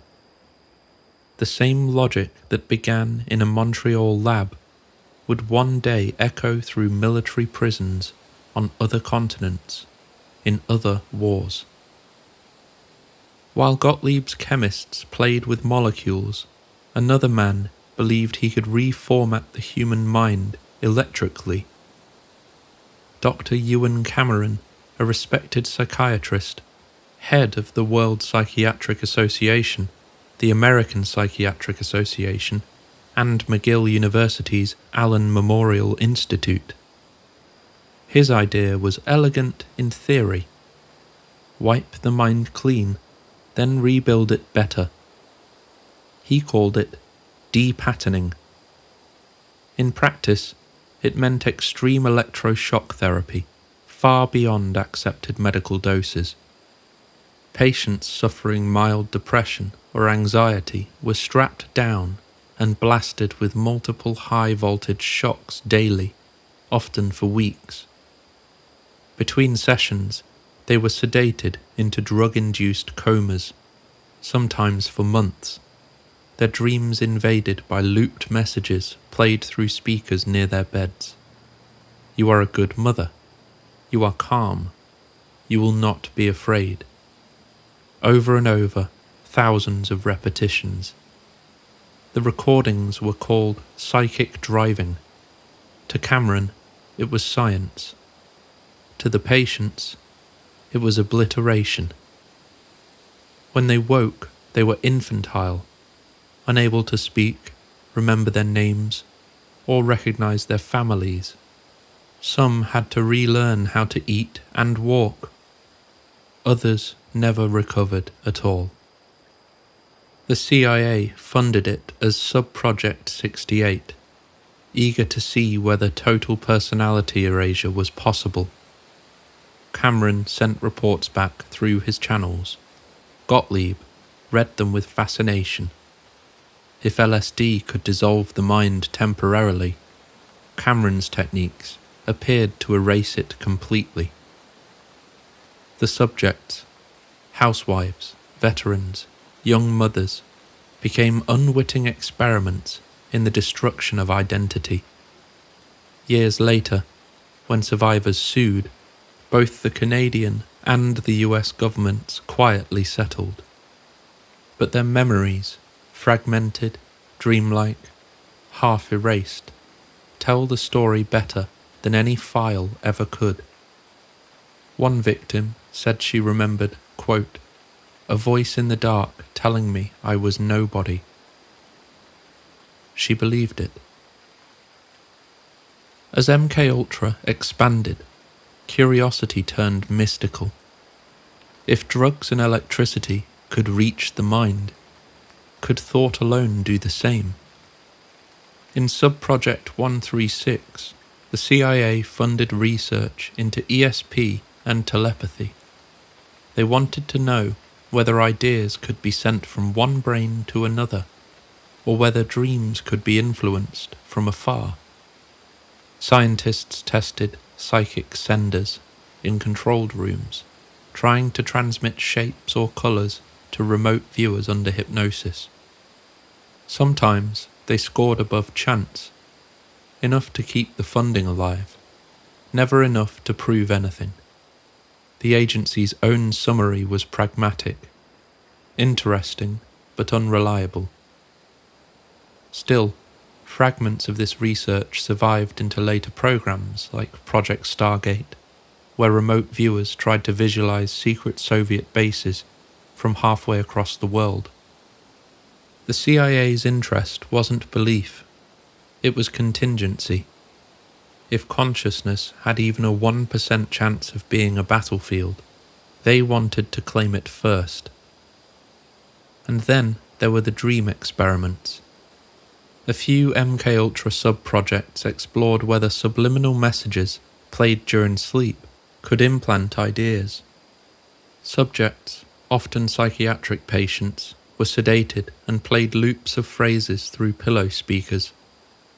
When they awoke, researchers asked leading questions to see if the suggestions had taken root. Results, however, were inconsistent, but the implication lingered. Maybe the mind could be rewritten in its most defenseless state. Some accounts suggest they even tried pairing dream manipulation with LSD and hypnosis, chasing the idea of creating programmable states of consciousness. One CIA memo described it as an attempt to utilize the unconscious for directed purpose. Even the language reads like incantation. Who were the subjects? They were prisoners, promised leniency for participation. They were psychiatric patients, told it was therapy. They were soldiers, ordered to volunteer. They were civilians, lured by advertisements for paid research studies at universities and hospitals. At the New York Psychiatric Institute, one student took part in an experiment on dreams. He was unknowingly dosed with LSD, spent 10 days in a psych ward, and never fully recovered. At the Edgewood Arsenal, soldiers tested nerve agents and hallucinogens under the banner of patriotism. At Lexington, addicts traded their sanity for morphine rations.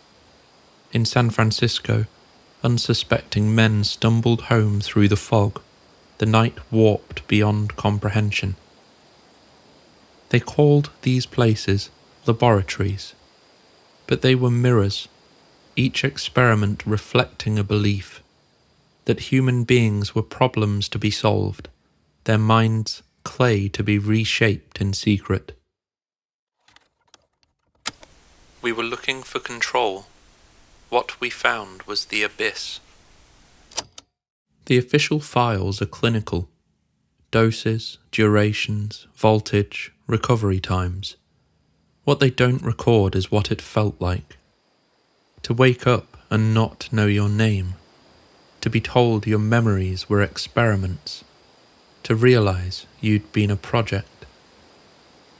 Sidney Gottlieb wasn't a cartoon villain. He meditated, raised goats, practiced environmentalism, and saw himself as a patriot. He believed he was defending democracy by dismantling the mind in the lab. He called LSD a tool for expanding consciousness, and yet used it to erase. He wanted to dissolve the self, and he did. What was left was the wreckage of identity itself, and a government that had proven the ultimate point of control wasn't in weapons or walls, but in perception. These aren't facts. They're shadows, and sometimes the shadows line up too neatly to ignore. The thing about a secret program is it doesn't really end. It diffuses. It drifts into other rooms, other people, other headlines. And sometimes when history blinks, you can almost see its reflection. So let's walk softly now. This part is speculation. Think of it as the static between channels. Sometimes the static says more than the signal. Lee Harvey Oswald, the quiet Marine who learned Russian before most kids could drive. He worked radar at Atsugi, the same Japanese base that tested U-2 spy planes and housed CIA contractors running early behavior studies. Then he defected to the Soviet Union. Then he came back with no charges, no trial, and a passport renewed in record time. Officially, he was just a confused man. Unofficially, people wondered what kind of confusion gets you that kind of leniency. Immediately after his arrest for the assassination of JFK, he claimed he was a patsy, blamed for a crime he didn't commit. Or perhaps didn't remember committing. Charles Manson. He'd spent half his life in institutions before anyone called him a prophet. The Haight-Ashbury Free Clinic, where he and his followers drifted through, happened to be collecting data for federally funded LSD trials under Dr. David Smith, the kind of research the CIA liked to keep its eyes on. Manson's parole officer, Roger Smith, was tied to that same clinic, studying how LSD affected behavior and group bonding. Manson was arrested again and again, weapons, drugs, parole violations, and somehow he kept getting released. When the blood dried at Cielo Drive, people started looking backward. Maybe he wasn't controlled. Maybe he just learned what control looked like, up close. When he said, "I am what you made me," it didn't sound like poetry anymore. Sirhan. He practiced at the firing range. He wrote in loops, "RFK must die, RFK must die," page after page. And when the moment came, he said he remembered nothing. Even now, after half a century, he says his memory stops at the sound of a woman's voice counting backwards. His lawyers claimed hypnosis. They even found a psychiatrist who said he could still be under. There were whispers that someone, somewhere, had tried to demonstrate just how effective post-hypnotic suggestion could be. Was Sirhan a trigger or a warning? Maybe both. Perhaps the perfect example of what the program was always trying to make. A man whose will could be edited like a paragraph. James Whitey Bulger. This one's not rumour, it's confession. In 1957, at the Atlanta Federal Penitentiary, Whitey volunteered for what he thought were medical experiments. They called it MKUltra Sub-Project 44. He was dosed with LSD every day for over a year, part of a study on hallucinogenic reactions in criminals. He later said he was told it was a cure for schizophrenia. Ted Kaczynski. At Harvard, 16 years old, quiet, brilliant. He joined a psychological study ran by Henry Murray, a man who'd helped design wartime interrogation methods. For 3 years, Murray's students were humiliated, insulted, told their beliefs were worthless, all while hooked to electrodes measuring stress responses. Kaczynski later vanished into the woods and started sending bombs to the architects of the technological world he despised. He became the Unabomber. No paper ever says MKUltra funded Murray, but the overlap, timing, methodology, intention hums like feedback. Mark David Chapman and John Hinckley Jr. One shot Lennon, the other Ronald Reagan. Both heard voices. Both fixated on fame and fantasy. Both rewrote history in a single gunshot. Each had been under psychiatric care that involved experimental medications and suggestibility testing. In another era, that might have been a coincidence. But in the MKUltra era, coincidence always sounds like design. Some names never made the papers. Students at McGill, prisoners in Kentucky, soldiers at Edgewood Arsenal. Men and women who woke up years later with fragments they couldn't explain, gaps that smelled of antiseptic and fear. When Director Helms ordered the records destroyed, it wasn't the evidence that vanished, it was the people. The ones who slipped through the cracks, ordinary lives that never felt ordinary again. Maybe none of them were part of it. Or maybe all of them were. Just different rooms in the same motel. What's left behind isn't proof, only a pattern. Men who forgot what they'd done. Women who remembered what couldn't have happened. And a government that insisted it had stopped asking those kinds of questions. When you erase the record, you erase the evidence, but not the consequence. In the spring of 1973, the CIA decided to burn its ghosts. Director Richard Helms, a man known for his calm, surgical manner, issued an order to destroy every MKUltra file in existence. Helms was retiring. So was Sidney Gottlieb, the chemist who had dosed hundreds without consent in his quest to dissolve the human will. Together, they decided that what had been done for the good of the nation should not survive to trouble it.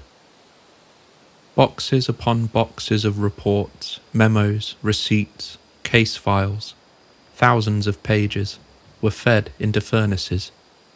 Gottlieb later said he believed it was a good idea. Helms would tell Congress that he simply wanted to protect the identity of people who had assisted the CIA. But buried in that polite language was something else, an understanding that what they had built was indefensible. One CIA assistant objected, saying the agency had spent millions of dollars on this research and that if it were ever needed again, there would be nothing left to guide them. Helms ignored him. The flames rose anyway. They thought they were erasing a program. What they actually erased was the proof of how far it went. 4 years later, in a warehouse mislabeled as financial archives, a young archivist found 7 boxes the fire had missed. Inside, budgets, payment memos, contract notes, the paperwork trail of what had been a 149 sub-project empire. They listed 80 institutions, universities, hospitals, prisons, and 185 researchers, most hidden behind initials. The scientists had been working through cut-out foundations, unaware that the money came from the CIA. They thought they were studying learning, hypnosis, or addiction. In truth, they were helping an agency map the edges of the human mind. Those boxes became the skeleton key. The ghosts, it turned out, hadn't all been burned, just misplaced. When the New York Times printed Seymour Hersh's exposé on CIA domestic abuses, the country looked up from its coffee and realized the nightmares were real. President Ford launched the Rockefeller Commission. Congress opened the Church Committee. And the public learned that the CIA had run secret drug experiments on unwitting Americans for 20 years, at every level of society, from soldier to addicts, from psychiatric patients to bystanders in motel rooms. One report spoke bluntly. These experiments were clearly illegal. The commission confirmed that one man had already died, the aforementioned Dr. Frank Olson, who plunged from the hotel window after being dosed with LSD by his colleagues. The Inspector General's report, long buried, declared that by 1963 the agency had finally recognized serious moral and legal issues and ordered an end to unwitting drugging, but the paper trail suggested the work simply changed names. In the Senate hearings, officials described things that sounded less like science and more like nightmares. Operation Midnight Climax, where CIA paid prostitutes slipped LSD into drinks while agents watched from behind the one-way mirror. Dr. Ewan Cameron and his psychic driving, in which patients were kept in drug-induced comas and blasted with recorded messages until their personalities disintegrated. And a program that had used children and prisoners in sensory isolation tests designed to make them forget who they were. This is not science, one senator said. This is sorcery with a government budget. The hearings left the public stunned. Americans who had grown up believing their government to be the moral counterweight to totalitarianism now had to face that it had borrowed the same playbook, that it had pursued mind control with the same zeal that others had once pursued genocide. Helms was gone. Gottlieb had vanished to India. No one was punished. But something in the American psyche cracked that summer. The spell of innocence broke. Helms told Congress the work had ended years earlier. He wasn't lying. Not exactly. He was just using past tense for a program that had changed its name. After MKUltra came MK Search, a continuation designed to develop a capability to manipulate human behavior in a predictable manner through the use of drugs. It was the same work under a new banner, running quietly from 1965 until, ironically, the same year Helms ordered the bonfire, in 1973. Within MK Search lived its own sub-projects. MK Chickwit, which scouted foreign pharmaceuticals for new hallucinogens and behavioural agents, and MK Often, which tested the effects of those substances on soldiers, prisoners, and animals. Officially, MK Often focused on toxicology and behaviour. Unofficially, and this part comes to us as rumour, it may have wandered into stranger terrain. Psychics, mediums, occultists, even practitioners of voodoo. There are stories, unconfirmed but persistent, of CIA officers visiting astrologers, of attempts to summon entities, not for belief, but for data. No document ever proved this, but given what the program had already done in daylight, the shadows don't seem so far-fetched. By the early 1970s, the military had caught the fever too. At Stanford Research Institute, physicists Hal Puthoff and Russell Targ began testing people who claimed to see at a distance. Their early subjects, Ingo Swann, Pat Price, described hidden Soviet bases, downed bombers, even the rings of Jupiter, years before NASA confirmed them. The Pentagon called it remote viewing. The CIA called it Project Stargate. For 20 years they tried to train psychic spies. Some sessions seemed uncanny. Others were nonsense. By 1995, after 2 decades of inconclusive data, the CIA pulled the plug. Officially, Stargate was terminated. Unofficially, some say it simply moved off the books. When the Rockefeller and Church reports were finally published, the findings were grim, but the remedies were earnest. Ford issued an executive order forbidding any future drug experiments on unwitting subjects. Congress built permanent intelligence oversight committees. The CIA promised reform, and Director Stansfield Turner swore under oath that the agency is in no way engaged in either witting or unwitting testing of drugs today. The nation believed him, or wanted to. Yet in those same hearings, senators learned that 44 universities, 12 hospitals, 3 prisons, and at least 15 private companies had all played host to MKUltra work. Some institutions only found out when the subpoenas arrived. Their professors had been publishing papers, their data funded by the agency, without their knowledge. What the hearings couldn't answer was the question that still lingers. When you burn the evidence, how do you truly measure the damage? How many lives were altered, erased, or rewritten under the label of national security? How many patients lay in hospital beds, told they were participating in harmless studies, never knowing their dreams were being mapped for control? The CIA couldn't say. The files were gone. The victims, many still alive, never got their names back.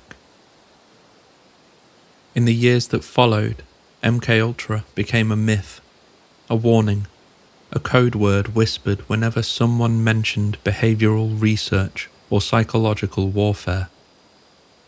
But the truth is, it didn't end. It simply changed interface.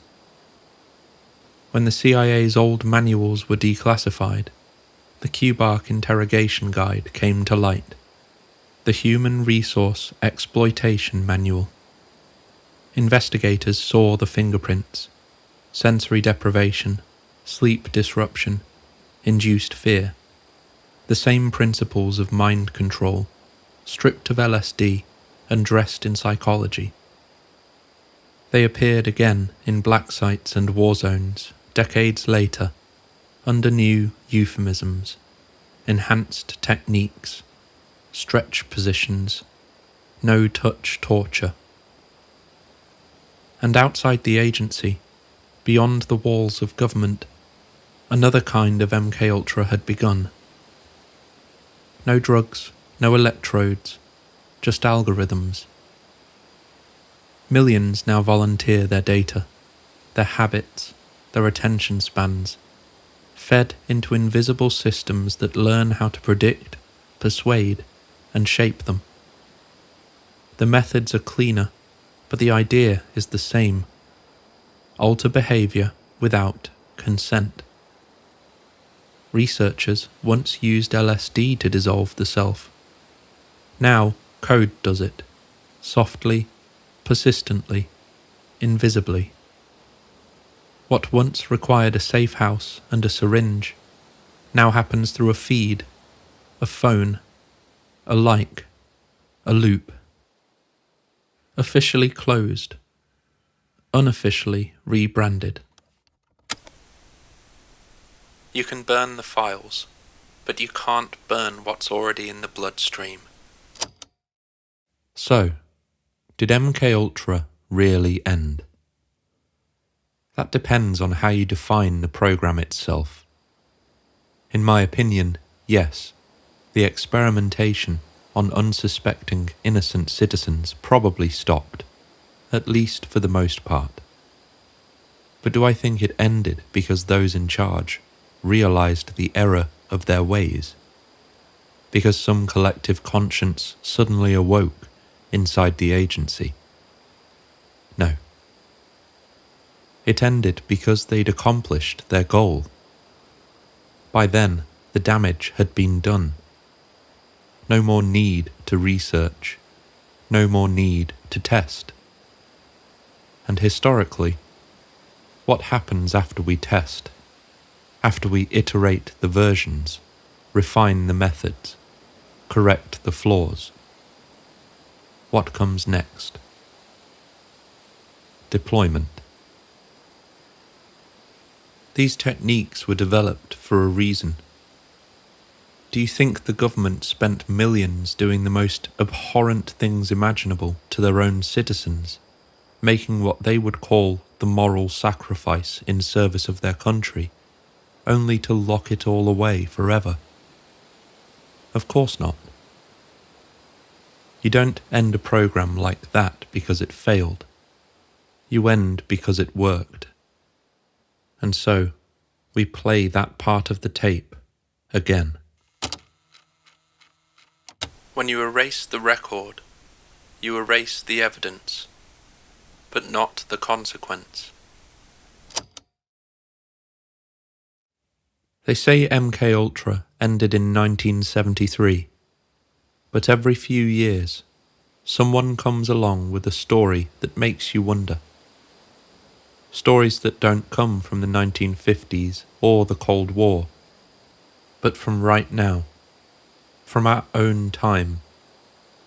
Stories that sound like modern echoes of an experiment we were told had been buried and burned. What follows isn't a claim that MKUltra survived, but that its fingerprints may still be pressed into the walls of certain rooms, places where secrecy meets trauma, and where truth is treated like a contagion. We start in the forest, Rendlesham, 1980. A base, a flash of light, a handful of men stepping into something history still can't explain. But this part of the story isn't about what they saw. For that, you can watch my full episode on the Rendlesham Forest incident, Part 1. Part 2, coming later this year. Tonight, it's about what those men were made to forget. Decades after the incident, Colonel Charles Holt, the man who led the second night investigation, told researchers something that still makes my stomach twist. After the incident, 4 of his men were taken away by Air Force investigators. They were debriefed, they were questioned, and they were injected with something. He said hypnosis was used, and drugs too. Sodium pentothal. And when those men returned, they remembered strange things. Binary codes, messages from beyond. Their stories no longer fit together. Each man remembering things differently, remembering details that Holt himself never witnessed. He came to believe those memories weren't theirs at all, that the purpose of those sessions wasn't just to learn what happened, but to rewrite it. It sounds impossible, and yet the words feel familiar, don't they? Like a page torn from the MKUltra manual itself. Drugs, hypnosis, confusion, control. Sometimes I wonder if the truth of Rendlesham isn't about what came from the sky, but what was done after it landed. Then there's Bob Lazar. This is a small detail, but I still find it intriguing after all these years. The story's been told 1,000 times, and of course, you can watch my full episode on Bob Lazar's entire story. 9 propulsion systems, Element 115, the facility called S4. But there's one detail that always stuck with me. When Lazar was briefed, he says he was given a drink, a green liquid. He laughed it off at the time, and is unable to provide much more context than this. But what if it wasn't a joke? What if that ritual, that cup, was symbolic of something the government had already learned how to do? A chemical that blurs the edges of memory, a gesture of ownership, a warning, we can take back what we give you. There's no proof, of course, just Lazar's memory of the glass in his hand, but it fits the pattern. After MKUltra was exposed in the 70s, you'd think the world would never believe another mind control story again. And yet they kept coming. Candy Jones, America's wartime pin-up-turned-radio host, claimed under hypnosis that she'd lived a double life, that another personality had been created inside her, trained by CIA doctors to carry secret messages she would never consciously remember. She even found a passport for the other woman, Arlene. Whether it was trauma, suggestion, or something darker, her story was published just 1 year before MKUltra was officially confirmed. It's easy to dismiss until you realize she described the method: hypnosis, drugs, identity splitting, with eerie accuracy. Then there was Kathy O'Brien, 2 decades later, claiming she'd been raised in a government breeding ground for disassociative slaves, what she called Project Monarch. She said she'd been used by politicians, by celebrities, her consciousness fractured into controllable fragments through trauma and ritual. Her story was wild. Too wild for even most conspiracy theorists. But her words took root. Online forums filled with people who saw monarch symbols everywhere. Butterflies in music videos, dolls in pop culture, a language of control hidden in plain sight. It's almost poetic. A program that once thrived in secrecy now survives as an idea, endlessly mirrored back through culture. Whether monarch ever existed hardly matters. What matters is that millions believe it could, and that belief itself is a kind of control. Then came the military abductions, what we call in ufology MyLabs. People who said their alien abductors weren't alien at all, that the hands holding the needles were human, that the soldiers standing over them wore insignias, not stars. In these accounts, the military uses hypnosis, drugs, even holograms to simulate ET encounters. A perfect cover for experiments in trauma and compliance. If MKUltra was a scalpel, MyLabs are the scalpel wearing a mask. Some of these witnesses are sincere, trembling, crying, describing fluorescent rooms, bright lights, and human voices saying, "Forget." It could be delusion, it could be disinformation, or it could be the ultimate evolution of the same experiment, psychological warfare turned inward. And so the culmination of tonight's episode brings us to October 2025. At the time of this recording, I'm still personally processing the events of the past month. As many of you know, in early September, I travelled to Washington for the UAP hearings, where we heard from 4 men who have experienced incredible things. One of those men, his testimony shook me to my core. I watched him tremble as he spoke. I heard the quiver in his voice echo against the marble walls.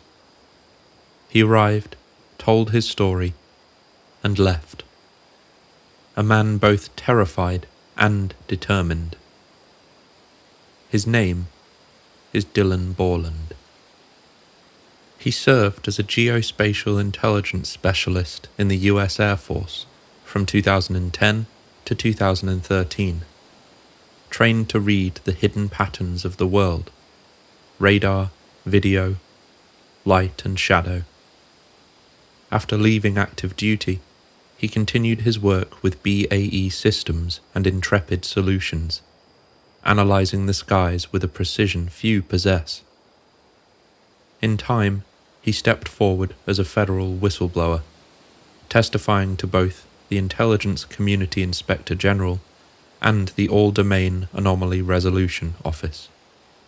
His claim was simple and extraordinary, that he had seen craft and had been exposed to technologies not of our own making, operating beyond oversight and beyond explanation.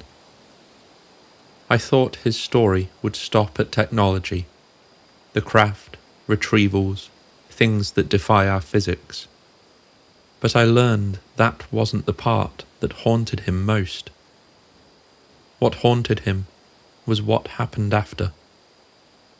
After he came forward, after he told the truth, after he became a problem. In the weeks that followed the hearing, Dylan appeared on Jeremy Corbell's Weaponized podcast, and what he shared there still lingers with me. Because it wasn't a story about UFOs, it was a story about what can happen when you try to speak. He'd first come under the VA's care after witnessing a traumatic event during his service, an image that, even years later, he said still played behind his eyes when he tried to sleep. That's what led him to seek help in the first place. But instead of healing, he says what followed felt like punishment. He was labelled delusional in his VA records, accused of falsifying police reports, branded a liar by the very system meant to help him. He says his identity was rewritten on paper first, then in practice. They took his clearance, they removed his ability to get a job, and slowly they began to take his sense of reality. He describes being placed into a hypnosis biofeedback program. Each week he was wired to sensors, told to count backwards from 100 by sevens, while a screen flashed images in front of him. An Afghan child holding a rifle, then curiously a butterfly, then a face, and maybe a flash of light. If he stumbled on a number, the room erupted, shouting, an air horn, the command to start again. It sounds absurd until you remember where you've heard it before. Flash imagery, stress induction, repetition, all an eerie amalgamation of techniques explored by Donald Hebb, Ewan Cameron, and Henry Murray. A Clockwork Orange rewritten for the VA. He said he lost everything but his house, that at one point he was considering minor crimes just to land himself a cell and 3 meals a day. That's not hyperbole. That's how far they pushed him. He was prescribed antidepressants and PTSD meds, though the VA simultaneously denied he had PTSD or depression. And one night, he says he woke up with an impulse so foreign it terrified him. Not a thought, not an emotion, a physical command. He describes it like thirst, like you need to relieve yourself. A voice written into muscle memory that was begging him to end his own life. He'd never had those thoughts before. Being religious, it's against his faith. But that night, he says it was like someone had reached into his head and flipped a switch he didn't know existed.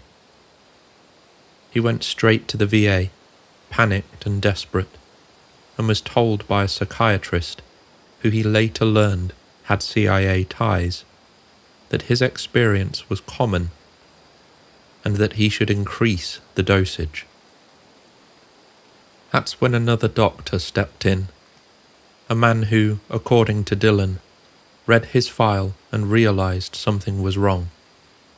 He filed a complaint with the Inspector General, saying Dylan was being deliberately targeted. He told Dylan, quietly, "You need to do everything in your power to live through this. What they're doing to you is wrong. Don't trust any of these doctors." And then he resigned, walked away in protest. The only person who believed him, gone overnight. Mind warfare developed by Donald Hebb, Ewan Cameron, and Henry Murray. And now, the techniques developed by the head of MKUltra himself, Sidney Gottlieb. It's a full house.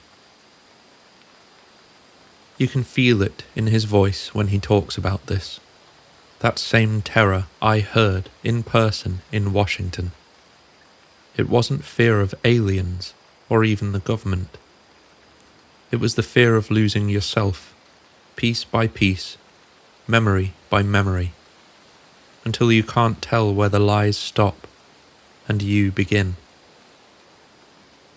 Dylan Borland's story may so far be impossible to verify, but it feels like an echo. The same melody we've heard before, back when men in lab coats tried to play God with consciousness. They called it MKUltra then. Maybe now it goes by a different name. Either way, the machinery still hums, and sometimes the gears catch a man like Dylan and grind his sanity into proof of its own success. People may argue that Dylan Borland's very survival of this ordeal is proof itself that MKUltra clearly didn't work. But I must remind you, history is written by the victors. It's all too scarily possible that this seems such a rare occurrence, because the truth is, normally, these tactics work. We've heard of more modern accounts of people being driven over the edge psychologically. I won't go into them specifically. But it's safe to say, yes, Dylan survived. But how many haven't? We know some of what they did. We know some of who they hurt. But the rest is smoke. When the CIA destroyed the MKUltra archives in 1973, they didn't just burn evidence. They burned context. They left holes behind, gaps in the timeline, gaps in accountability. Of the 149 sub-projects, many are still nothing more than a project code and a dollar amount. Some files read like crossword puzzles made of redacted bars. Others, gone entirely. Historians find fragments, chemical receipts without purpose, budget memos for psychophysiological interface, experiment logs missing every name but the accountant's. And every time someone thinks they've found the full picture, another classified reference appears in the footnote. Subproject 136, 94, 119. The ghosts of programs nested inside each other, their meanings dissolved by design. Maybe the scariest part isn't what they did, but what they might have done, and how much of it we'll never recover. There's a reason even the most rational historians sound superstitious when they talk about MKUltra. The absence itself feels sentient, as if the act of erasure became the final experiment. It's the blank spaces that speak the loudest. Sometimes I think that's the real legacy, an unfinished puzzle the human mind can't stop trying to solve.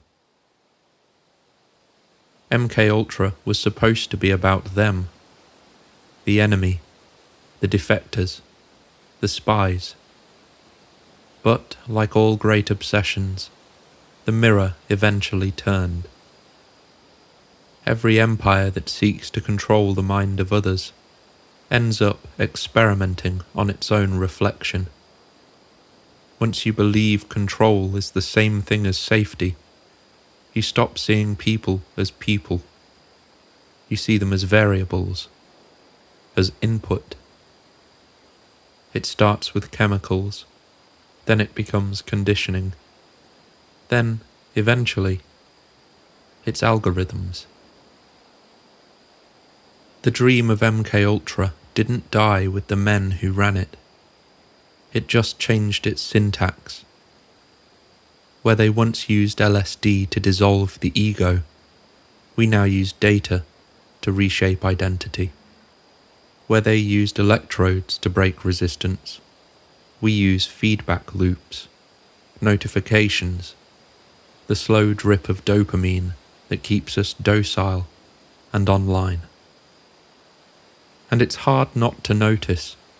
As social media has risen, public mental health has fallen. Maybe the experiment never stopped. Maybe it just got prettier. It's not coercion anymore. It's participation. Voluntary compliance disguised as convenience. We learned that people don't need to be tortured to surrender their autonomy. They'll do it willingly, if it feels like choice. That's the moral of MKUltra, and maybe the moral of us. The tools evolve, the aim doesn't. And the scariest question of all isn't what they did, but what we've become because of it. Maybe that's what all of this has been. The longest running human trial in history. A study of obedience, conducted by ourselves, on ourselves. I'm not here to tell you how to live your life. I'm not even sure I've figured out how to live my own. But if you're struggling, if you feel alone, it's worth remembering that comfort isn't abstract. It's a physiological response. A smile. A voice that says your name with care. The embrace of someone you love. Those things can do more in 5 seconds than 5 hours of scrolling ever could. So maybe tomorrow, just try this. Put the phone face down on the table. Cook a good meal. Go for a walk. Play with your pet for 15 minutes. Let your eyes adjust to the real light of the world. Notice your breathing. This doesn't have to be a grand transformation. Just a reminder that beneath all the data, the noise, the constant experiments of modern life, we're all still human. Thanks for being with us tonight, here at the Dreamland Motel. If what you heard stayed with you, take a moment to breathe before you sleep. The world can be strange, and sometimes so can we. But we're all in this together, trying to understand what it means to be awake, what it means to dream. Until next time, sleep well traveller. He who fights with monsters should look to it that he himself does not become a monster. And if you gaze long enough into an abyss, the abyss also gazes into you. Friedrich Nietzsche.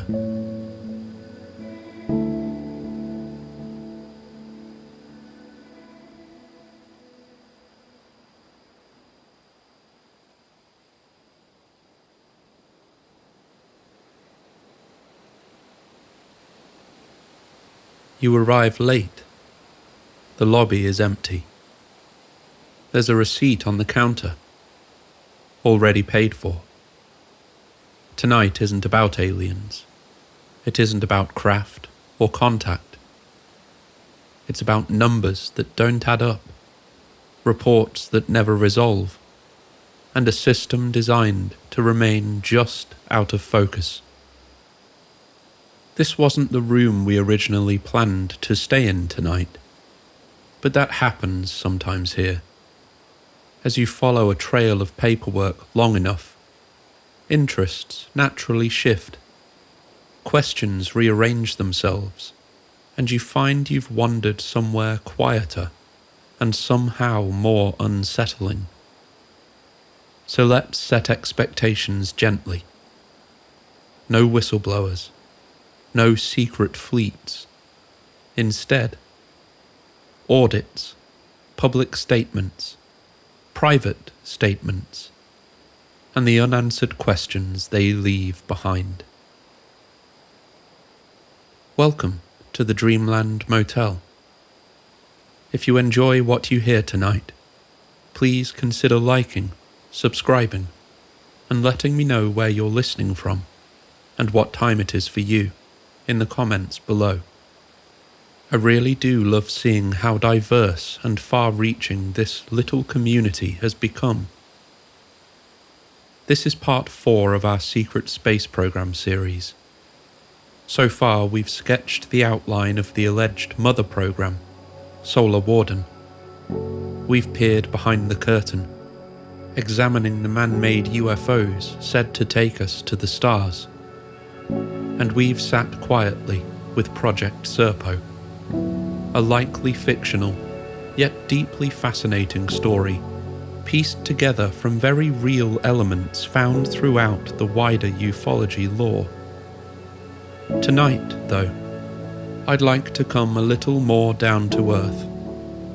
Let's plant our feet firmly on terra firma and turn our attention to something demonstrably real.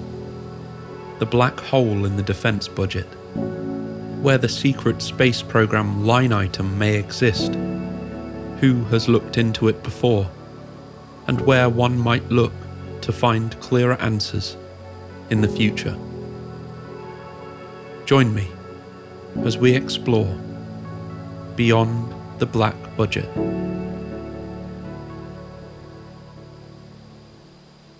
When we say beyond the black budget, it helps to slow down for a moment and define our footing. A black budget is still part of a system. Classified, yes. Restricted, certainly.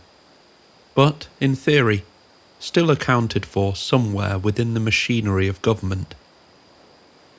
What lies beyond that boundary is narrower and quieter. Unacknowledged programs. And, in rarer cases, formally waived programs. An unacknowledged program is exactly what the name suggests. Its existence is itself classified. There is no public confirmation, no named budget line, no official statement to point to. Funding still flows, personnel are still assigned, contracts are still issued. But all of it is folded invisibly into other programs. To most of government, and certainly to the public, there is nothing there to acknowledge. Oversight in these cases becomes highly selective.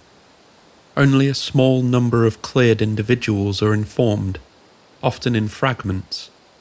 Knowledge is shared on a need-to-know basis, so narrow that no single person necessarily sees the whole picture. A waived unacknowledged program goes one step further.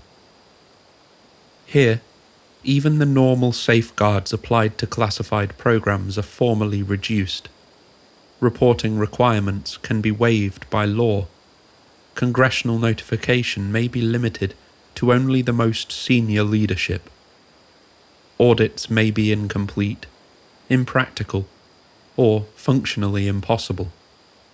The program exists inside the system, but below the level where ordinary mechanisms of accountability operate.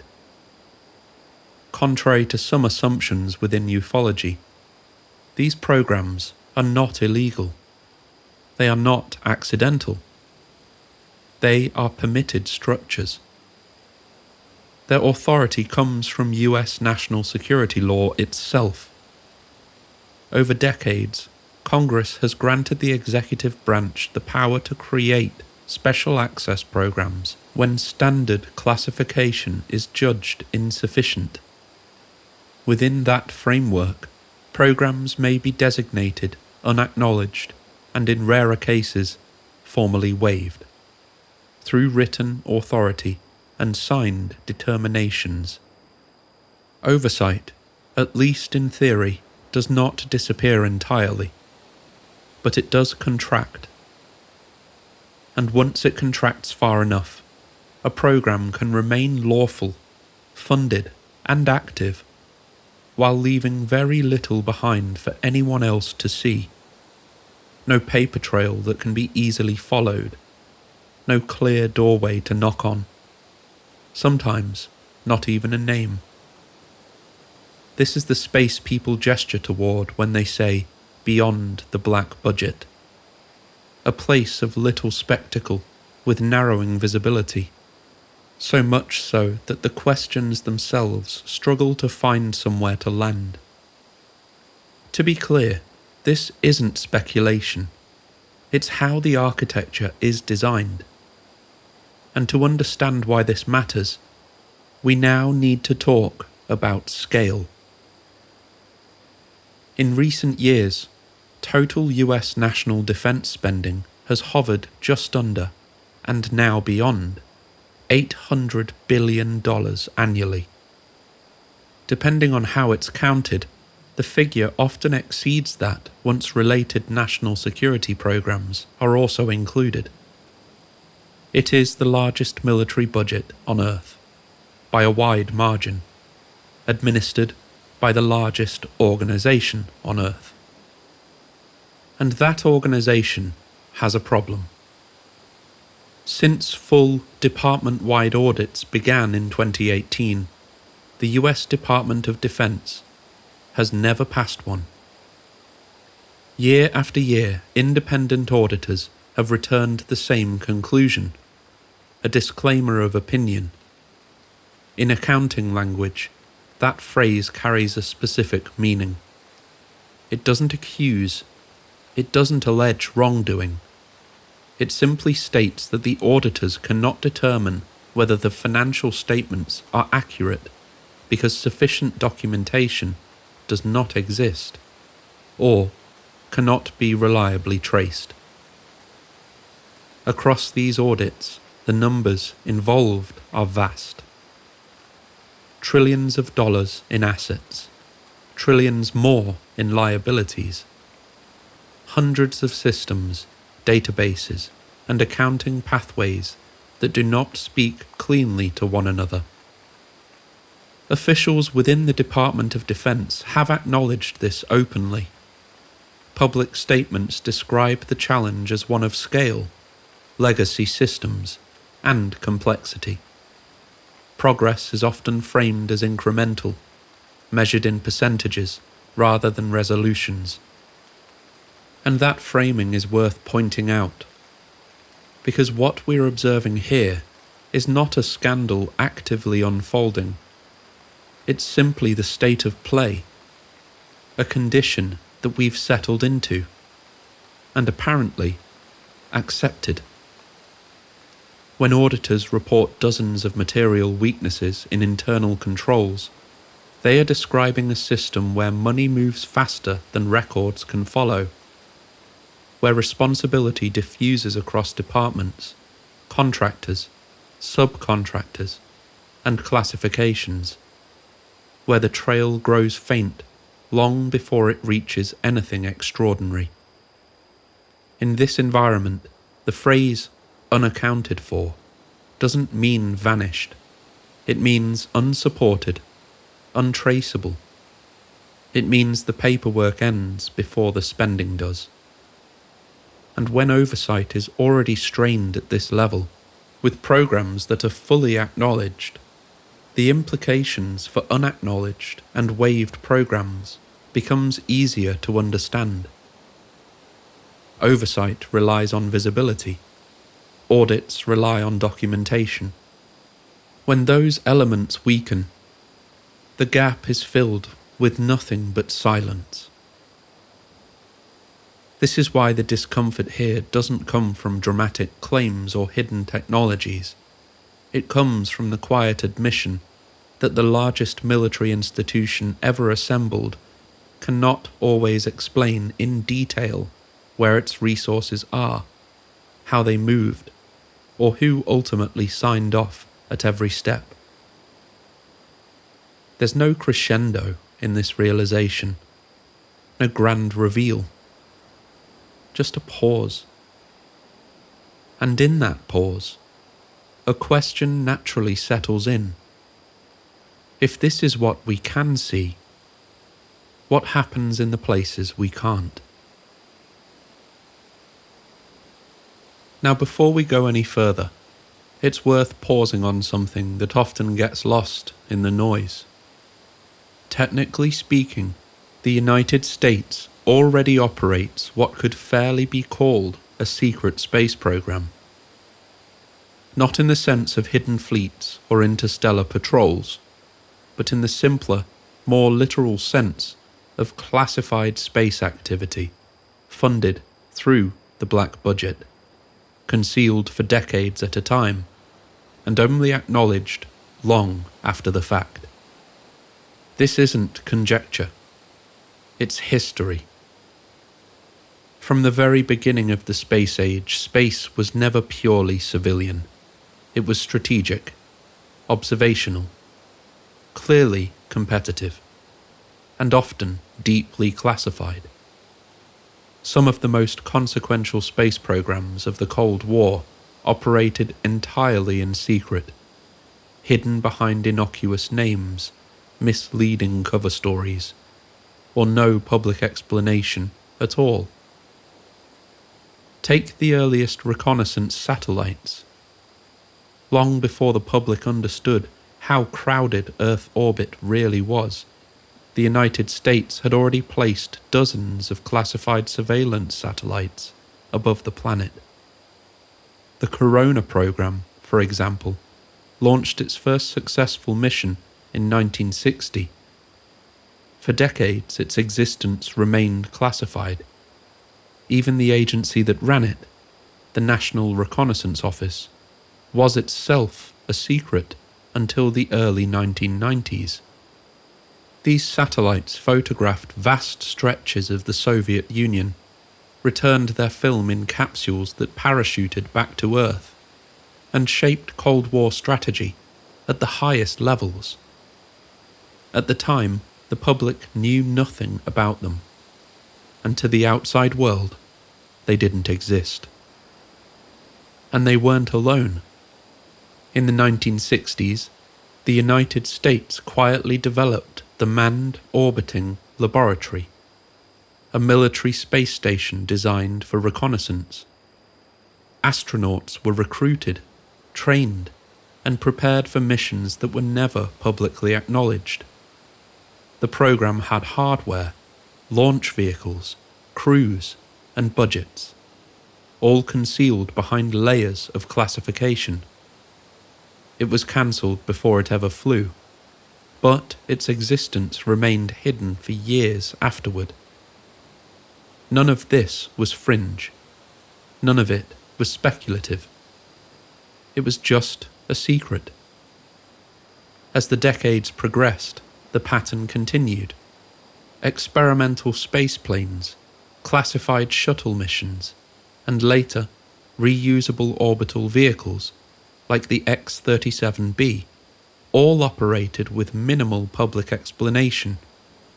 Missions were launched, stayed aloft for years at a time, and returned with little more than a press release acknowledging that something had happened.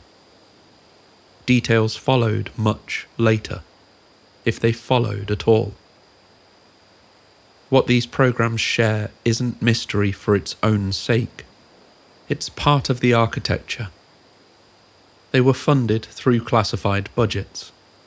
They were protected by special access programs. They were compartmentalized so thoroughly that even people working adjacent to them often had no idea what they were supporting. And crucially, many of them were once dismissed as rumours before they were confirmed. This is where the perspective can widen. When people today speak about secret space programs, it's tempting to jump immediately to the extraordinary. But history shows that secrecy in space doesn't necessarily require anything exotic. It just requires time, classification authority, and a strategic incentive to remain quiet. Space, by its nature, makes this slightly easier.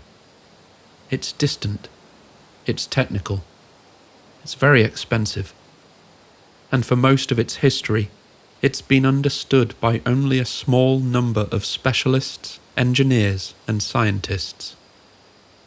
That combination creates an environment where programs can exist for decades with little public awareness, even when they involve human crews, orbital infrastructure, or global surveillance. Of course, none of this proves the more elaborate stories we've discussed in this series, but it does establish something important. Secrecy in space is not unusual. In fact, it's the historical norm. And it's logical to assume that for as long as a program maintains its strategic advantage, it will remain secret. And once you accept that, once you see how many programs only emerged long after they ended, it becomes easier to understand why speculation grows in the gaps, why silence invites stories, why myth often follows classification like a shadow. This is the ground we're standing on tonight. None of this is fantasy. We don't have to dismiss anything. And with that foundation in place, we can begin to look more carefully at what happens when oversight narrows, budgets disappear into aggregation, and even the people tasked with supervision find themselves reaching for doors that won't open. So what remains in the shadows? What kinds of technology, what kinds of programs continue to operate beyond the edge of public understanding? The reassuring answer is familiar. Even unacknowledged special access programs, we're told, still sit within a framework of congressional oversight.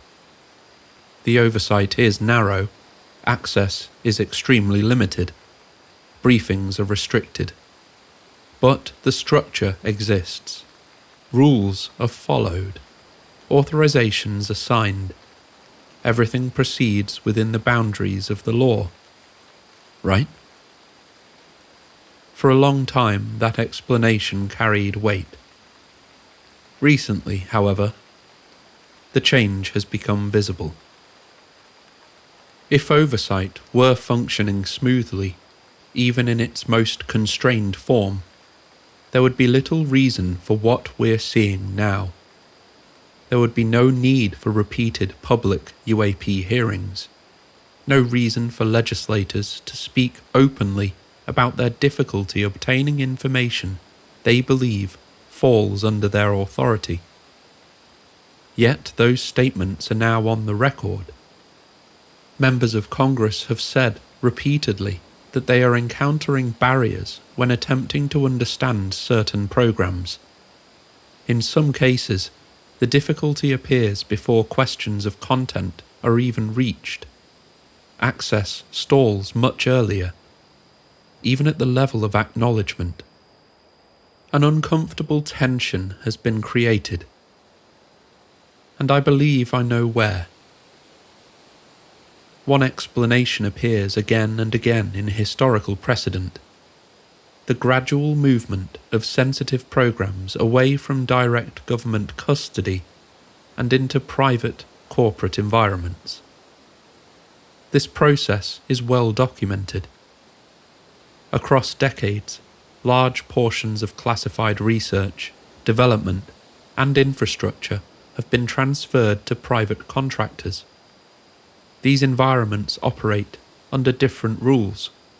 Financial records are proprietary. Internal documentation is protected by trade secret law. Oversight flows through contracts rather than committees.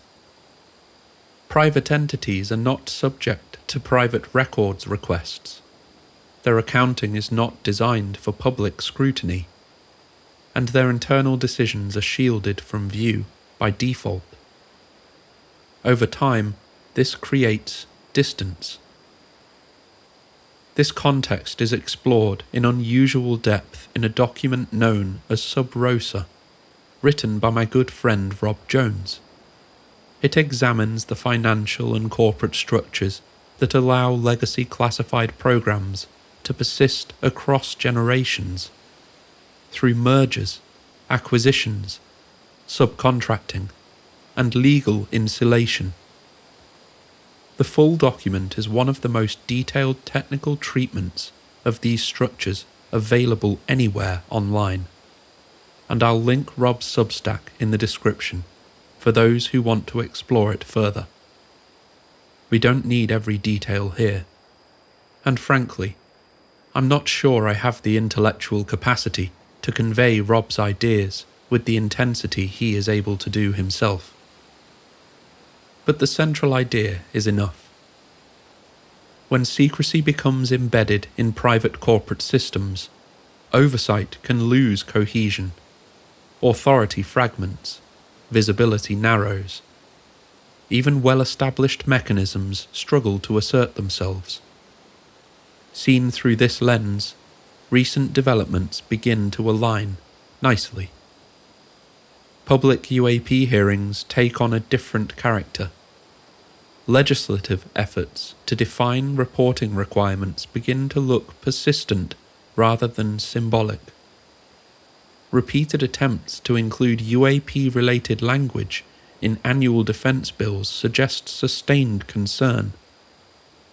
One element stands out in particular: provisions related to eminent domain. Proposals that would compel the transfer of certain technologies or materials back into government custody have appeared, stalled, and quietly disappeared again.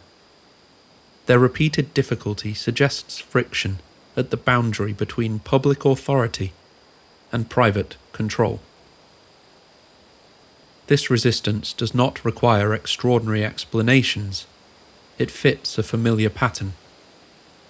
Secrecy can remain lawful while becoming increasingly difficult to govern.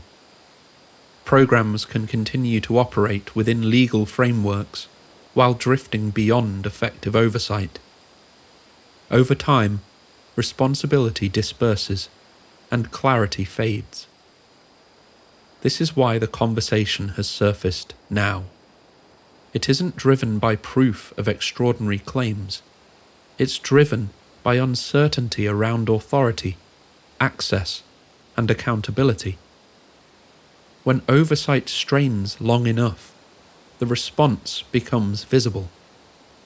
Hearings are held, language is proposed, and jurisdiction is asserted. Lastly, pressure points leave traces. One such trace takes the form of a memo.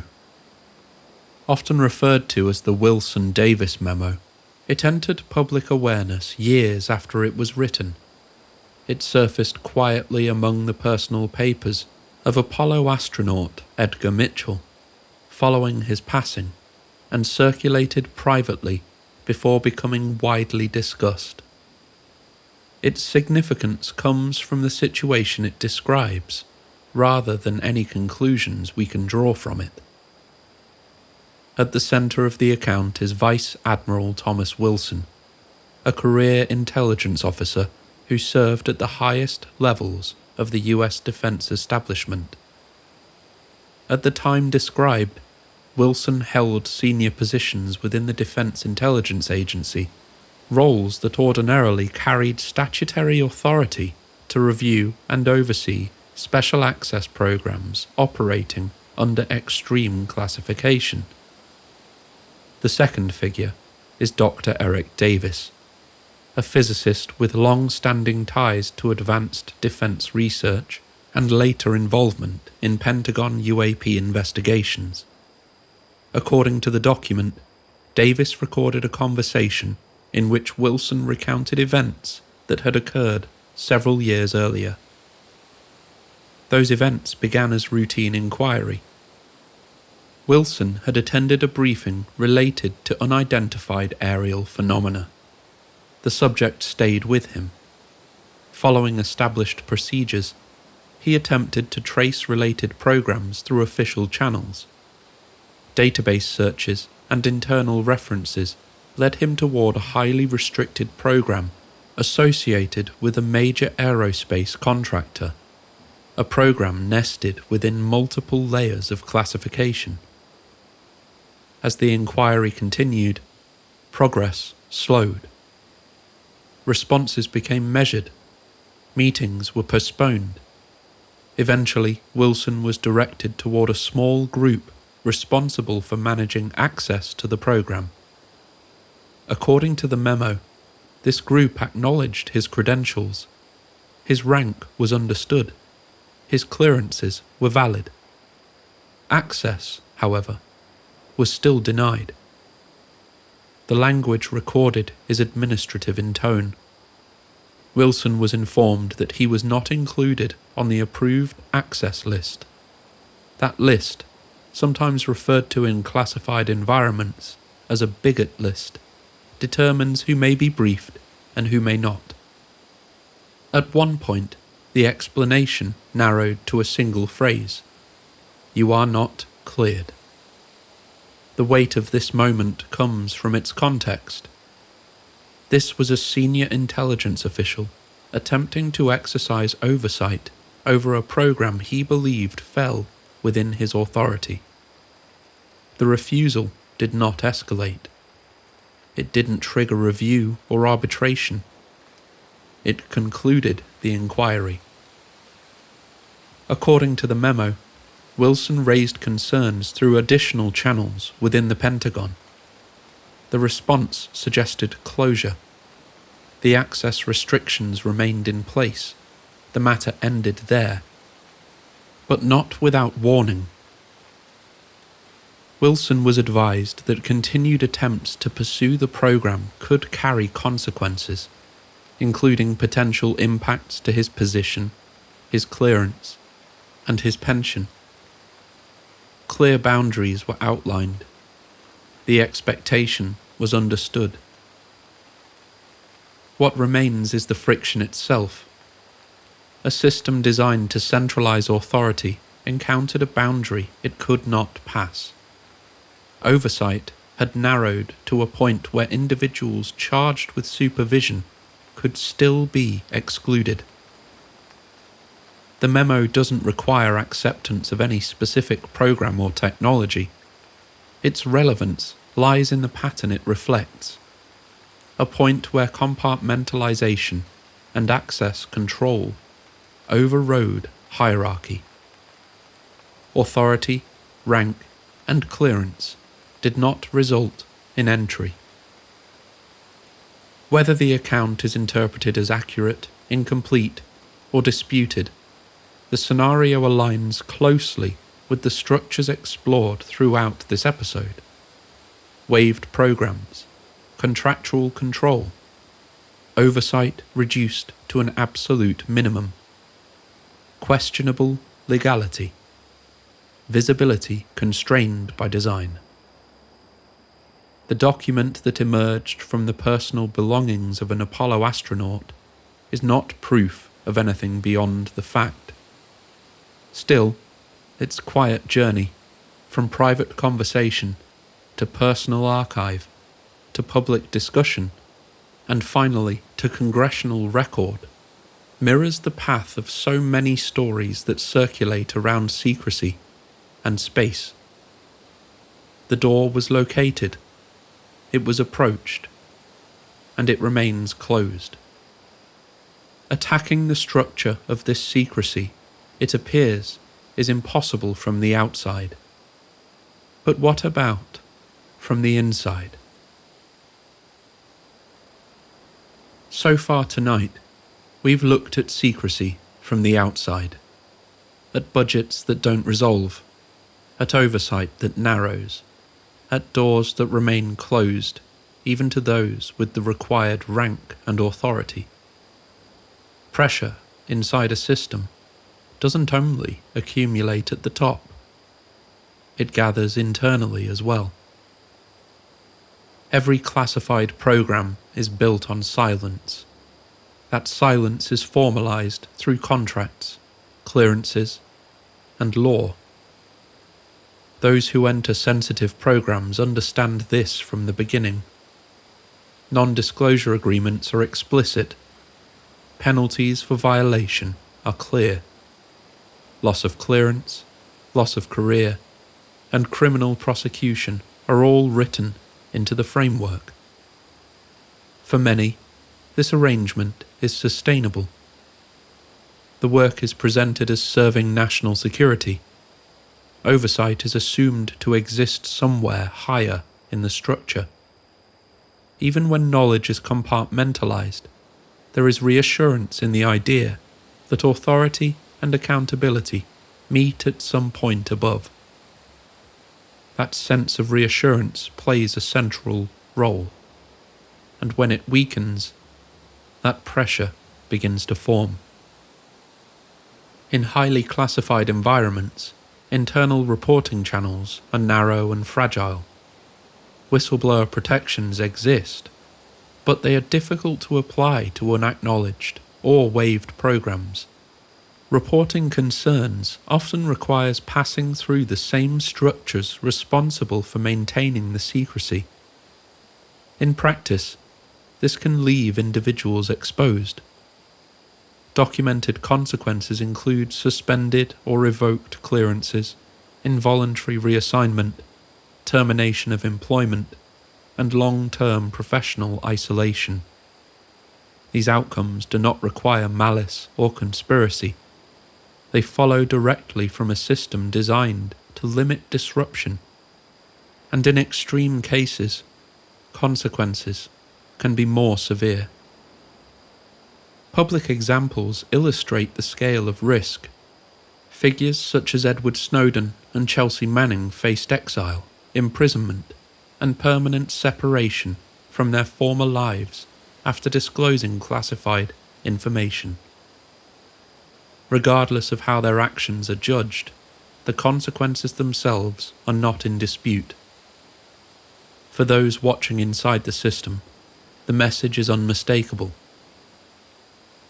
Over time, this environment undoubtedly produces strain.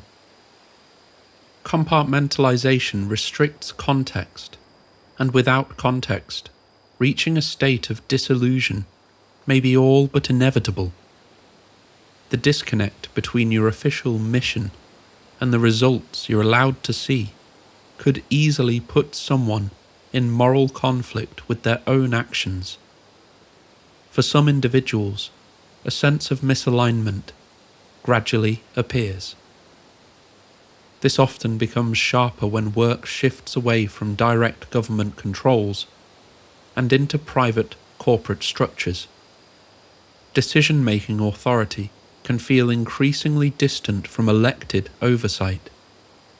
Accountability may appear contractual, rather than constitutional. Secrecy, once justified by public mandate, can begin to feel detached from it. At this point, the silence is isolating. Isolation from oversight. Isolation from public accountability. Isolation from the principles that once guided the work. This is where motive becomes easier to understand. People who speak from inside classified systems are often portrayed as reckless or ideological. Many describe a quieter experience, a growing belief that the program they serve no longer answers clearly to the government or to the public it was meant to support. For individuals shaped by a culture of public service, that realization can feel highly destabilizing. It can feel like drift. In that state, speaking can feel like an attempt to reintroduce some sort of balance, to force accountability back into view, to reconnect authority with responsibility. But this does not remove the cost of blowing the whistle. Whistleblowers who come forward often face legal action, prolonged financial hardship, and years of uncertainty. These outcomes are well documented. More severe allegations also appear. But of course, at this end of the spectrum, evidence becomes inconsistent and particularly difficult to verify. But with the stakes stacked so high, it's easy to assume that what's known as wet works does enter the frame eventually. Whatever the consequence, the system clearly strongly discourages disclosure, and it does so effectively, which is why whistleblowing is so rare, and why, when it happens, the internal strain is clear for everyone to see. But unfortunately, what remains unclear, at least to the public, is the proof of extraordinary claims and the confirmation of hidden technologies. So for the time being, it seems whistleblowing functions as an indicator rather than a solution. When internal channels feel exhausted or as shut down as Wilson's attempts, when individuals believe alignment has been lost. Placed alongside the memo, the pattern comes into focus. Those inside the program are just as shut out as we are. Oversight encounters resistance from above. Conscience encounters constraint from within. The system continues to function under this tension until, at some point, that tension becomes too much to bear. By now, it should be clear that tonight hasn't been about validating Solar Warden, or indeed any specific version of a secret space program. What we've been doing instead is something quieter. We've been asking why these stories persist. Ufology doesn't grow in a vacuum. It grows in absence. When official information is withheld, partial, or delayed for decades, narratives begin to form in the gaps. When oversight appears strained, imagination takes on the work of explanation. When silence becomes policy, speculation becomes the culture. This is entirely by design. If the government wants to keep these programs secret, we do half the job for them. This doesn't make the stories untrue. Whistleblowers, after all, do exist within ufology, and some of them I genuinely believe. But what I intended to show tonight is that we don't necessarily need them to logically assume that a secret space program likely does exist to this day. We've traced how secrecy in space has always existed, how classified programs can remain hidden for generations, and how accountability can thin to the point of near invisibility. In that environment, elaborate mythologies can thrive, while the secrecy beneath them can survive. The US military-industrial complex, working in lockstep with an enormous defense apparatus, has created a system capable of extraordinary secrecy. After our journey through the history of acknowledged secret space programs tonight, we've seen how long things can remain hidden, how carefully knowledge can be contained, and how effectively silence can be enforced. So with all of that in mind, it becomes harder to assume we've been told everything. I wouldn't take that bet. Trillions of dollars have moved through black budgets since audits began. Technology hidden for decades, only emerging when its strategic relevance has faded. Oversight has narrowed, authority has diffused, responsibility has grown harder to locate. There's a widely circulated quote attributed to Bennewitz, the former head of Lockheed's Skunk Works. We now have the technology to take E.T. home. Whether he said those words exactly as remembered is open to debate. What matters is how little disbelief they now provoke. As our context has accumulated, our perspective has changed. You don't need aliens to lose track of $1 trillion. You just need a system designed not to ask where it went. Thank you for staying with us here at the Dreamland Motel. Don't worry about your bill. This time, Uncle Sam has it covered. Even the bar tab. You can relax now. Safe travels.